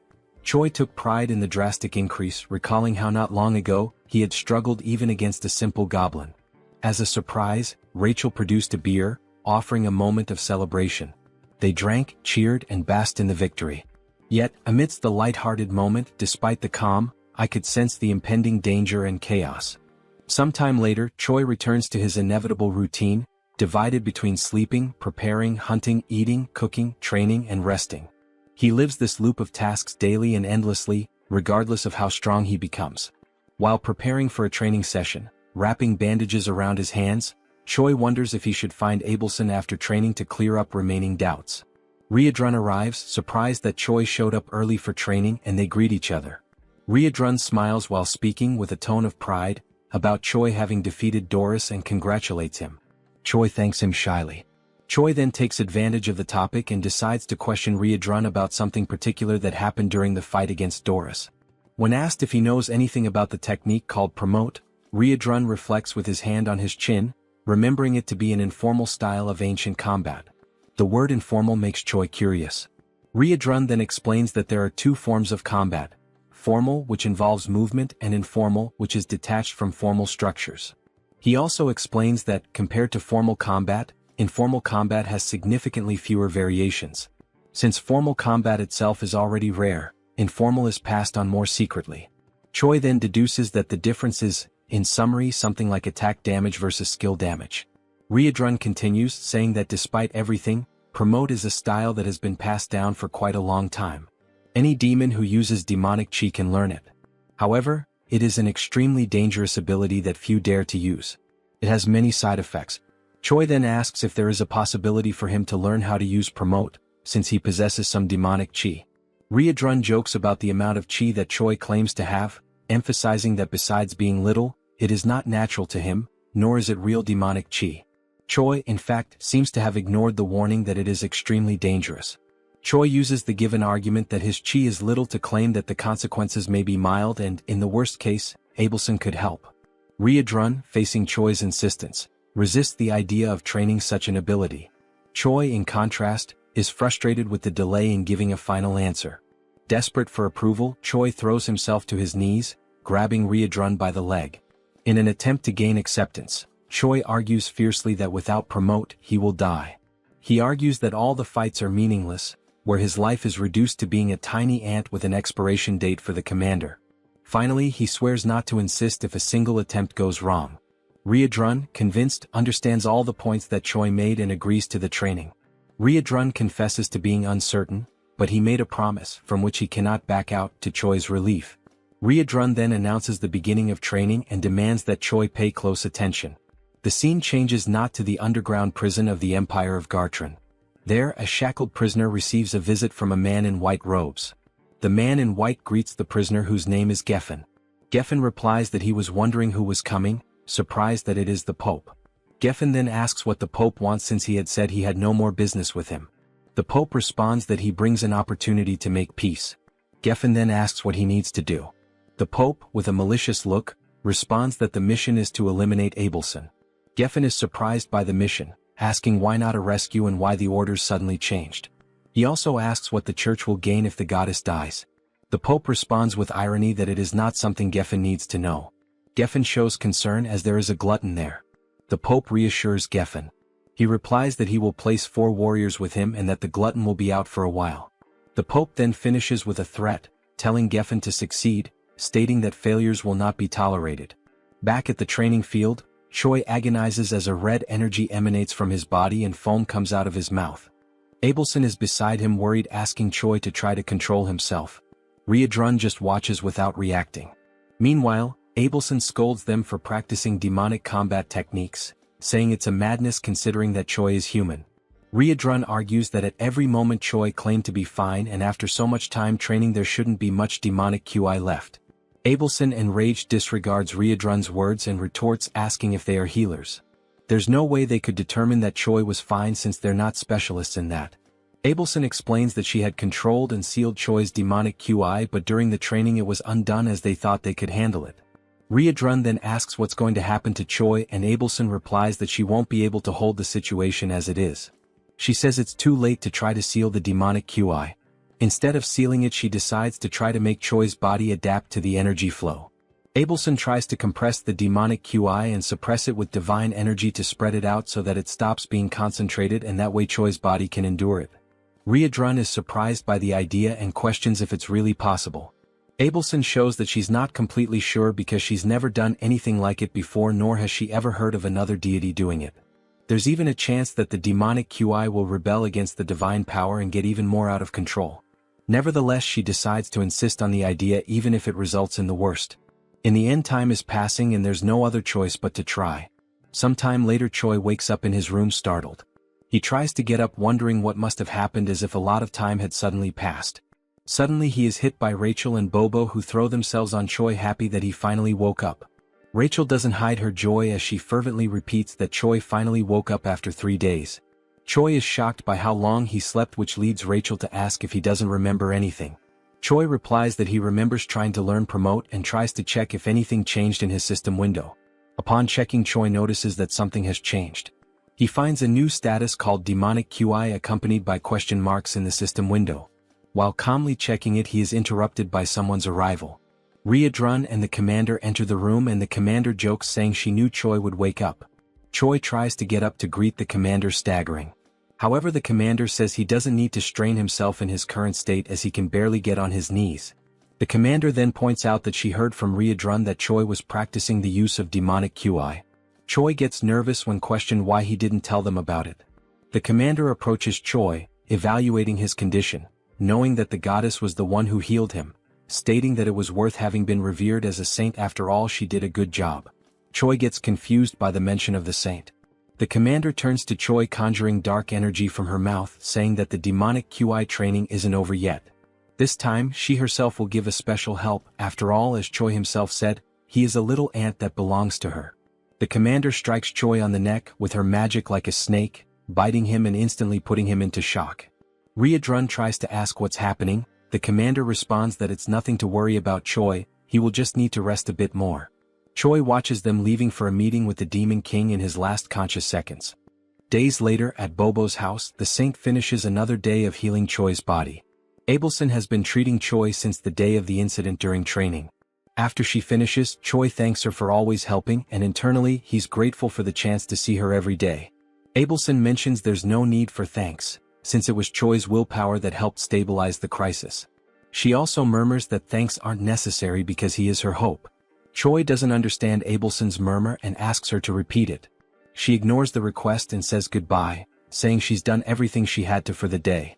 Choi is left confused, thinking about other times the saint said things he couldn't understand, and how many strange things are happening in this world, leaving many questions. The only thing left for Choi is to wait for things to unfold. Later that night, Choi and Riadrun are together, with the hero receiving lessons on the theory of demonic chi manipulation. Riadrun, however, warns Choi not to overdo it. Choi says he's fine, as it's already been 3 days since he woke up and he'll be okay as long as he doesn't use that type of magic again. Riadrun then recalls that it's been exactly 3 days since the commander left. As Choi continues talking, Riadrun gets lost in his thoughts. He reflects that even though the meeting is an annual and recurring event, this particular year feels like there's something strange involved. Choi notices Riadrun is distracted and calls his attention, prompting an apology from him. Choi mentions that Riadrun has been very busy in recent days. He offers to help if necessary, as Riadrun has been handling command duties alone. Riadrun replies that everything is fine and the commander will return soon. Even if she was summoned earlier this time, it won't change much of the routine. He ends by telling Choi to focus on himself, and Choi accepts it as an order. Riadrun observes that Choi is getting stronger over time. He also notes that now that he has demonic chi, his strength should develop even more. Choi will only need to remain stable in his current state to achieve tremendous results. As he watches Choi, Riadrun senses an unusual movement. He quickly realizes its divine power and becomes alert. Standing up, he surprises Choi with his sudden change in behavior. He then explains that he sensed the presence of someone with divine power in the castle who isn't the saint. Before Choi can process it, Riadrun confirms it's an intruder. Riadrun then orders Choi to stay quiet while he goes to investigate the situation. The scene shifts to the castle's hallways, where 4 men in black cloaks are gathered. They discuss how entering the castle was relatively easy. One of the men comments that this ease came from the commander being away. Geffen, instead of responding, demands silence. He knows and warns that even without the commander, there's still an opponent they must be wary of. When Geffen mentions the name Red Nightmare, Riadrun appears in front of the group, demanding to know how they knew about Commander Hemis's absence. Realizing they're facing the one they feared, one of the men panics, confirming it is Red Nightmare, while Geffen tells the group not to lose composure as they assume battle positions. Geffen then assigns 2 of the men to go after Abelson, while the other stays with him to fight Riadrun. Realizing their goal is the saint, Riadrun becomes concerned because the room where she is confined is not far from their current location. Clenching his fists, he becomes frustrated, knowing that dealing with all 4 would be easy, but handling 2 while the other 2 escape is much more complicated. Suddenly, a voice echoes down the corridor. Choi appears, asking if everything is alright, anxious because Riadrun had left the room with such a serious expression. Riadrun scolds Choi, saying he was very clear when he ordered him to stay in the room. But internally he is grateful that Choi showed up. He then asks Choi to pay attention to a new command. Explaining that the intruders are after Abelson, Choi must reach her before they do and escape with her. Riadrun throws his necklace to Choi, who is confused about what to do with the accessory. Geffen charges at Riadrun before he could finish the instructions, and even so, while defending himself, Riadrun explains that the necklace will serve to convince high-ranking officers of the situation. Choi promptly follows his path at full speed. Geffen, irritated, orders his companion to go after Choi and stop him. Meanwhile, Riedrun finally decides to attack, making it clear that Abelson will not leave the castle without the commander's permission by anyone's hands. Riedrun activates his combat-style 7th movement, attacking Geffen with powerful strikes. He also launches a blow called Explosive Destruction Wave, his eyes glowing red with determination. Meanwhile, Choi runs as fast as he can to reach Abelson's room. As he runs, a mission window appears. The mission this time describes that evil men are trying to kill Abelson and Choi must protect her, and who knows, maybe after that a romance might arise with a reward of 1,000 points. Knowing that the humans are actually trying to kill the saint makes Choi anxious. Another detail in the message that confuses him is the large amount of points awarded if he manages to complete the mission. Upon arriving at Abelson's room, Choi urgently announces that they need to get out of there immediately because humans are attacking. Abelson is caught by surprise and does not understand what is happening, so Choi explains that it is an attack from the same people who attacked previously. Meanwhile, in the nearby corridors, Riedrun's troops delay the intruders' advance. The comrades warn Choi not to waste time and to flee with the saint. Choi immediately grabs the saint by the hand and in a swift motion places her on his shoulder. With no time to apologize for the lack of courtesy, he runs carrying Abelson. The scene shifts to a room where a meeting is being led by the 3rd Commander Roger. He comments on Doris's defeat by a low-level human with a tone of disappointment. The memory of the commander asking him to take care of correcting everything while she's away takes over, and Roger wonders why he was chosen for such a task. Focusing on the meeting, he decides to end it as there's nothing more to be discussed and asks everyone to follow the orders. Suddenly, a goblin interrupts with an urgent report. He explains that Choi has arrived carrying Riedrun's necklace, and Roger tries to understand the situation. The goblin then explains that other humans are attacking the castle trying to find Abelson. Roger receives the message and becomes irritated with such inconvenience. Moments later, Roger encounters Choi accompanied by Abelson in a corridor, who intends to explain the situation in more detail. Choi then begins to tell that Riedrun detected divine power within the castle, and promptly went after the intruders who turned out to be humans seeking to put an end to Abelson. Roger does not believe that humans would attempt on the saint's life, and asks Choi to calm down, thinking it must be some mistake. In a brief moment, Roger senses something strange approaching, and before he can react, with only enough time to tell everyone there to protect themselves, a devastating attack hits the corridor windows, signaling the arrival of another enemy. Now, with no more doubt about the human's objective, Roger is stunned by the reality he is witnessing. Roger, seeing that the enemies are approaching the saint, casts a restriction spell to try to stop them. However, the distance is too great, being insufficient to stop both attackers. Choi decides to act, preparing to use the 7th movement of Riedrun's combat art. Before one of the enemies could reach Abelson, Choi hits him from behind with a powerful punch, knocking him out instantly. Choi shouts as he attacks, declaring that he will protect Abelson. Meanwhile, in Riedrun's battle, one of the invaders has already been defeated, while Geffen mocks the loss of his companion after having used him as a shield. Riedrun already expected Geffen to be a strong opponent, but even so, the level of Geffen's strength is surprising, equating to that of a commander. Besides strength, divine power and demonic IQ are natural enemies. Such points are essential to classify warriors like Geffen as heroes of humanity. Geffen laughs while belittling Riedrun, considering his struggle against the 2 invaders as proof that he is just another ordinary demon.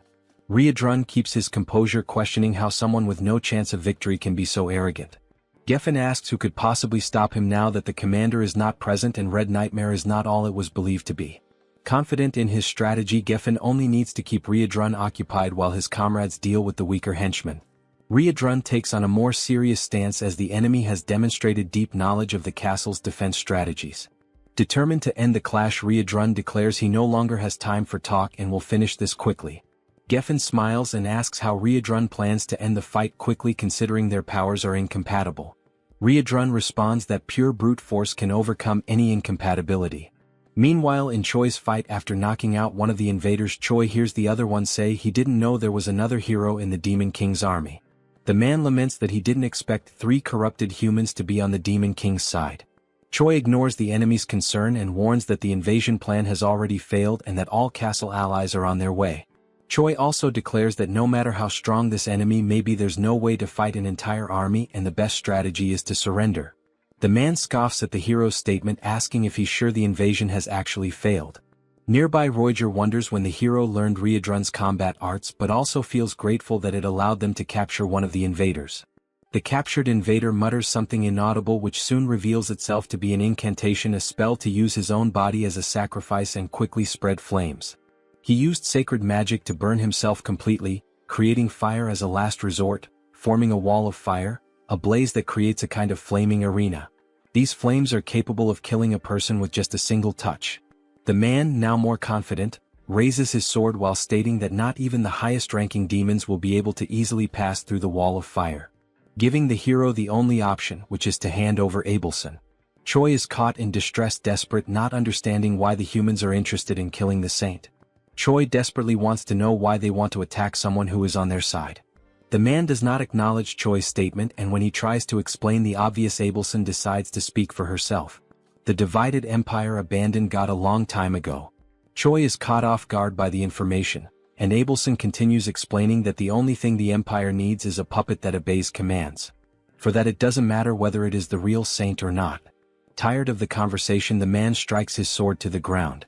He declares that he no longer wants to hear drama and will give the hero a 10-second head start.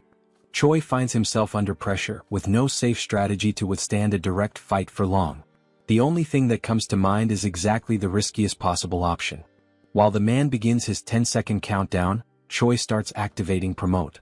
Upon activating the first level of the magic, Choi immediately causes concern in Abelson, because she realizes what he plans to do. The saint tries to warn him that his body won't withstand it and tries to make him stop, but time is running out. Nothing will be able to convince Choi because he already believes that everyone is going to die, so the only thing left is to fight with everything he has. Pushing the technique to its limit, reaching full stage 2, Choi still hasn't given up on evolving Promote. He recalls Riedrun's instructions, who explained that Promote has 3 stages named Bloom, Full Bloom, and Falling Flowers. Each step taken increases the risk to the user, highlighting that Choi should never think of going that far. Although he must master the previous level before moving on to the next, reaching the 3rd level is too risky. But Choi saw no choice in the face of certain death.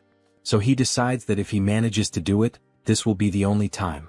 After 7 seconds, Choi finally reaches the peak. His heart feels like it's about to explode while his body screams for him to stop this madness.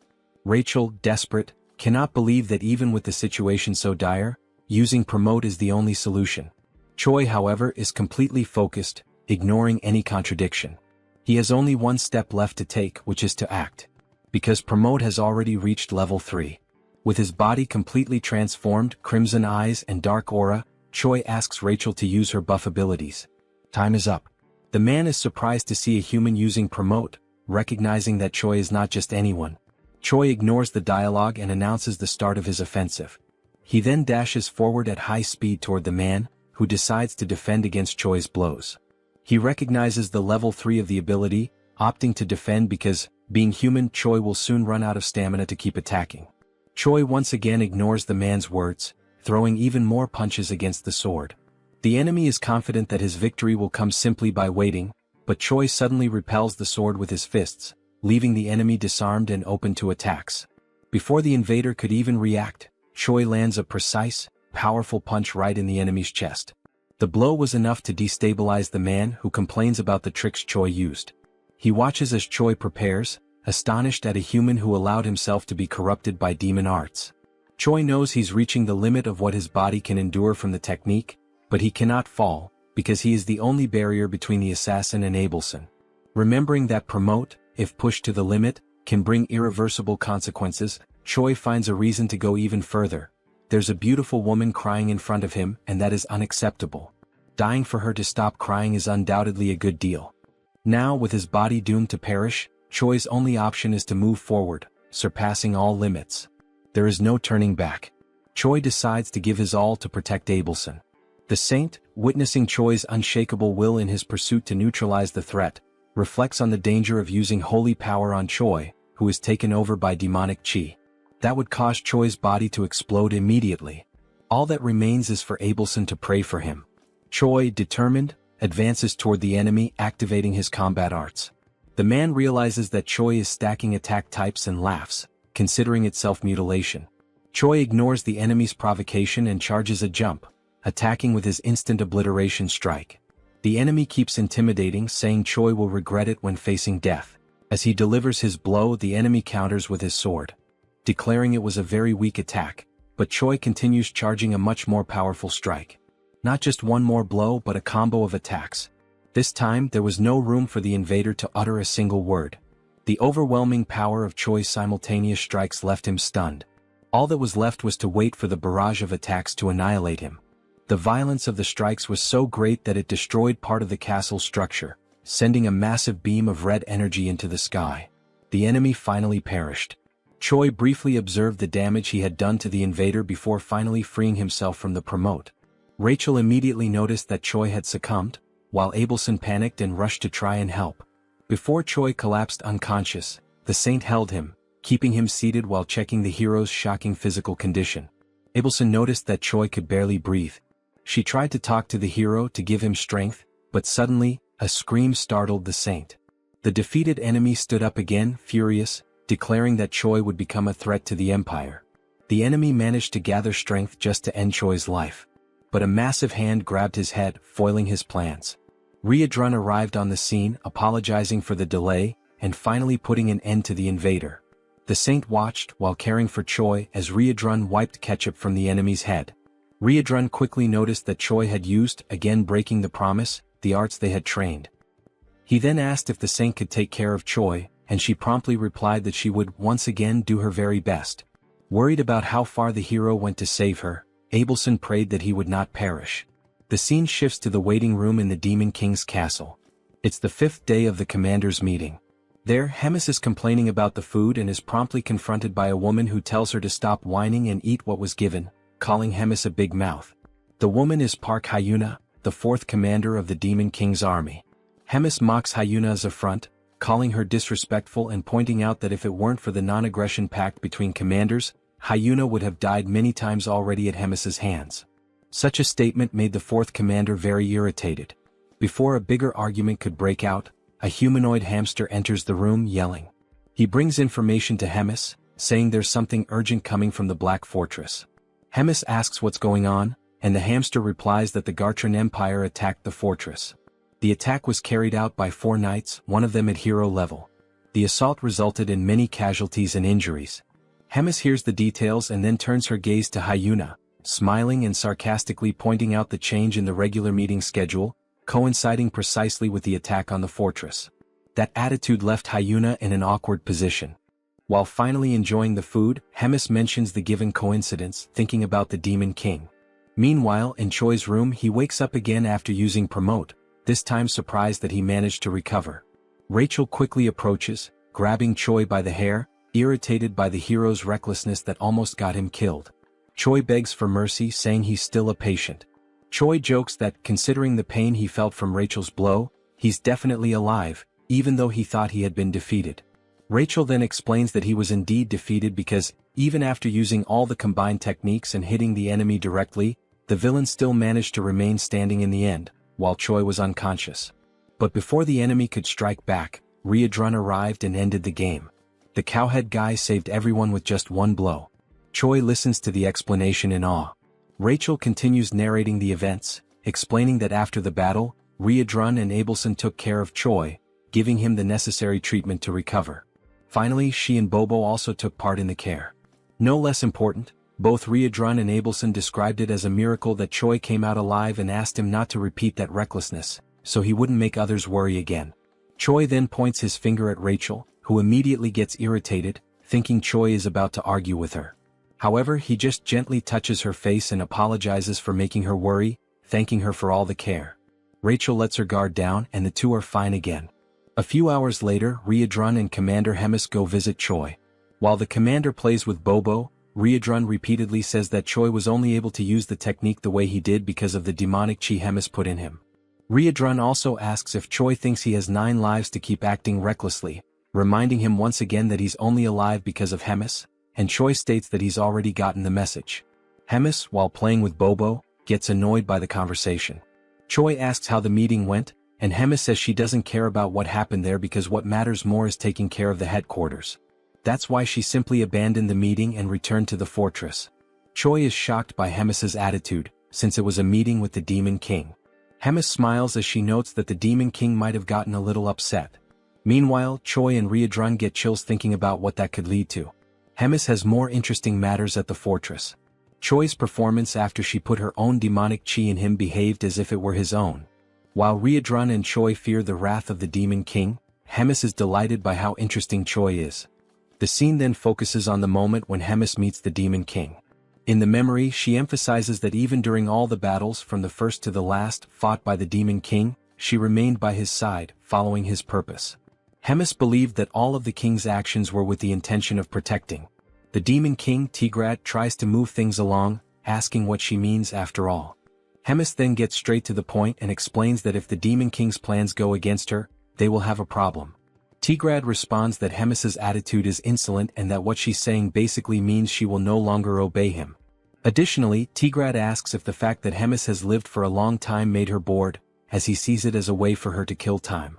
Hemis replies that she already knew that would be Tigrad's reaction and that she doesn't plan to fight him, which is why she will leave. But before going, Hemis looks at Tigrad once more and asks who is really getting bored as time goes by, and tells him to think carefully as this is her final warning as a longtime companion. And after that farewell, Hemis goes to meet Choi, and the scene returns to the moment when Hemis and Riadrun leave. Choi shows respect as the duo walks, and Hemis turns to Riadrun, congratulating him, which makes Riadrun curious about the reason for the congratulations. Hemis explains that he managed to handle a hero-class human on his own and asks if it wouldn't be time for him to evolve into a higher hierarchical position. Riadrun thanks her for the compliments but replies that he doesn't think it's the right time for that. Hemis asks why not, and Riadrun promptly responds that he's still interested in training and following Choi's growth, and with that he also wants to learn more from Hemis's own teachings. That will be good for his personal growth. Hemis briefly smiles, and after a moment she decides to go straight to the point, confirming whether the castle turned into 3 chunks due to the human invasion. Riadrun confirms that yes, and he has no excuse for it. Hemis then says she thinks everyone has gotten lazy, as she didn't even arrive at the front lines. So she gets the idea to start a tournament to select a commander for the Third Army. The scene then cuts back to Choi, who is viewing his shop through the system.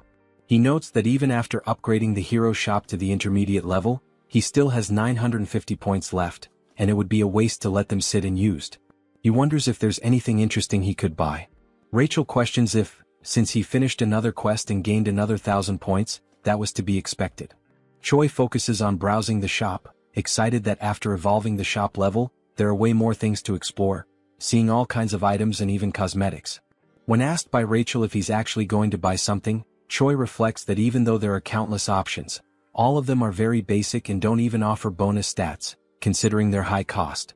Rachel agrees, pointing out that all those items could be destroyed like paper by Hydro. Taking another look at the shop, Choi notices that some accessories have different options, but they're hard to understand. So he decides to first upgrade his combat power gauge. Before proceeding, Choi notices something and asks what this item called Wrath and Magic Creation is. Rachel then explains that it's not an item, it's more related to something like a unique skill from the creation system, where Choi can, for example, turn his kick into a skill and then level it up. Even though they're the same kicks, they'll probably hit harder. Choi reflects on Rachel's words.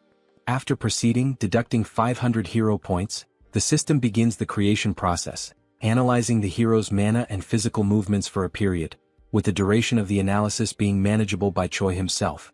The countless pieces of information leave Choi confused, and as soon as he understands how the system records movements, he becomes amazed by the skill. With that, he stands up and prepares to record his new skill. While the system records the movements, Choi chooses to start with his kick, performing the motion for the recording. Once it's finished, the system will generate the alteration, optimizing his physical balance and mana control. Choi simply watches as the system operates, and suddenly, a warning message catches him by surprise, while he thinks that his life is finally becoming a real Isekai story. The system's warning message comes with a failure during the creation process and a suggestion for Choi to perform the movement correctly. Choi then gets irritated, asking what the hell is going on, since he did exactly what the system asked him to do, not knowing why the hell it's not working. Rachel speculates that the system might not be recognizing Choi because he's a bug user, since he possesses demonic chi, clarifying that the hero's security system is the most secure in that world. Therefore, it's not Choi's fault that he wasn't able to use the skill the way he did. Choi, even more annoyed, grabs Rachel with his hands and shakes her violently up and down, leaving her desperate. While he explains that he's already pissed and her explanation made it worse, something catches his attention.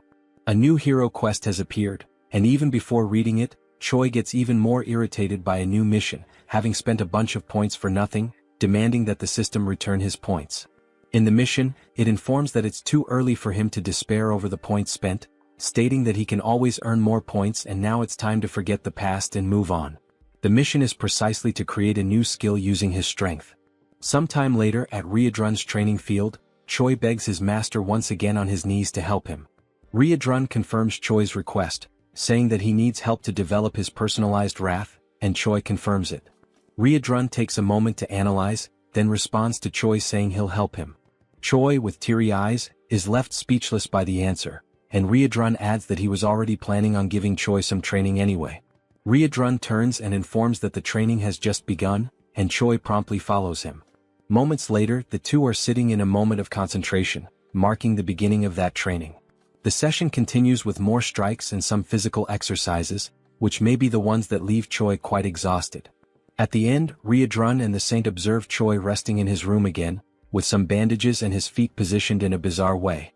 Marking day 1, Choi smiles, grateful for having completed the day, and after getting up to pull himself together, he checks the system window informing that he completed a mission. Choi's combat power increases, and he then reflects on having managed to create his personalized wrath. It's a modified version of Riedrun's martial arts style, and the name Choi gives to this new style will be Nobilis. On the day of the tournament, the host greets everyone, introducing himself as Jark, explaining that this time's event will be to select 1 company commander and 13 battalion commanders. The host also states that the number of expected tournament participants exceeds 1,000. Focusing on the image of Remus and Hyuna, who are together in a room, the host explains that the tournament will consist of 3 matches in total and that all of them will follow a battle style different from the usual in previous tournaments. All participants will have 1 hour to prepare for the beginning of the first match, and during that we already see some participants gathered, including one with a goat head and a weird smile. Right after that, we see Choi smiling as the host explains that a knife has been accidentally dropped, making a metaphor with the name of the first match, which is the Killer Run and will take place on the Outlaw of the Highway. The scene shifts to Choi, who is warming up as the 4th commander arrives and approaches him. She states that she has been observing him for some time, asking if he is human in a rhetorical tone. Choi is surprised by the presence of the woman, who is a stranger to him until now. The hero is dumbfounded by her beauty. She then begins to describe him, answering her own question by saying that the fact he has black hair and a combat power gauge suggests he is probably just an ordinary hero at first glance. Choi tries to confirm this, but the 4th commander continues her analysis, surprised that he possesses demonic chi and speculating that he might be some kind of spy. Before the conversation could progress, Riedrun arrives at the scene, asking for permission and demanding that the woman step back, until he realizes she is the 4th commander. Riedrun then states that he has a request from Hemis to deliver to the commander of the cooking squad, and Hyuna is surprised that this guy is receiving an order directly from Hemis. Riedrun confirms it, and Hyuna then decides to step aside, complying with Riedrun's request. As she looks back, she reflects on how Riedrun is standing beside Choi not as prey, but as a commander. She then becomes excited, saying that what is to come might yield more results than she expected. Riedrun then speaks with Choi, explaining that sometimes she behaves inappropriately, but she is a squad commander, clarifying that she is also a hero just like Choi.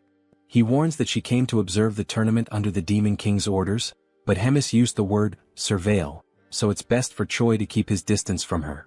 Choi quickly senses that there is something strange about the relationship between the 2 commanders. He then tells Riedrun that he understands and asks what Hemis's request was for him. Riedrun explains that Hemis said he should reach at least rank 8 in the tournament, and that if this doesn't happen he would be sent to the 2nd Material Research Squad. He also mentioned something about cost protection, which shocks Choi, who fears his fate. 2 hours later, the start of the tournament is announced, and the host explains the rules. The first race is simply a race. The goal for the participants is to reach the final destination, and there are no other rules beyond that. He adds that for today, if a competitor accidentally kills another competitor, there will be no penalties. The goat then turns to Choi, asking if he heard that correctly. In a threatening tone, he says that if he accidentally kills Choi, he'll be forgiven, so Choi shouldn't even come near him. Choi, unfazed by the threat, simply confirms that he got the message. The host then gives the command for everyone to begin, and the competitors promptly start the race, with Choi leading a small group, but still far behind the front runners. One of the competitors who can fly mocks those who cannot, and soon launches a magical attack directly at the group Choi is in, prompting Choi to ask Rachel for a shield to protect him. While running under Rachel's protection, Choi asks her to update him on the condition of the front line of runners.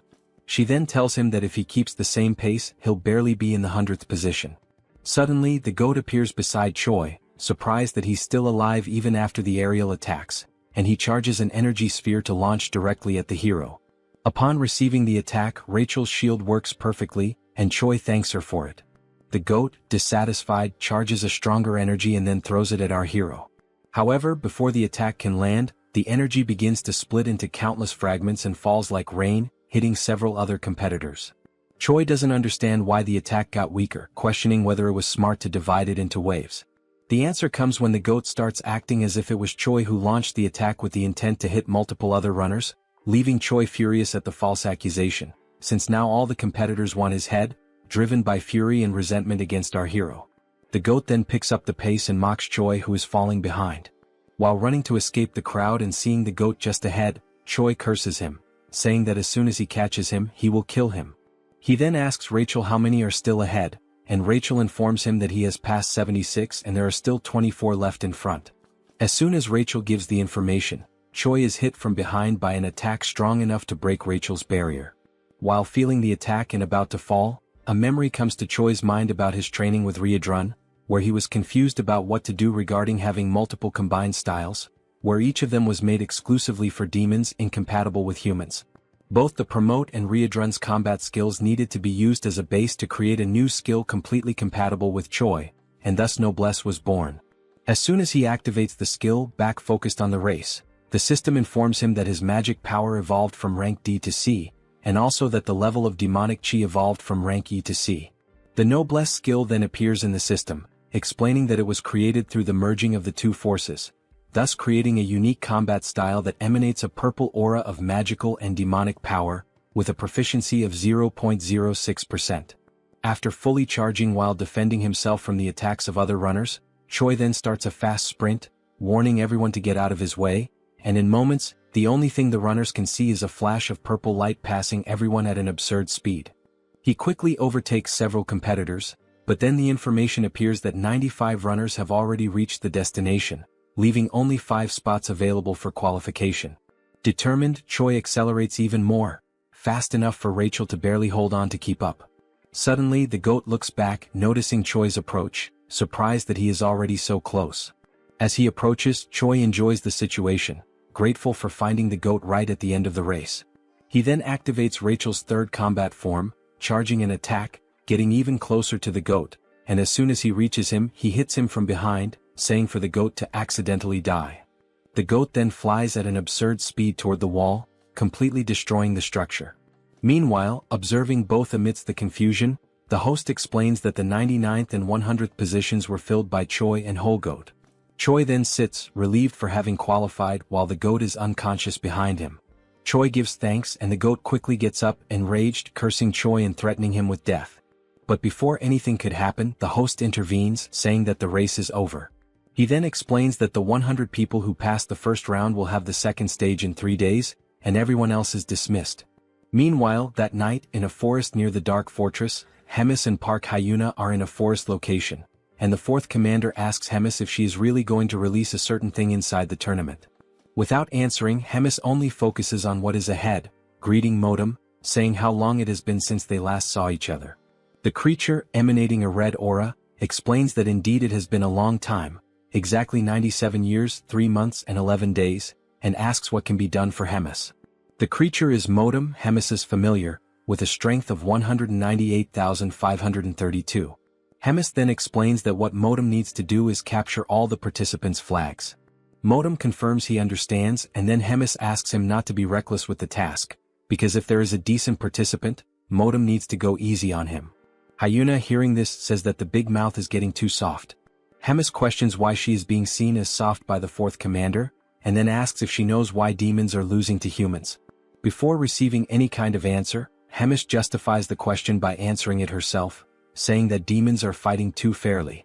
They try to solve everything through brute force, and if they lose in strength they do not retreat, and in the end they end up dying. And this is accepted very simply. But unlike demons, if humans are at a disadvantage, they avoid the fight and manage to return later with schemes to unbalance the battlefield. And that is why the Demon King's army keeps losing to weak humans, ending the explanation with a finger pointed at Hyuna's face, who is perplexed by the situation. To break the tension of the moment, Hemis adds that the fourth commander needs to study a bit more, leaving Hyuna irritated by the provocation. Next, the rules for the next phase of the tournament are explained, detailing that groups of 4 people will be formed randomly and each group starts with 2 flags. After 48 hours, the teams with the most flags will be classified for the next round, with a limit of 10 spots. Those teams that do not have any flags will be disqualified, regardless of their position. Hearing the explanations and after the groups are formed, the GOAT is happy with the composition of his team because they are using Choi as bait to attract other participants and collect their flags. Choi is also somewhat content with the strategy, saying that it is brilliant, but deep down he is wondering what kind of bad luck made him end up on the same team as the GOAT. But in the background, with no expressions, are the other team members, one being a hawk and the other looking like Arbok. The 4 of them make up Team 9. The GOAT, still excited with the results, declares that they just need to wait because with the number of flags they currently have, they are practically already classified. But Choi watches him, reflecting on how annoying the GOAT is. It is then shown that Choi's team is in 4th position with 4 flags, but that was not the current position just moments ago. The ranking rose abruptly, and once again the team's position rises to 3rd place without them having done anything. Seeing this, everyone is surprised, wondering what is happening. Suddenly, a steel foot approaches the group, and Choi hears the sound of metal, making him look back and notice the presence of Moten with his extreme strength and intimidating presence. The GOAT notices, upon seeing several flags on Moten's back, that he is probably the cause of the mess in the ranking. The GOAT then smiles, wondering if he is a golden goblin, and then recklessly rushes toward the stranger, causing Choi to try to stop him, saying he shouldn't try to fight him. The GOAT continues the charge, calling Choi a coward. Concentrating an attack, the GOAT arrogantly declares that he is going to kill the tin monster and take his flags. With a simple movement, Moten knocks down the GOAT, and in the attack he is thrown against the hawk and against Arbok, losing the flag. While storing the newly collected flags, Moten is being watched by those who sent him. Hyuna questions if that was really necessary.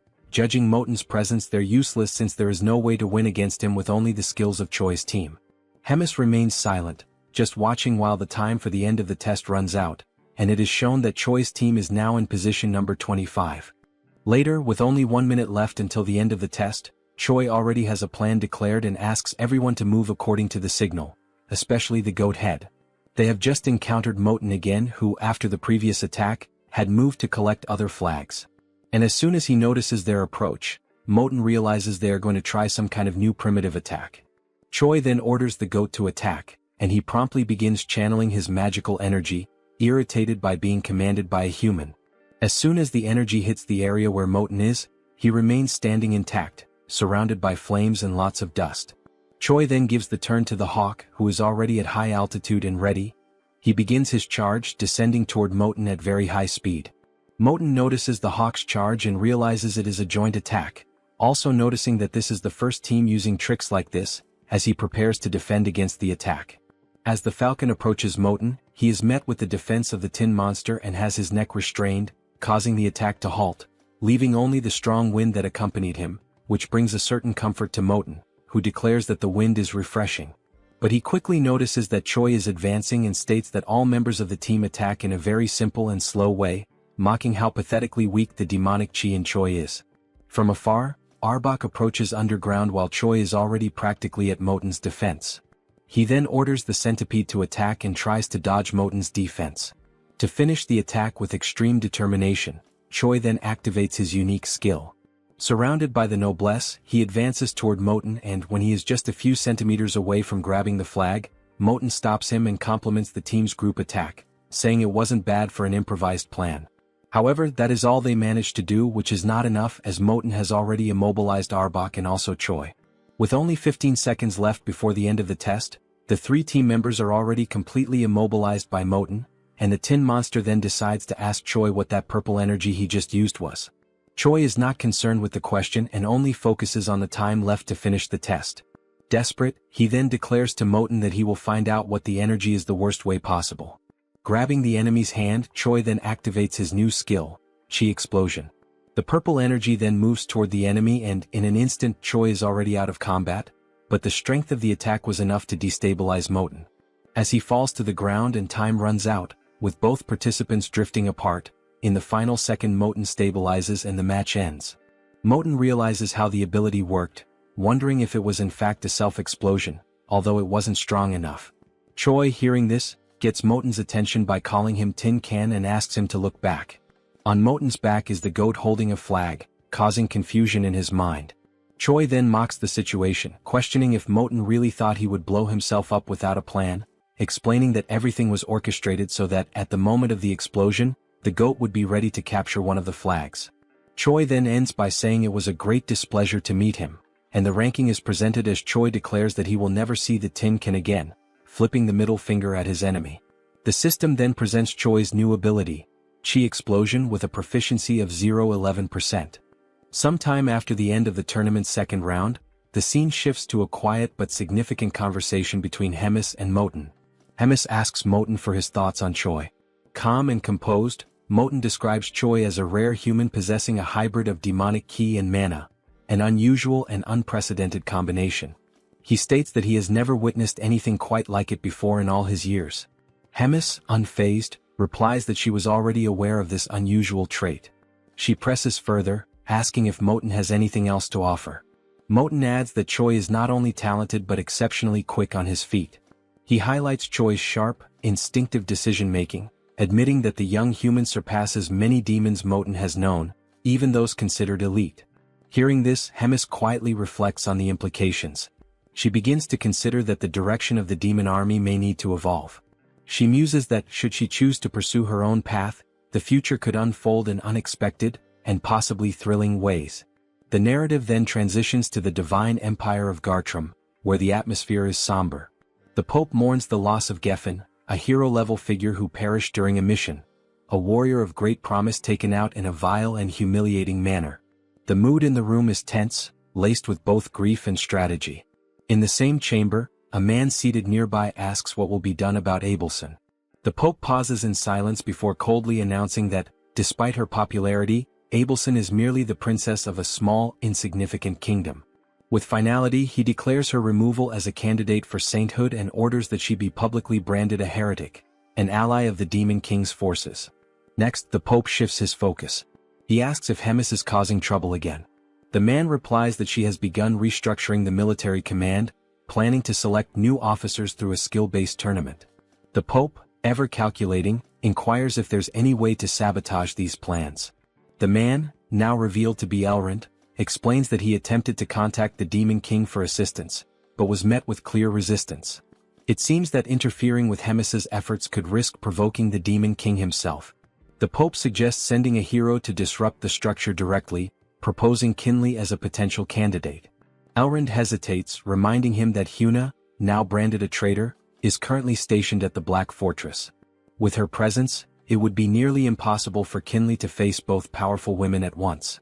The Pope, ever perceptive, deduces that Huna's position at the fortress may suggest the Demon King is not entirely aligned with Hemis. Elrond momentarily considers canceling the sabotage plan, but the Pope raises a hand to interrupt. He asserts that the empires of Gartrum and Drasen have always thrived by embracing conflict. Their power comes from waging holy war against the evil of the demons.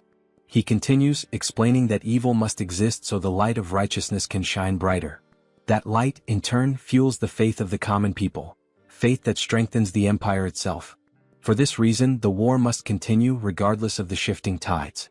One of their strategies, the Pope reveals, has been feigning cooperation with the Demon King to subtly control the war's direction. However, if demons continue to evolve at this pace, they may soon grow beyond the Empire's control. He then instructs Elrond to verify whether their embedded spy has reported the next tournament's location. Elrond checks his notes and opens a map, revealing that the next match will take place in Inamazet, a remote, forested region notorious for its dangerous beasts. They both note the area's distance from the Black Fortress, interpreting the choice of location as divine will. The Pope gives his final command: summon the heroes and use this next opportunity to measure their strength. As plans unfold in the Empire, the story cuts back to Choi, now in his quarters. He sits calmly, amused by the chaotic state of his system after merging demonic ki with mana. The intricacy of energy manipulation has grown considerably. Rachel, watching him with a mix of awe and curiosity, quietly reflects that not long ago, Choi had only one ability, a skill he mastered thanks to Hydrun's relentless training.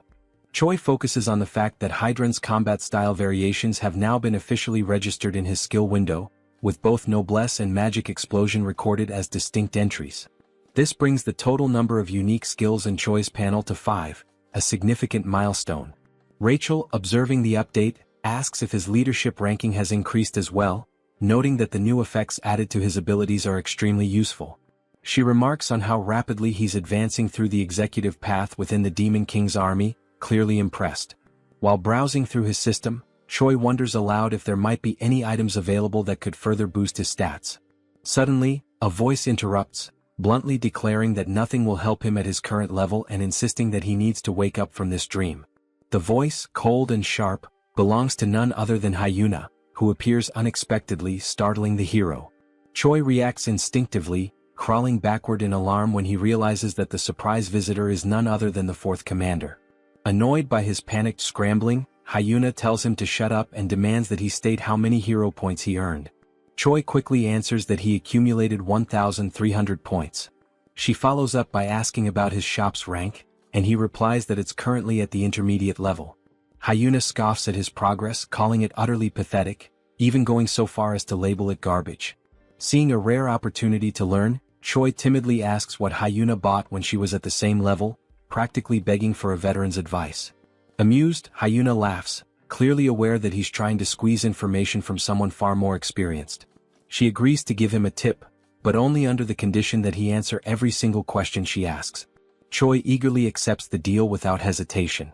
Hyuna then advises him that, since he already has an aura, the next step is to upgrade his shop level and purchase a dimensional pocket, a valuable inventory-like item that offers excellent utility for its cost. Choi ponders the usefulness of such an item and wonders if it will show up in the next round of shop offerings. Hyuna confirms with a nod but immediately shifts gears, announcing it's now her turn to ask questions. Her first, is Choi really a hero? He responds vaguely that, somehow yes he is. Her second, why on earth is he serving in the demon army? Again he answers that he somehow ended up there. Her third question, how can he use both demonic ki and mana simultaneously? Choi gives the same kind of answer, it just happened. Frustrated by the lack of clarity, Hyuna sarcastically sums up his story. He's somehow a hero who somehow ended up in the demon army, and somehow can use both demonic ki and mana. Choi simply nods in full agreement. Furious at his nonchalant attitude, Hyuna delivers a brutal kick to his face, launching him across the room. Dazed and annoyed, Choi retorts that Hyuna herself is also part of the demon army. The scene then shifts to some time later, with Choi lying face down and submissive, pinned under Hyuna's legs as she casually rests on top of him. When she calls out, he responds instantly.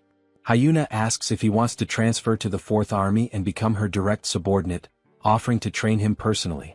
Choi, still in pain, politely declines, thanking her nonetheless. Her mood sours again and she increases the pressure on his back, making him groan. As he struggles, she demands to know why he insists on staying. Choi, gasping through the pain, replies that his main reason is simple. If he tries to leave, Hemis might actually kill him. Hyuna then asks what Choi's next point is, whether he has any goal beyond simply staying alive to avoid being killed by Hemis. Choi, without hesitation, replies that his next grand ambition is to marry a rich blonde noblewoman and become the proud father of 5 children. The absurd honesty and randomness of the statement catches Hyuna completely off guard. She freezes for a moment before abruptly getting off of him, visibly shaken by what she just heard. With a dismissive wave, she mutters that it would be better for them both to forget the entire conversation ever happened. Trying to compose herself, Hyuna then tells Choi that he's free to pursue whatever strange dream he wants and admits, albeit begrudgingly, that he's probably right about one thing. Hemis would never let him walk away so easily. With those words, she turns to leave, tossing over her shoulder that he should take the time to rest while he still can. As her footsteps fade into the distance, Choi lies there in silence, staring up at the ceiling and reflects inwardly. He acknowledges that beyond his fear of Hemis or his ridiculous personal goals, there's another reason he chooses to stay. His growth, as a person, a fighter, and perhaps even as a hero, is inseparably tied to this unpredictable, chaotic life within the Demon King's army. And to his own surprise, that thought doesn't scare him. In fact, it makes him genuinely happy. Sometime later, the day of the third round of the tournament finally arrives. The mood in the air is tense with anticipation. Choi begins his preparations with focused determination, checking over his gear and gathering what little he needs. Before heading out, with a smile, he asks Bobo to guard the house while they're gone and promises confidently that he'll return victorious, carrying the first place prize. Bobo barks once, tail wagging as if offering his blessing. As Choi and Rachel prepare to leave, Rachel brings up the route to Animosity, asking if they plan to pass through Lee Dongjin before arriving at the arena. Choi confirms with a nod, double-checking the map one last time. With everything set, the two step through the door, the energy between them buzzing with excitement. Their hearts are set on victory, their minds sharp and ready. With unwavering resolve, they march forward, determined to bring home the top prize and carve their names into the next chapter of the tournament's history.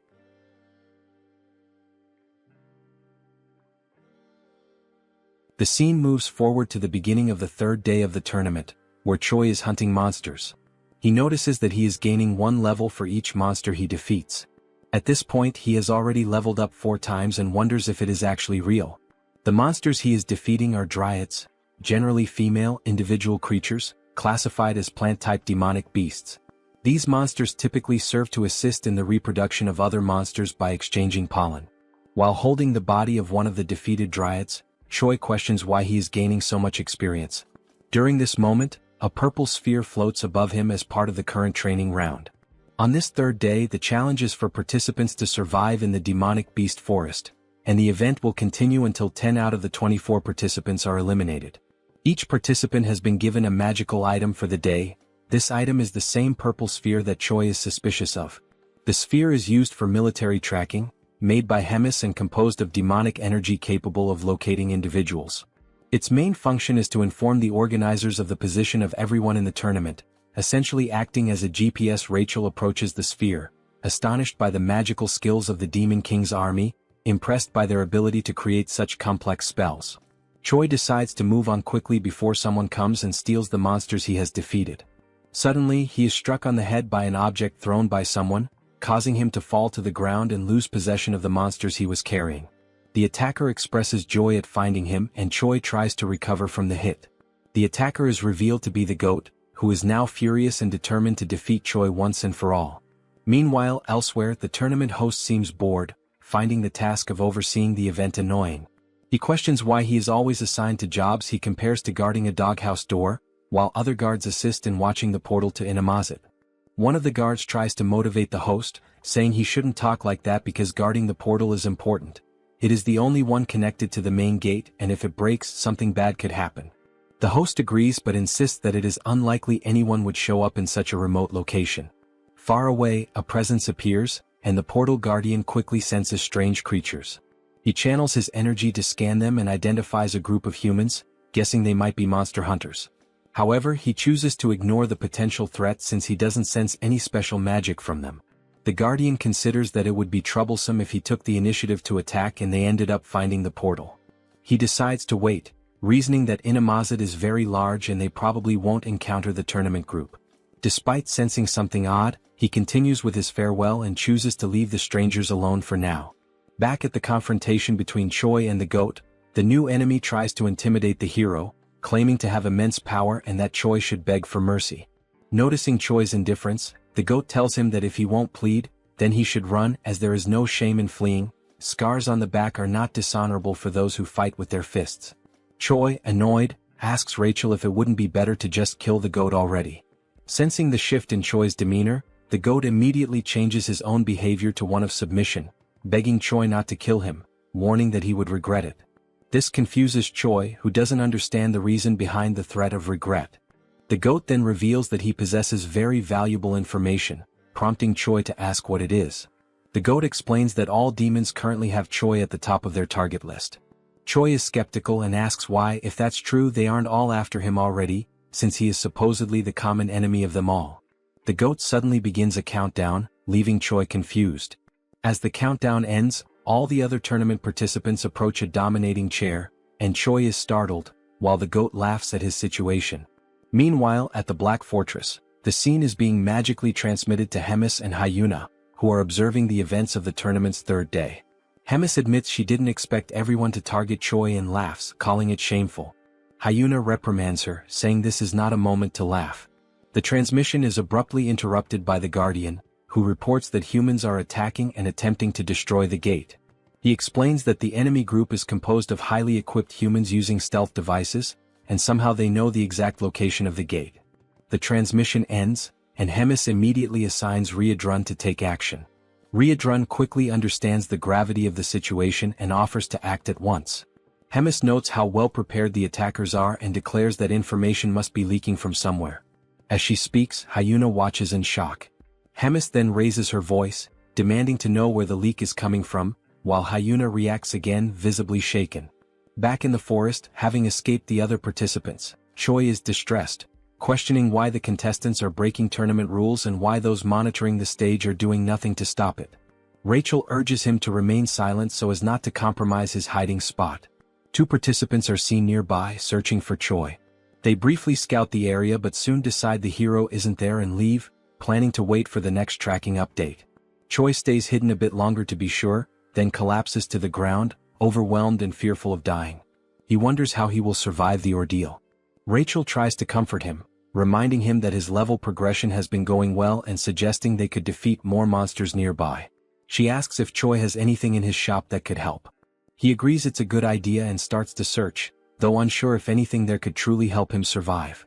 Just as he finds something possibly useful, a dark cloaked figure approaches, interrupting his search.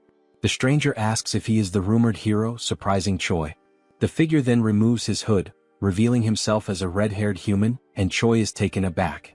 The rest of the group reveals their faces too, all fixing their strange gazes on the hero. Though they are all human, something about them feels unusual. The leader apologizes for not introducing himself earlier and tells Choi his name is Andrew Taylor, and that he is also a hero. At that moment, Choi's system interface appears, presenting him with a mission: survive at all costs and eliminate all the villains with a reward of 1,000 hero points. Choi quickly attempts to deceive the enemy group's leader by pretending to be a rookie hero.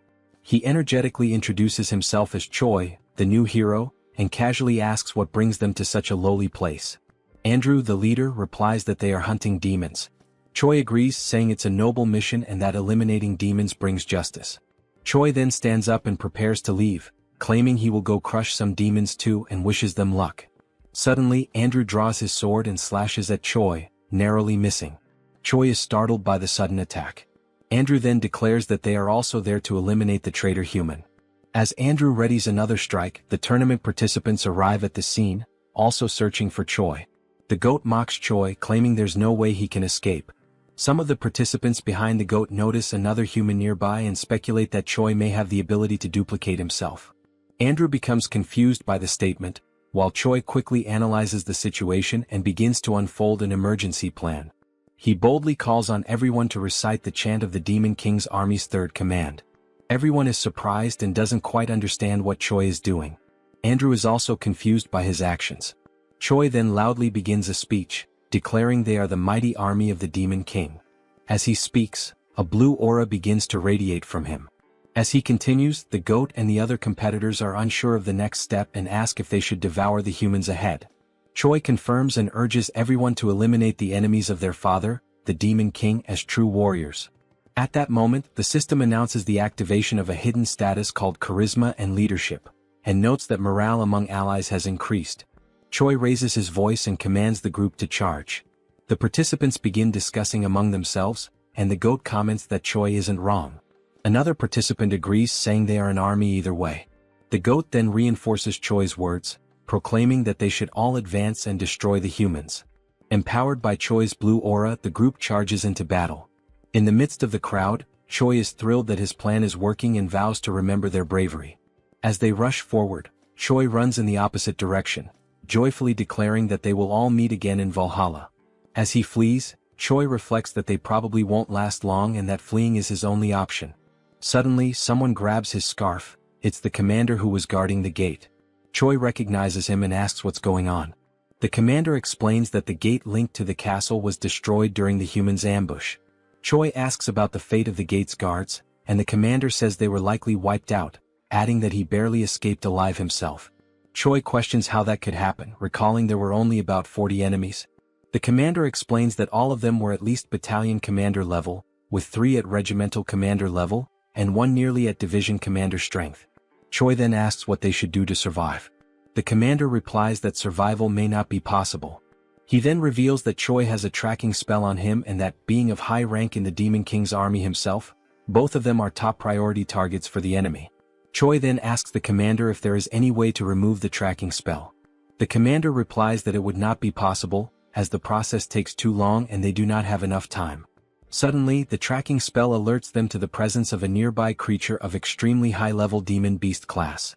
Choi realizes that this monster might somehow be useful. He turns to the commander, who waits to hear what Choi has in mind. Choi then announces that he has an idea that might help them escape the situation. Sometime later, the invading army has already wiped out all the tournament participants and realizes that the traitor hero has fled, prompting a full pursuit using the spell to track him. Andrew notices that besides Choi, something else is being sensed and he wonders if it could be Flowclad. He explains that Flowclad is a monster with a combat power between 250,000 and 300,000, known as the top predator of Inamazith, a massive plant type being classified as high risk, which typically requires at least a fighter-class hero to subdue. Andrew comments that while defeating it is not impossible, the damage it could cause will be significant. It doesn't take long before chaos breaks out with the encounter between the monster and the invading hero group. Andrew instructs his team to keep the monster distracted while he goes after the traitor hero. At this moment, the system announces the use of an item called pheromone perfume, which mimics the scent of a demon beast. However, the wider the area of use, the weaker its effect. It simulates beast affinity towards humans at the cost of 10 hero points. Choi then combines the item with Promote to attempt his survival plan, even if it means disguising himself as a female tree. Andrew soon spots the pair's strange outfits and is visibly surprised. Without hesitation, he charges at them and Choi sees the incoming attack, calling out for the commander to intervene. The commander effectively blocks Andrew's strike, and both swordsmen reposition, preparing for battle. Andrew activates his sword's advanced form and attacks again, triggering an epic duel between 2 highly skilled fighters. As the commander is assaulted from different angles, Choi steps in and neutralizes each peripheral attacker one by one. He reassures the commander, saying he will handle the smaller threats and urges him to stick to the plan so they can hold out as long as possible. Andrew then realizes and questions whether the duo's actual plan is simply to stall for time. His question is met with complete silence. The scene then flashes back to when Choi explains the plan to the commander. The central idea is to use the demon beast as their main force against the enemies. The commander's role is to evade Andrew as much as possible, tiring him out while using the beast as a shield against his attacks. Meanwhile, Choi is to deal with the rest of the group by leveraging the presence of the demon beast. The crucial point of the strategy is to never engage in a direct fight. Choi names the operation "You Come at Me." Returning to the present battle, Andrew grows frustrated with the commander's evasive tactics, asking how long he plans to keep dodging blows. The commander remains silent, internally reflecting on the fighting style of the humans, calling it cowardly. Still, he admits that it's exactly this method that allows them to buy precious time. The focus then shifts to Choi, who now faces a cloaked enemy. Weakened but determined, the opponent rises with one goal: kill the traitor. As the man charges, Choi easily dodges each attack. However, he notes the precision and strength behind the enemy's strikes, each one powerful enough to cut him in half. Despite that, the movements are highly predictable. Without embellishment, the enemy swings his sword like a machine. Choi counters, first striking the man's leg to unbalance him. When he falls, his chin hits the ground and Choi follows up with a direct kick to the head, knocking him out instantly. The swift victory earns Choi several level-ups, leaving him surprised by how easy the fight turned out. He wonders if they are truly human given their mechanical fighting style. Suddenly, while reflecting on the extended use of Promote, and the risk of exhausting his stamina, Choi is caught off guard by a potential side effect.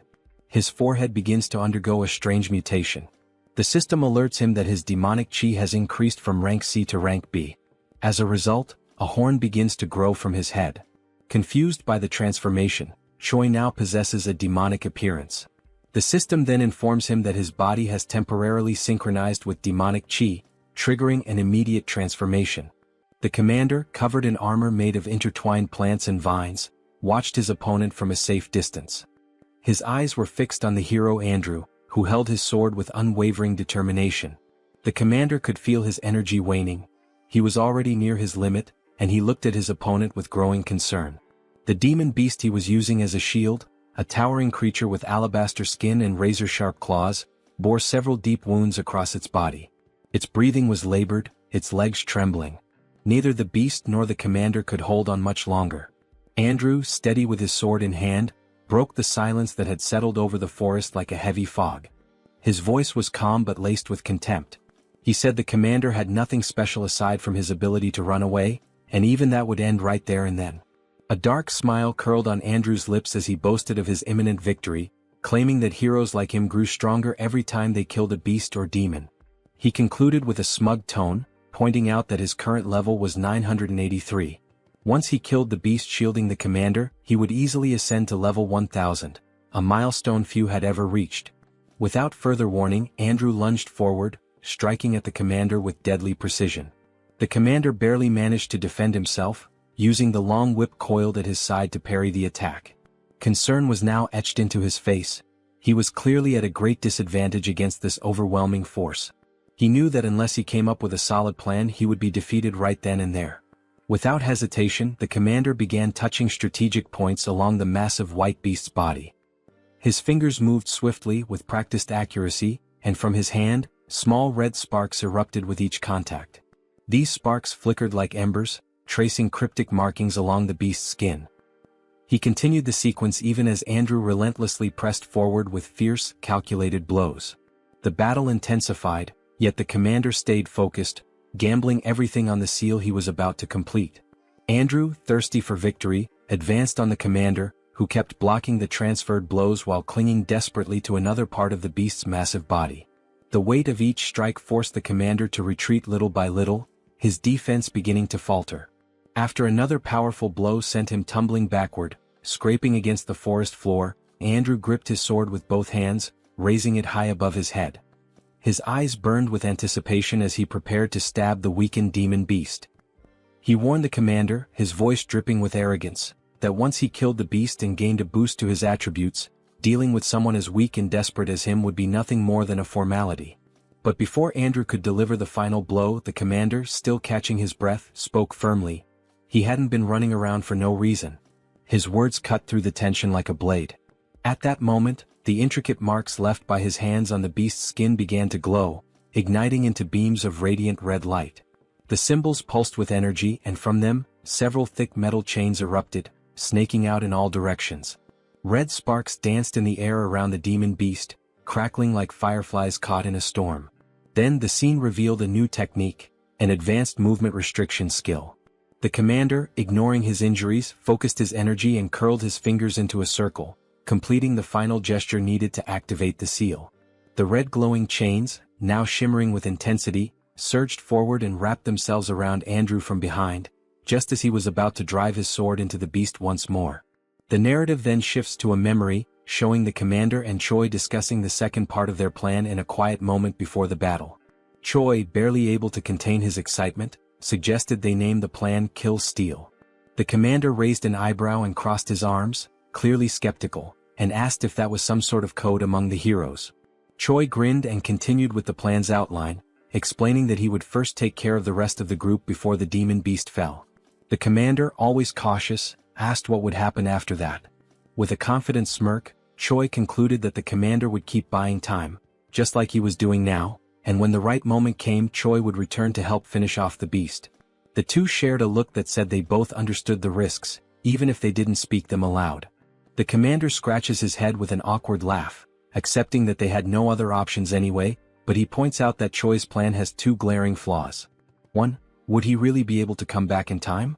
2. Even if he did, could he actually defeat that guy after leveling up? Choi, with his usual blunt honesty, admits that the chances of everything going according to plan are less than 1%. But, he adds with a sharp glint in his eyes, if they gave up now, the chances would be exactly 0. Choi clenches his fist with resolve. If those were his only options, he'd bet everything on that 1%. There was no room left for fear, only for action. The scene jumps forward to the battle's turning point, where Andrew is suddenly restrained by several glowing chains wrapping tightly around his legs, wrists, and even the sword he had just raised, now frozen mid-air. His expression twists in frustration, eyes burning with rage. He demands to know what the commander was thinking, using such a cheap trick to restrict his movement. His voice echoes through the battlefield like a growl. Unfazed, the commander keeps forming hand signs, controlling the magical chains with precision. His face remains calm, his gaze steady. He simply advises Andrew to wait and see, because they also have a hero who can level up. Suddenly, Choi appears on the scene in his awakened demonic form. His body radiates power, dark horns protrude from his head, and his muscles are tense with raw energy. The air itself seems to crackle around him. Andrew's face shifts from anger to disbelief. He can't believe what he's seeing. His voice falters as he asks what that thing is and whether Choi is actually a demon. Choi says nothing. Instead, he charges at the demon beast with nothing but his bare hands, landing a brutal blow that sends a shockwave through the battlefield. His strength is so overwhelming that the chains wrapped around both the beast and Andrew shatter instantly. The hero's system interface lights up, confirming that Choi has successfully leveled up, just as the demon beast lets out its final breath and collapses with a thunderous crash. The commander, kneeling with one fist on the ground and catching his breath, lets out a tired laugh. He jokes that there couldn't have been a better time for Choi to show up, even if the timing was clearly cutting it close. Choi, his fists still dripping with the blood of the beast he had just brought down, gives a slight nod and thanks the commander for holding the line. His tone is firm, but there's a flicker of genuine respect in his voice. Without wasting another second, Choi turns sharply and raises his arm, pointing straight at Andrew. "Now," he declares with unwavering confidence, "the hero will be defeated by me." Andrew lifts his sword, his expression darkening. He scoffs at Choi's boldness, dismissing his claim as nothing more than overconfidence. In his mind, no one could possibly defeat him just because they managed to kill a weakened demon beast. He tightens his grip on his blade and prepares to crush Choi's foolishness with overwhelming force. In the next scene, the air vibrates with tension as Andrew's newest skill is revealed, a high-level sword technique in Form 3, ominously titled Dragon Slayer. Energy flares around the blade, forming arcs of blue light as the hero steps forward, each movement heavy with the confidence of someone who has never lost a battle. Then with a roar he strikes. Choi doesn't flinch. He braces himself, raising his arms and crossing his wrists above his head. The massive blade crashes down, but he holds firm, stopping the strike with raw power. The ground cracks beneath him from the impact, yet he remains standing. Andrew's eyes narrow. In that instant he understands, this wasn't just a brute. Choi is a close-range combatant with terrifying physical strength. If he lets him close the distance again, his sword advantage might not be enough. On the other side, Choi's eyes glow with intense white light, sharp and calm, reflecting not just power but total composure. His gaze pierces through Andrew, void of fear. He's not impressed by the glowing sword or the title of hero. He's here to finish what he started. Andrew begins delivering a series of strikes with his sword skill, one after another, tirelessly forming blue beams around Choi. Yet Choi defends against all of them effortlessly. Worried that level 3 won't be enough, Andrew pushes the skill to level 7. He charges again to land another blow, but before he can finish, Choi retaliates with absurd force, releasing violet lightning that sends Andrew flying. He crashes down from atop the demon beast, stopped only by a wall of rocks that cracks under the impact. Blood drips from Andrew onto the ground. His teeth are clenched, his eyes wide in a desperate scream. He wonders what the hell Choi is, and if he truly is a demon. Choi, now standing on the forest floor, radiates a violet aura. He walks toward where Andrew fell and calmly states that every opponent he's faced until now had been stronger than him. Then, with a powerful kick to Andrew's stomach, he makes the hero gasp in pain. Suddenly, Choi grabs Andrew's face and slams him into the ground. Still holding him down, Choi speaks, his voice unwavering even as Andrew begs him to stop. As he advances on the enemy, Choi delivers each blow with brutal precision. In the brief pauses between attacks, he murmurs words almost like a mantra, as if each strike were meant to engrave a single truth into his opponent. That level in the end is just a number. With fists wrapped in energy and determination, Choi finishes his declaration with one final punch, more powerful than any of the previous ones.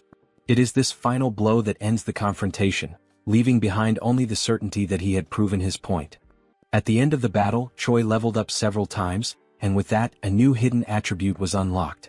The attribute is called Fighting Spirit, capable of increasing resistance to mental debilitation and adding focus during combat. Choi starts with 10 points in this new attribute. A few moments later, Choi is lying on the ground, agonizing from having used Promote once again, but this time with fewer side effects. He takes the opportunity to be dramatic, saying that he's going to die, although clearly he's not that bad.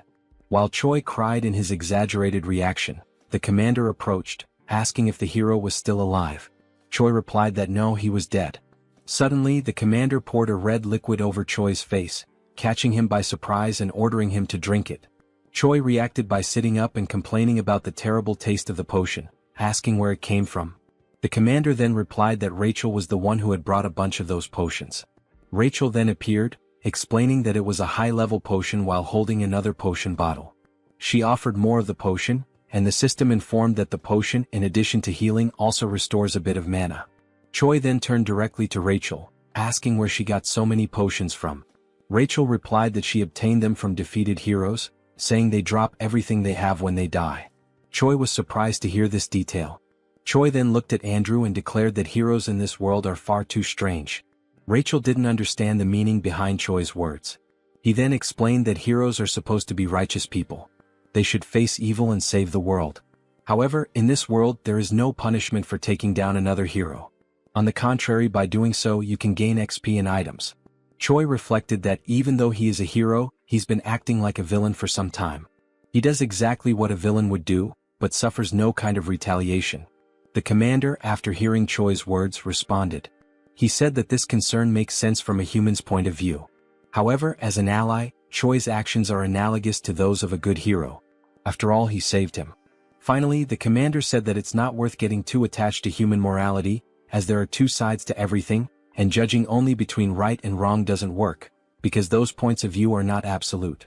Choi carefully observes the commander's words. However, one detail catches his attention. Was the commander trying to comfort the hero? When Choi asks this, the commander responds with kicks, ordering Choi to shut up and go rest. Choi, still suffering from side effects, complains about the aggression, saying his bones hurt. The commander then stops and begins to explain that he requested help before the signal was lost due to the attack. So, it's likely that reinforcements are on the way. Choi smiles, relieved that the situation is over, but he remains defensive, bracing for more attacks from the commander. The scene then moves to the moment Riadrun appears. He is responsible for creating a portal that will be used by everyone to return. The commander gives Choi a hand to enter the portal, and it works perfectly. Everyone crosses through the portal and arrives at the Dark Fortress. Choi is delighted and announces his arrival. But as soon as he opens his eyes, he notices something catastrophic. The entire scene before him is one of destruction. The structures are in ruins, and Choi reacts with surprise upon realizing that his safe zone is no longer safe. His despair grows as he sees that his house is on fire. He becomes furious, trying to find out what caused all the destruction. Riadrun and the commander notice the calamity, and the three of them quickly realize the source of all the chaos.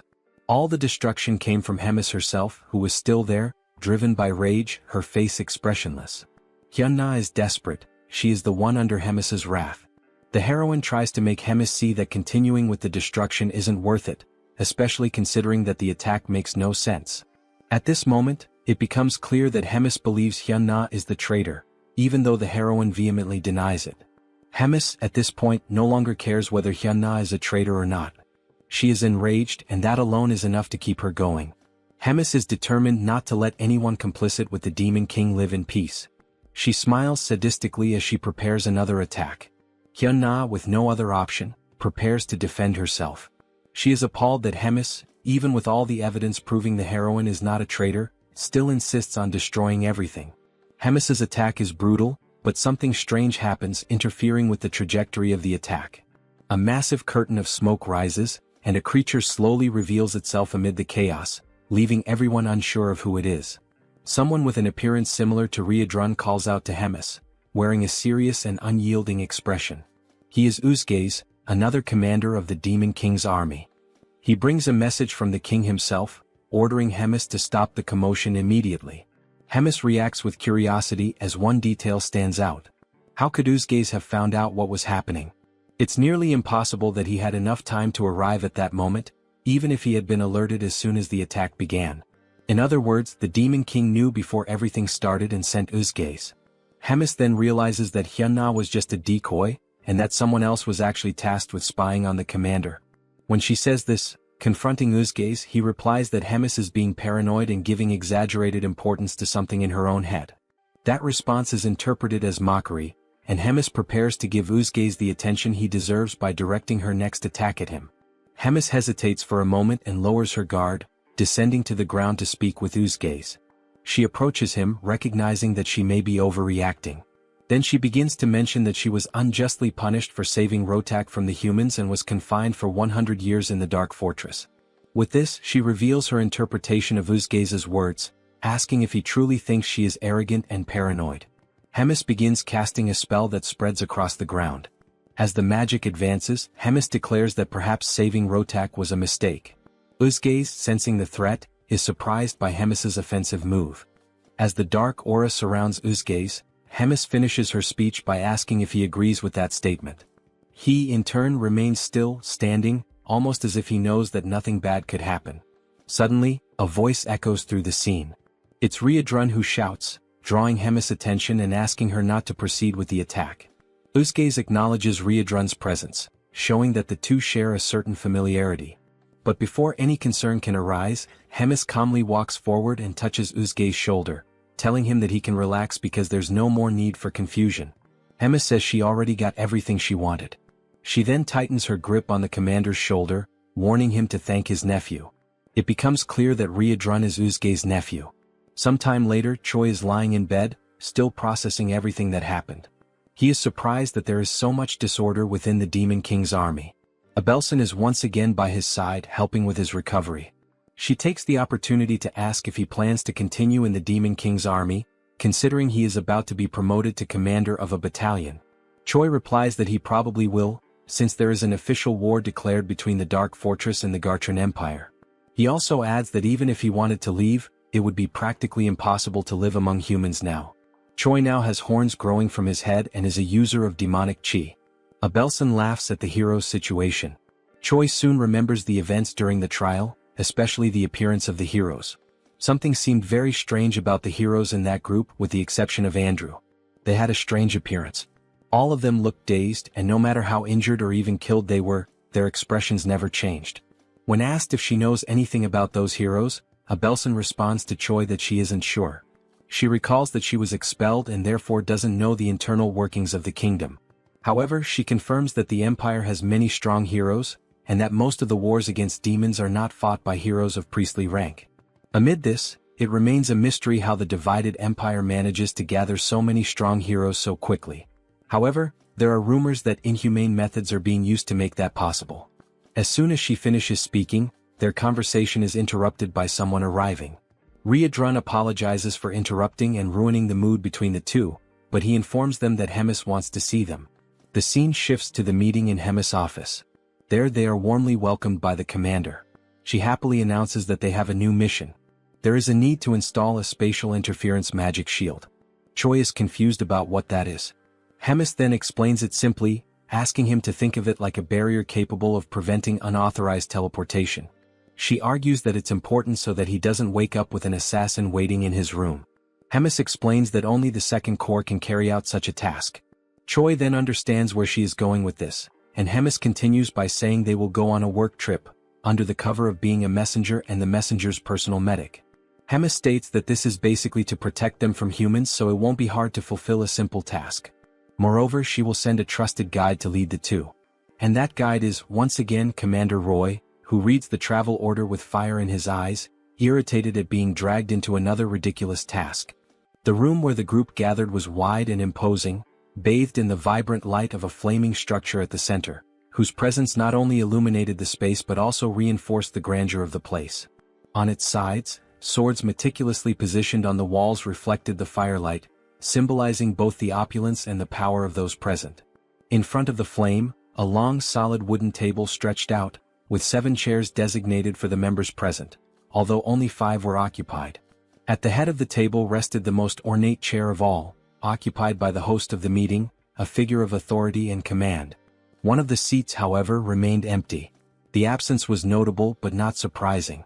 It was just another one of Rotaka's recurring absences. The 5th commander, named Uzgaze, who wore the head and hide of a bull, shrugged, knowing that Rotak never showed up to the meetings. Dorichigus, the 1st commander, dressed in purple armor, was irritated by Rotaka's absence, even though the meetings weren't mandatory. Hyuna, who until that point was comfortably lounging in one of the chairs, resting her arm over her bent leg, claimed carelessly that if Rotak had come, he would just be talking nonsense. Hemis, who was right in front of the fourth commander, observed the conversation without being able to add anything more to what the others were saying. Tigrid, the Supreme Demon King commander, had imposing, wavy horns that grew from his forehead. He had a serious expression when he finally announced to the other commanders present that they would begin the meeting. The reason for the meeting was revealed. They had gathered to talk about Commander Hemis. She had carried out a major event without reporting it. Scenes are then shown of the battle between Choi in his demonic form and Andrew. Tigrid continued explaining that the border had been left exposed, and the humans had created an ambush that resulted in severe consequences. Uzgaze then interrupted the Demon King's speech to specify that the effects of that battle were 97 dead, 100 wounded, and an even greater number missing. Tigrid had his black claws resting on the armrests of his golden throne. His expression was calm as he continued speaking about Hemis attacking the fourth commander for no apparent reason and, according to the rules, battles between commanders require prior approval. Then, with a serious look, Tigrid announced the beginning of the discussion regarding the punishment that would fall upon Hemis, based on her actions. At the moment he opened the floor for objections, Hemis promptly interrupted, wishing to express her side. She raised her hand and requested attention to object. With no resistance from the others, Hemis began to speak, aiming to defend herself against the claim that she had acted without cause. She then explained that everything happened because there was someone acting as a spy against her. She explained that the attack on the fourth commander happened because she thought he was the spy, given the circumstances. With that, Hemis raised a question, suggesting that the ideal would be to find out who was trying to harm her, not try to punish her for defending herself from something so sneaky. Tigrid's expression changed. He was irritated by the question, seeing it as an affront. He then asked if such a proposal was a way of challenging his authority. Hemis simply replied that it was nothing more than a humble suggestion. She smiled, and her bold expression spoke louder than her words. Such an attitude only raised Tigrid's indignation, who was stunned by the commander's boldness and clenched his fists on the armrest of his throne.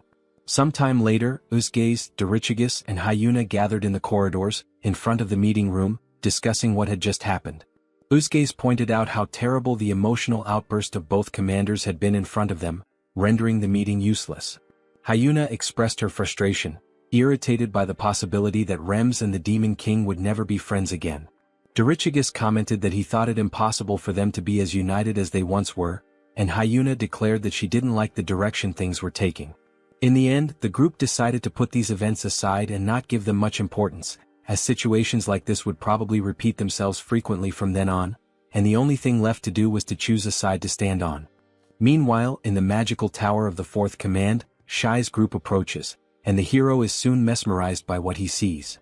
They are then received by the fourth commander's bodyguards, who immediately request everyone's identification. Roger introduces himself as the commander of the 3rd Regiment and notes that he is accompanied by 2 humans.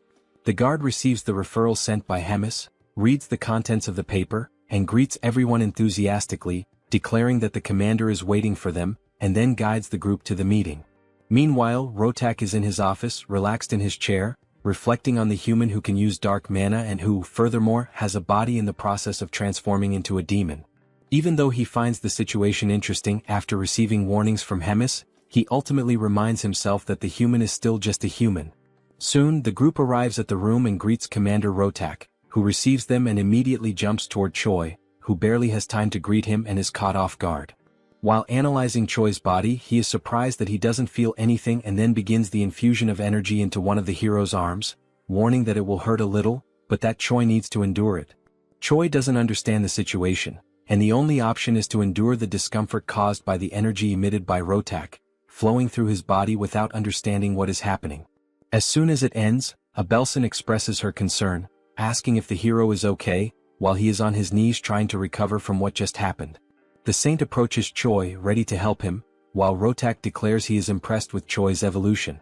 As the hero raises his head, Rotak asks if he knows about the future that awaits him, and only then informs him that if Choi continues at the pace he's going, he will be dead in about 3 months.